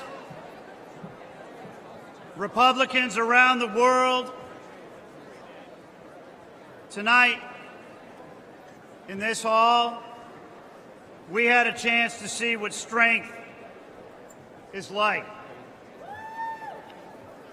Strength looks like heartbroken Gold Star families talking about their loved ones and talking about their loss. Strength looks like fraternity brothers facing down a hostile crowd to save the American flag. Strength looks like thousands of law enforcement officers from all across the country here to protect us tonight. Strength tonight looks like all of the soldiers and the sailors and the airmen and the Marines around the world keeping America safe home and abroad. Strength looks like a teenage daughter standing on this stage and talking to America about the love that she has for her grandfather.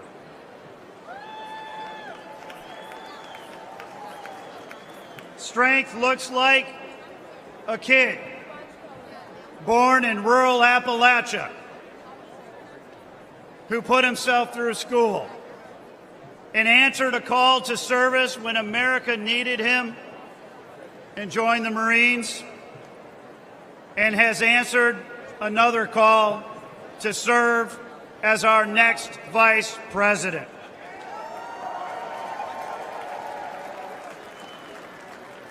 And strength looks like a man who gave up a successful business career and a comfortable life to fight every single day for the American people, who has suffered hoax after hoax after hoax, who has endured politically motivated prosecutions and lawsuits all across the country,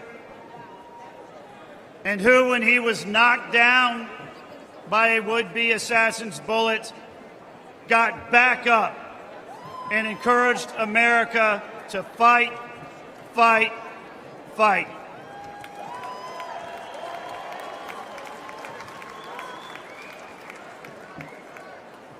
Ladies and gentlemen, we know what strength looks like, and we know that America is a nation of inherent strength. And we, as a nation of inherent strength, are going to be strong again.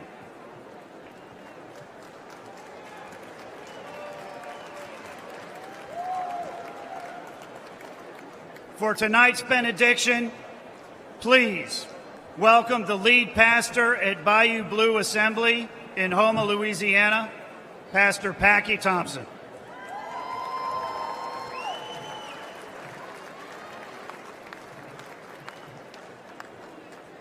Well, hello, Milwaukee. I bring you greetings from the great state of Louisiana, from my church, Bayou Blue Assembly of God in Houma, Louisiana, and from the small town I grew up in Jena, Louisiana. I am proud to be with all of you here tonight for this historic convention, and I thank my Lord and Savior Jesus Christ for his blessings. I would like to thank the RNC for allowing me to be here. And I would like to thank President Trump for all that he has done for our country. I want you to know, sir, that you are loved and respected in my state of Louisiana.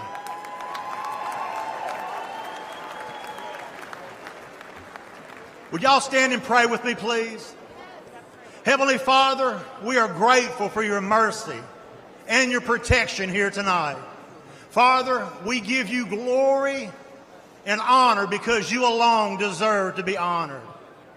Father, I thank you for giving us a man to stand in the gap for us, a man who has made up the hedge for the American people, a man who has protected our nation from those who would harm us.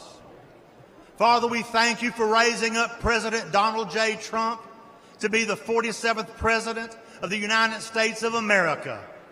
And I also thank you for protecting him from the evil that was perpetrated last Saturday.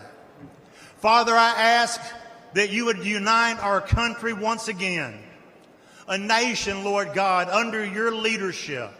Father God, help us to elect leaders that will help us to become the lead country in the world, to hold the values that our forefathers intended for us when they drafted the Declaration of Independence and the Bill of Rights. Father, I ask that you would help us to elect men and women of God who will protect the rights that were promised to every American, protect us from tyranny, and restore truth back to the public square. Father, I pray for the Donald J. Trump and J.D. Vance tonight, that you would give them grace, strength, and wisdom to guide our country once again. And Father God, help make America great.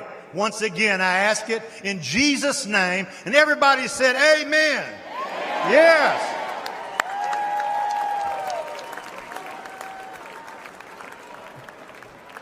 The chair recognizes the delegate from the Commonwealth of Pennsylvania for the purpose of offering a motion.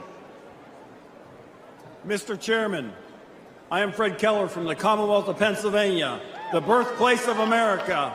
I make the motion that this convention now adjourn. The question now occurs on the motion to adjourn. All those in favor signify by saying aye. Aye. All those opposed, no.